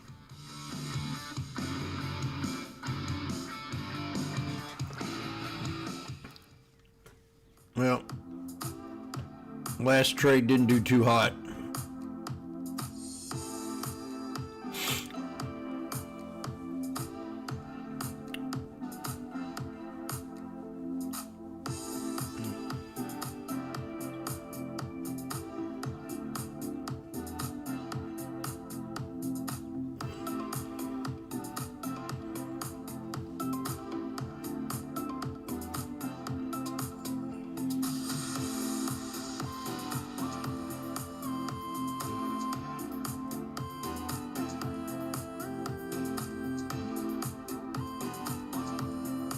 Drop!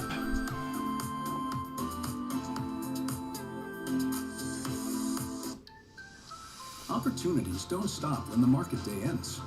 So neither do we. Schwab gives you round-the-clock access to over 1,100 of the most popular stocks and ETFs, plus a wide variety of futures markets. All with 24-hour support from trading specialists who understand the ins and outs of 24-hour trading. No matter the hour.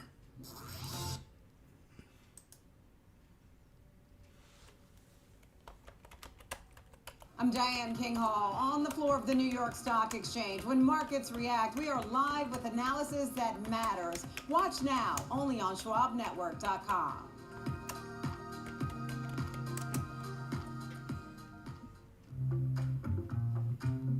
Sometimes, you know, you could have done better. Same goes for where you invest. Level up and invest smarter with Schwab. Welcome back to Market on Close. I'm Marley Caden. Monster Beverage is rallying to a new record high today after beating on top and bottom line estimates for the first quarter. The energy drink maker saw revenue rise more than 25% year over year, driven by strength in its strategic brand. Meatloaf. International sales for Monster also helped boost sales and now account for about 45% of the company's overall revenue. Monster had a great session today, but I do want to pivot here as Nano Nuclear announced a new partnership with Supermicro earnings this week to develop power solutions for data centers. To discuss this partnership, let's welcome in our next guest. Joining us, James Drama. the CEO of Nano Nuclear Energy. James, great to have you with us. Now, we've talked all about this AI boom. It's largely framed as a semiconductor and software story, but now we are increasingly talking about the potential bottleneck that is this need for energy to power all of these data centers. How quickly is AI-driven power demand becoming a defining issue for the industry?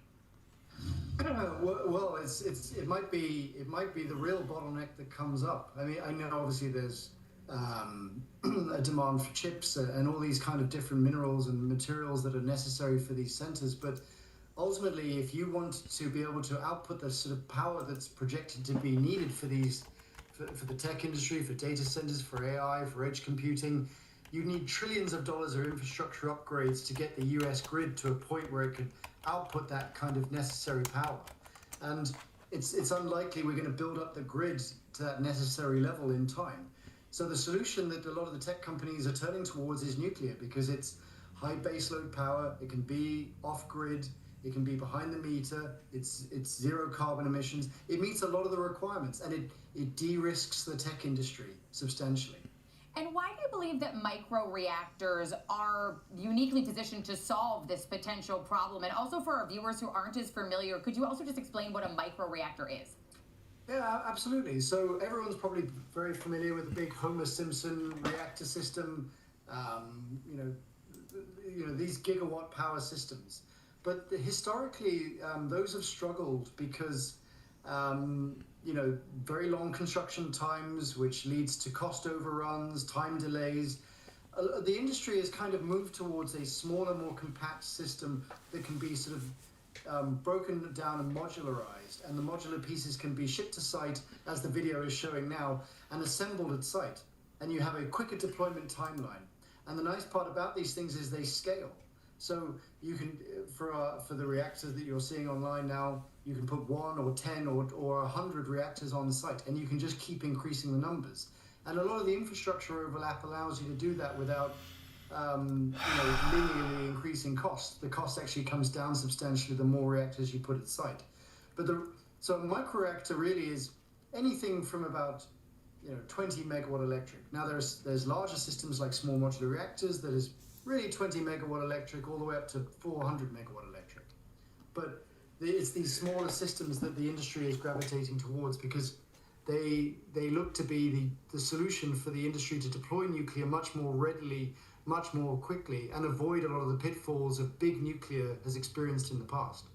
And you mentioned those pitfalls, and I'm glad you also brought up The Simpsons, because I think a lot of us think of that hyperboloid shape as nuclear power, but microreactors very different. How do they address some of those safety concerns? You've already addressed the timeline of construction, et cetera, but some of the public perception around it, how are microreactors going to address some of those concerns?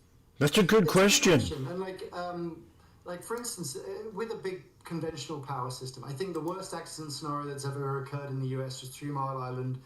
Recently in Japan, you saw Fukushima. Now, these were conventional reactor systems, and they suffered a core melt for different reasons, loss of coolant or things like that.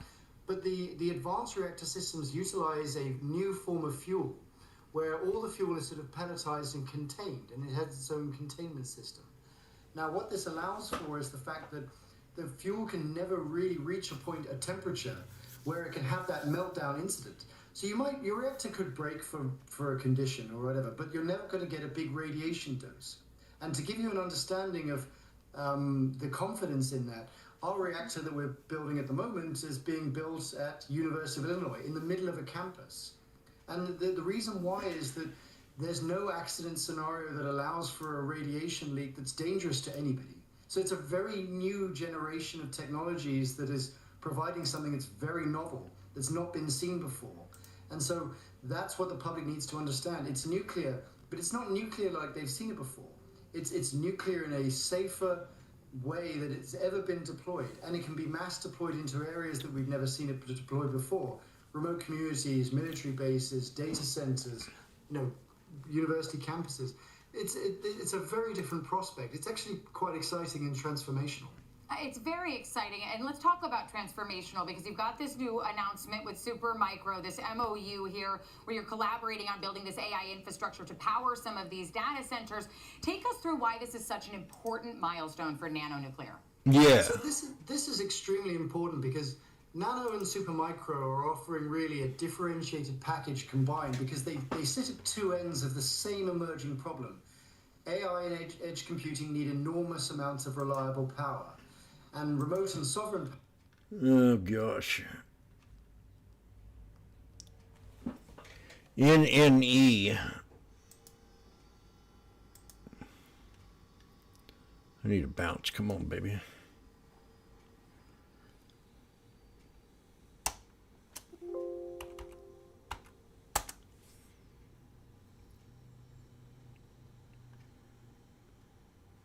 It's bearish. It's under the 200.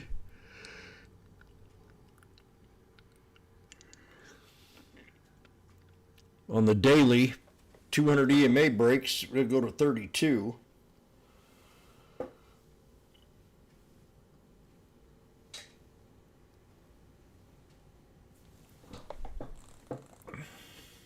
Oh, I think it finally went through. Unbelievable. What? Same thing happened.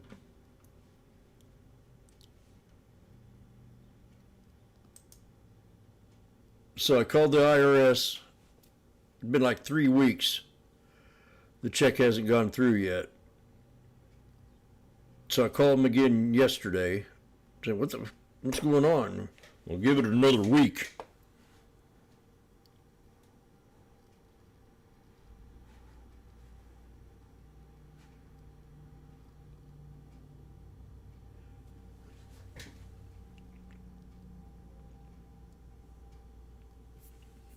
So it finally went through today after I called him yesterday. I sat here and it didn't show, it just now showed up, which usually it doesn't show up in my account. I'm at 80 cents. I need a breakout so I can have a total, no losing day. And I don't know if I'll get it. It finally went through. Jeez.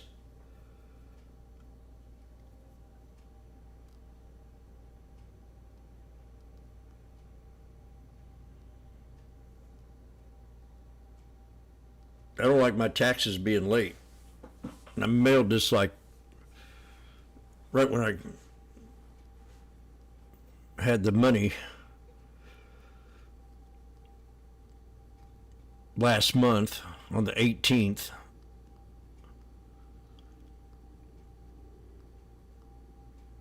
I got to pay them every quarter. If I don't, it's like, $14,000 I got to pay at the end of the year for my business.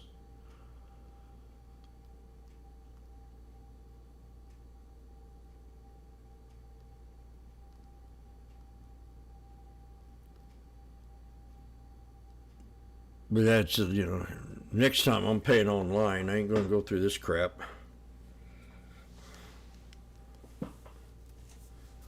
$18, how many days? That's 12, 13. Today's the 8th or the 9th. 21 days, 3 weeks. 20 days.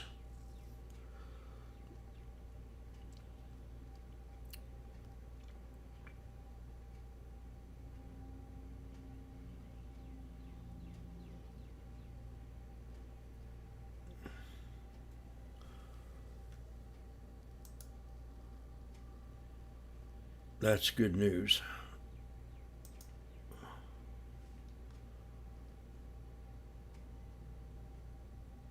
Yeah, this ain't gonna come to even. Might as well just sell it and take the loss.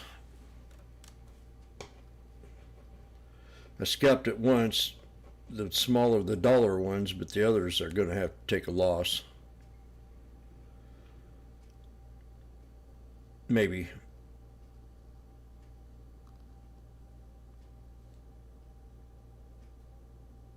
We need like $1.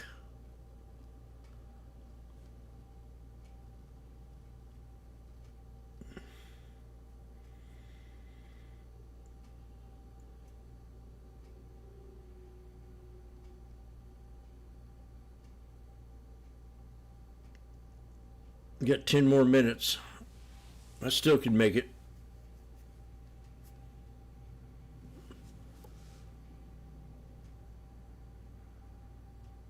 That's better. Better than selling them at 55. They're at 95.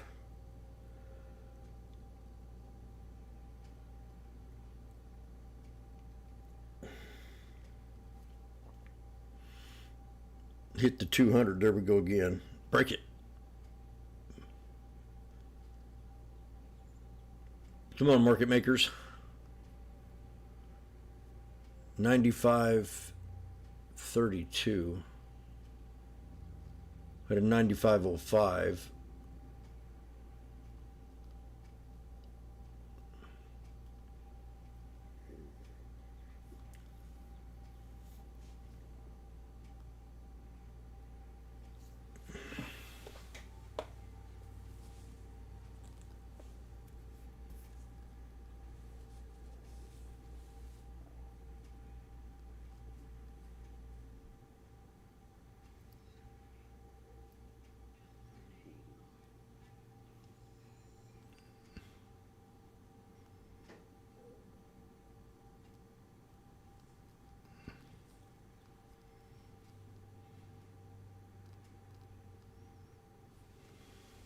Come on, baby.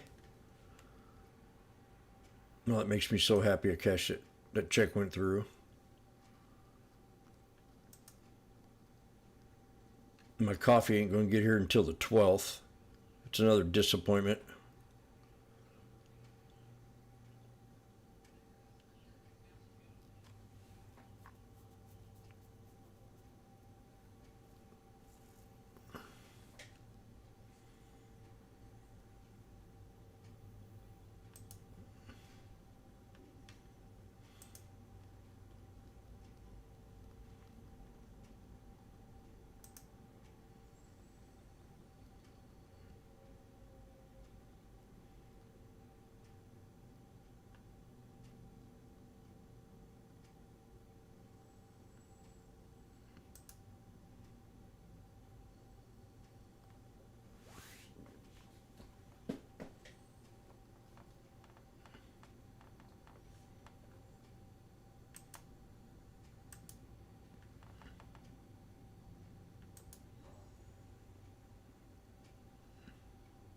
Microsoft didn't break out today, and Meta.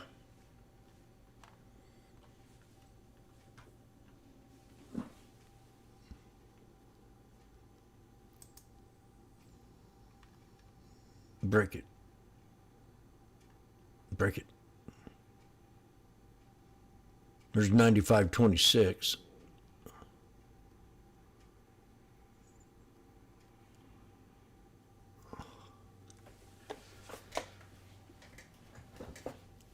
Could have made 300 more right there.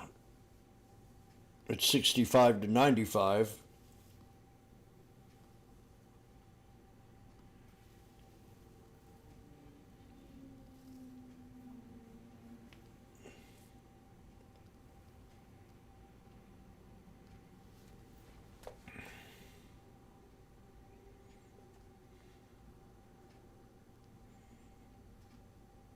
Oh, come on.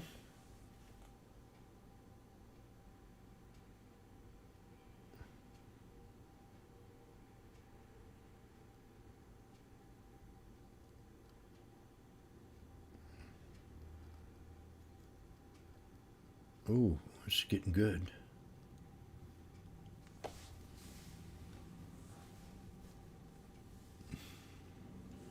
little tougher to scalp at the end of the day.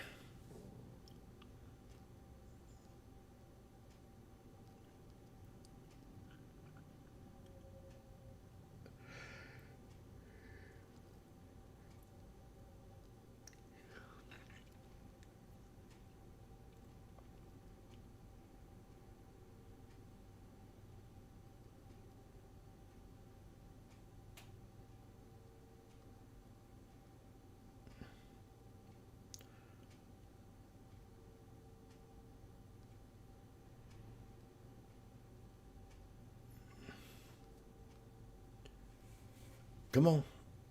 Give me a little bit more.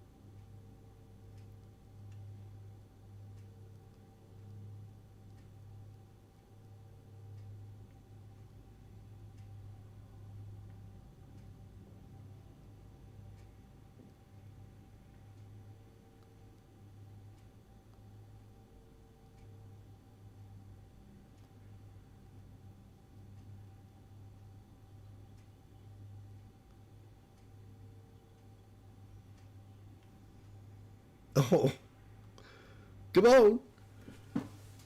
I got 2 more minutes.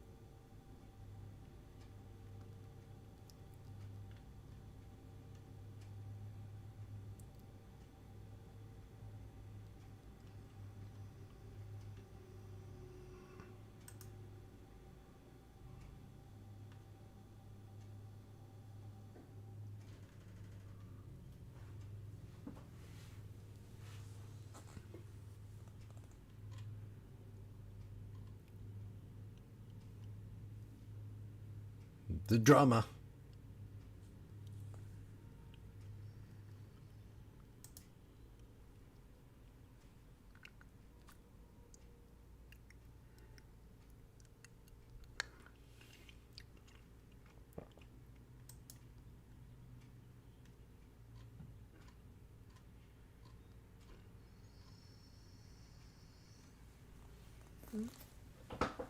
And the knife.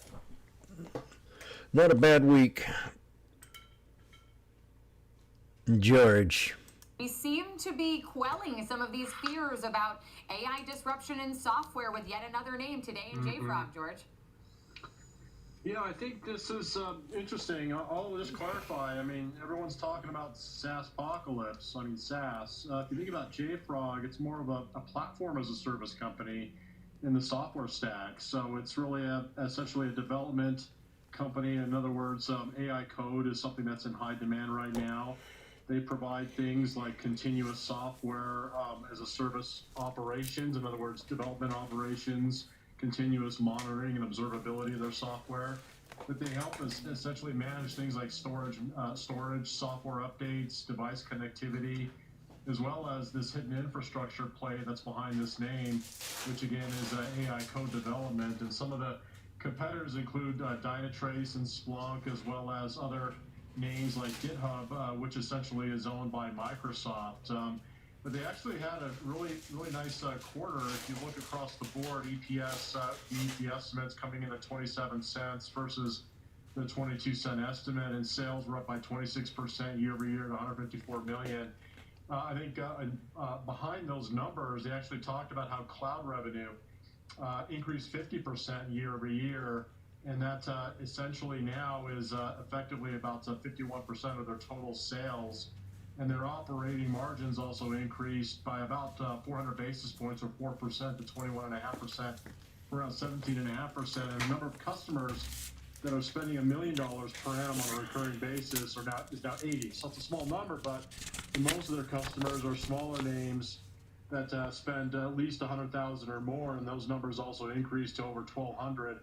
And so with that said, they also increased their guidance for EPS from around 90 cents at the midpoint to now 94, as well as sales for the full fiscal year to 633 million. And with that said, also analysts increased their target across the board. Companies like JP Morgan moved their price target to 76, UBS increased it to 80, and they also increased their share buyback as a business to 300 million for the next fiscal year. So that's quite meaningful as well, considering the market capitalization is right around $7 billion for JFrog.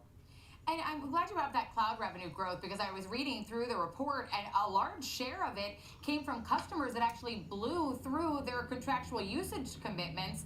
And management even addressed this on the call, saying the sales team hasn't even had a chance to renegotiate them higher. They're just operating at this overusage rate, as many of these companies are saying they're willing to spend above their commitments right now. So, another potential meaningful draw there. But I also read a note from Guggenheim that really stuck out to me, saying that despite concerns about Frontier Labs moving into JFrog's turf, the fact is that 3 of the 5 largest AI natives are JFrog customers. I mean, that's the thing about it. I think this is interesting. And I talked about this aspect of divergence between AI winners and AI. No, George. Microsoft. Poor day today.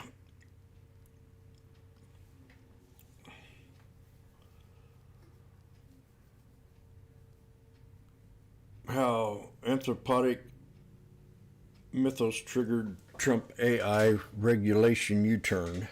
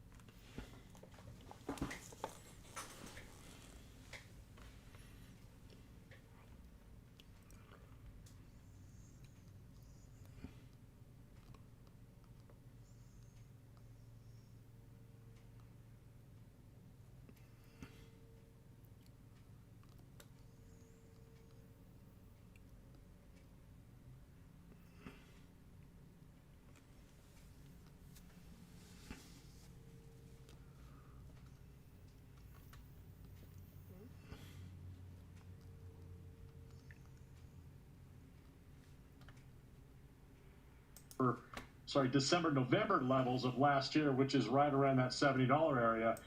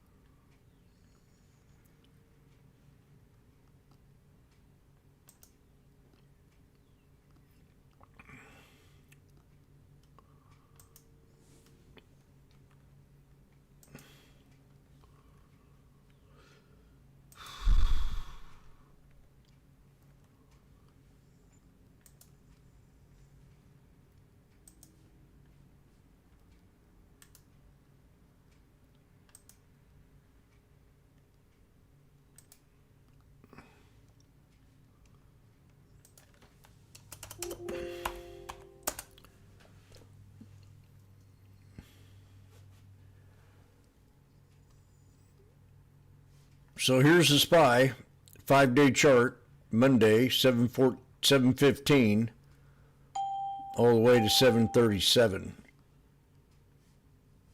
to new highs.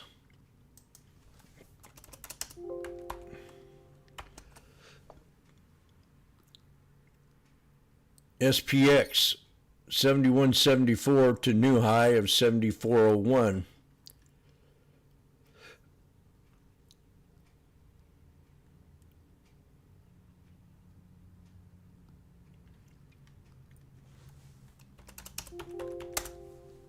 QQQ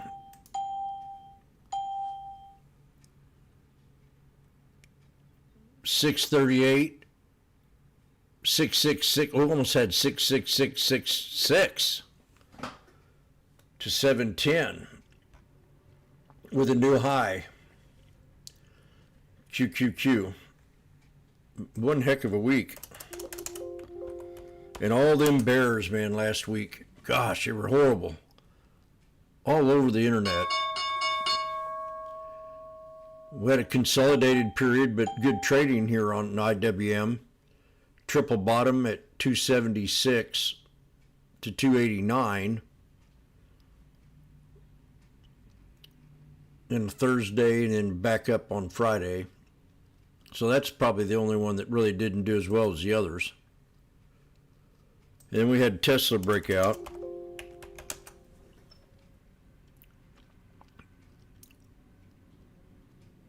$272 was my target. We hit that for about a week.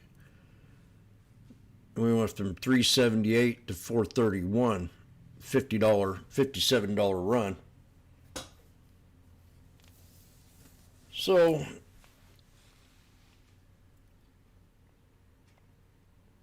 real strong week. Earnings were excellent. Earnings have been excellent.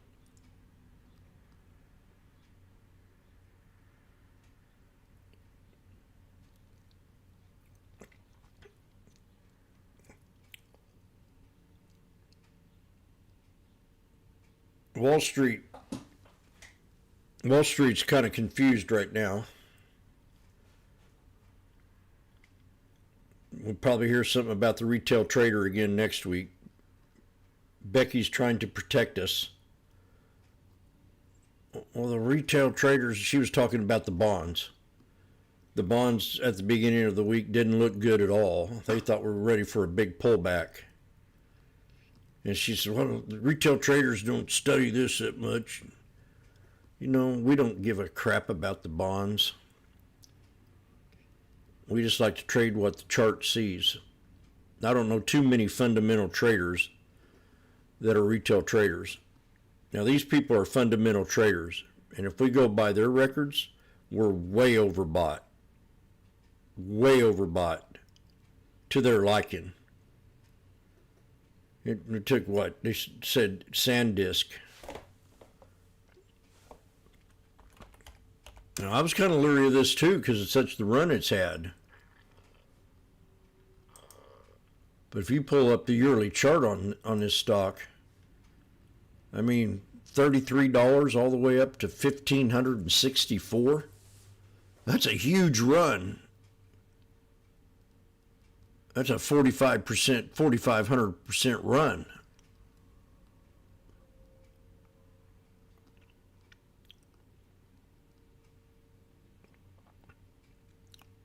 That's huge. And we came back and hit my support today.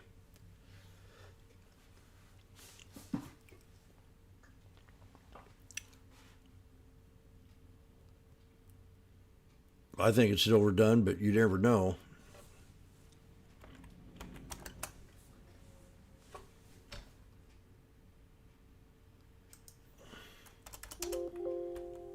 I suggest go back and look at the weekly and the daily time frames on these.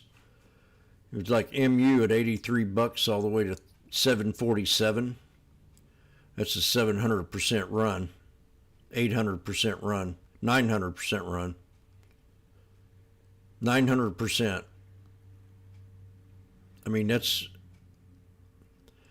I've got people that I know that I've traded with for a good long time on Discord that we're calling bears. Super Boom and Lucky thought we were way overbought. 4 or 5 of them.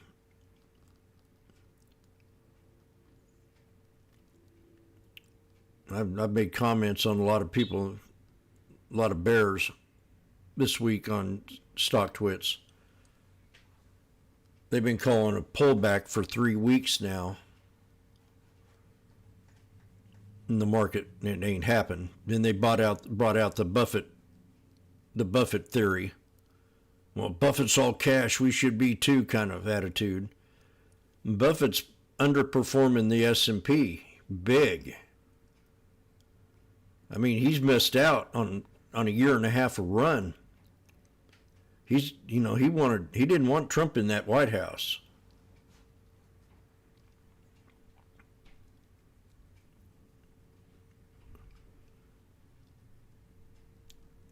You can't trade like Warren Buffett anymore. It's a whole different setup. Buy and hold. It depends on what you're buying, but he's not a tech guru. He's missed out on a heck of a train.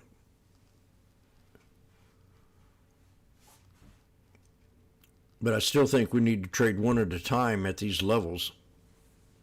I mean, this is just nuts. Microsoft's consolidated. It was up there at 560. And it pulled back to almost my support level. Coming very close. But I think Microsoft's problem is Bill Gates. He's a weirdo. And I won't trade Microsoft because I can't stand the dude. Same as I won't trade Disney. Now, Disney got a new CEO. They were popping off. All we did was hit the 200. We're still bearish on Disney. If we break the 200, we could probably go higher and I'd go long. But then it has a chance of coming back and touching the 200 SMA on the daily. And then we got Starbucks. Let's go through some of these woke stocks. Starbucks broke out this week, a little bit of last week. They got a new CEO. Starbucks Barisfa is on the new $1,200 bonus. It's almost impossible to meet every goal they want. So they got price target to 117. And that might be overdoing it. It's a choppy trade. But new CEO, it's a choppy trade. Someone asked me about Goldman Sachs this week. I got support way down here at 808. This one's run huge. 3-year time frame, 289, and you go back 5 years.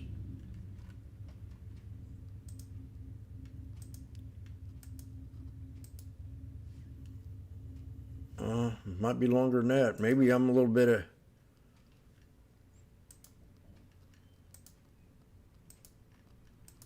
Yeah, there's that 130. Oh, I don't know. It's had a pullback and consolidated a couple times in that period. Bounced off the 200 when we were having Biden issues. In the war. So it's up 300% from that in 5 years. And you got Bank of America. I don't trade banks. Banks already had their run.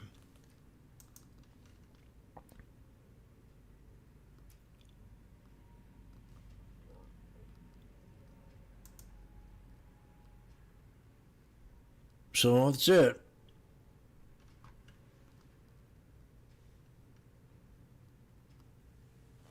I'm debating if I want to go out and have something to eat. A new steakhouse and I want to try out. But I'm not really that hungry. My stomach shrunk a lot since I started eating them sardines and salads. I feel full right now. I ate ribs over the weekend, and I don't hardly ever have ribs. I don't think, I can't remember last time I've had ribs. It's been a long time. They were cooked perfect.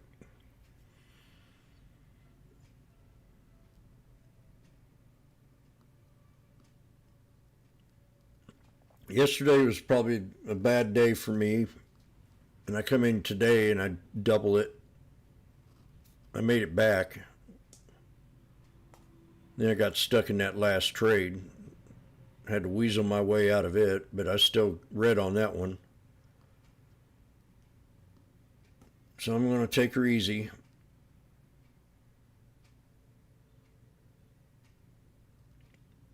You know, when you have like Rob, all these guys, they got, you know, women at home, and sometimes when you sit behind a computer, I had a woman and I couldn't get her interested in what I was doing. And I told her we're going to be rich one day, and she, you're not going to get rich. And I dated her for 10 years while I was trading stocks, and it was just getting relation. And I was dedicated to this more than I was to her. And it ended up going our separate ways.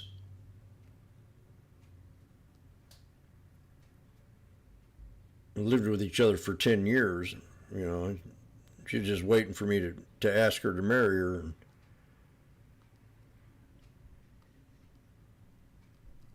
And we just fell farther apart because she wouldn't let me do my thing.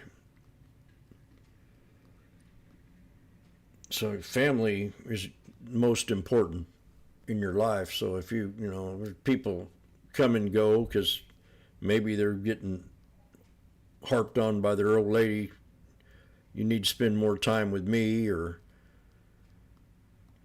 you get married at a young, you know, right off the bat, and maybe she's more important than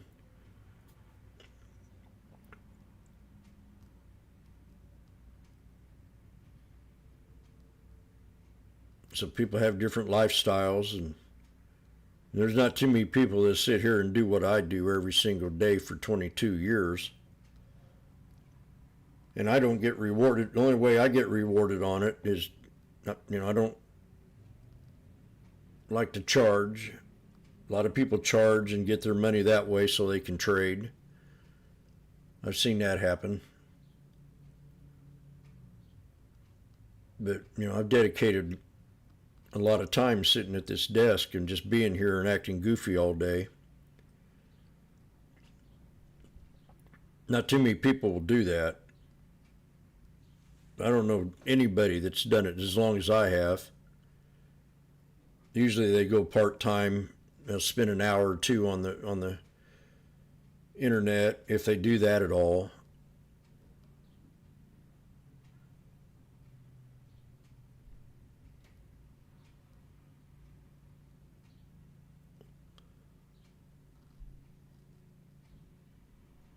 But eventually I'm going to have to live my own life and get away from this and travel and just do fish.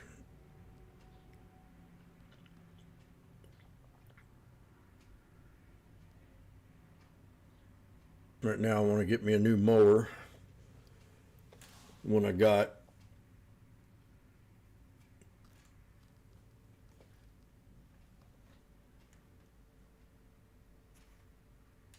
you got to get one that's more comfortable. Has a little spring in it because I mow, 3 acres.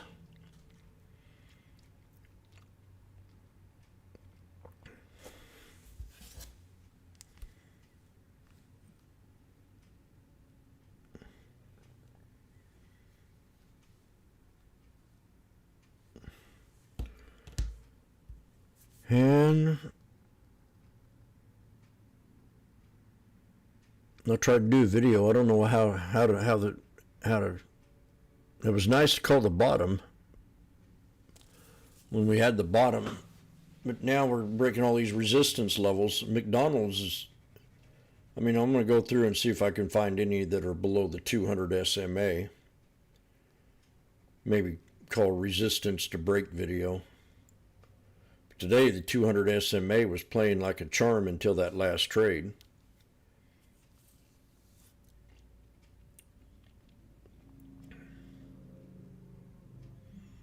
Then we end up hitting it and breaking it. But by that time, it's too late. So, I guess I'll catch everybody later.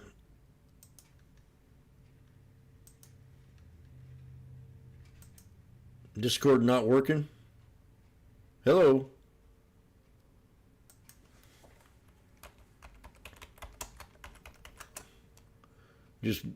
Just me and Magnificent. I'm talking about my ass.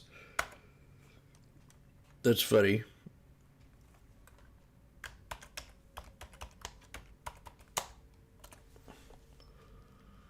See y'all later.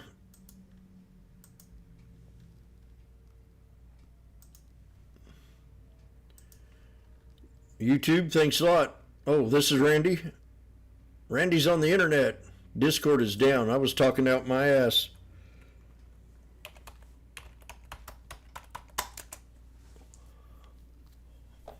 Well, I'll catch y'all later, buddies. See you later, Randy.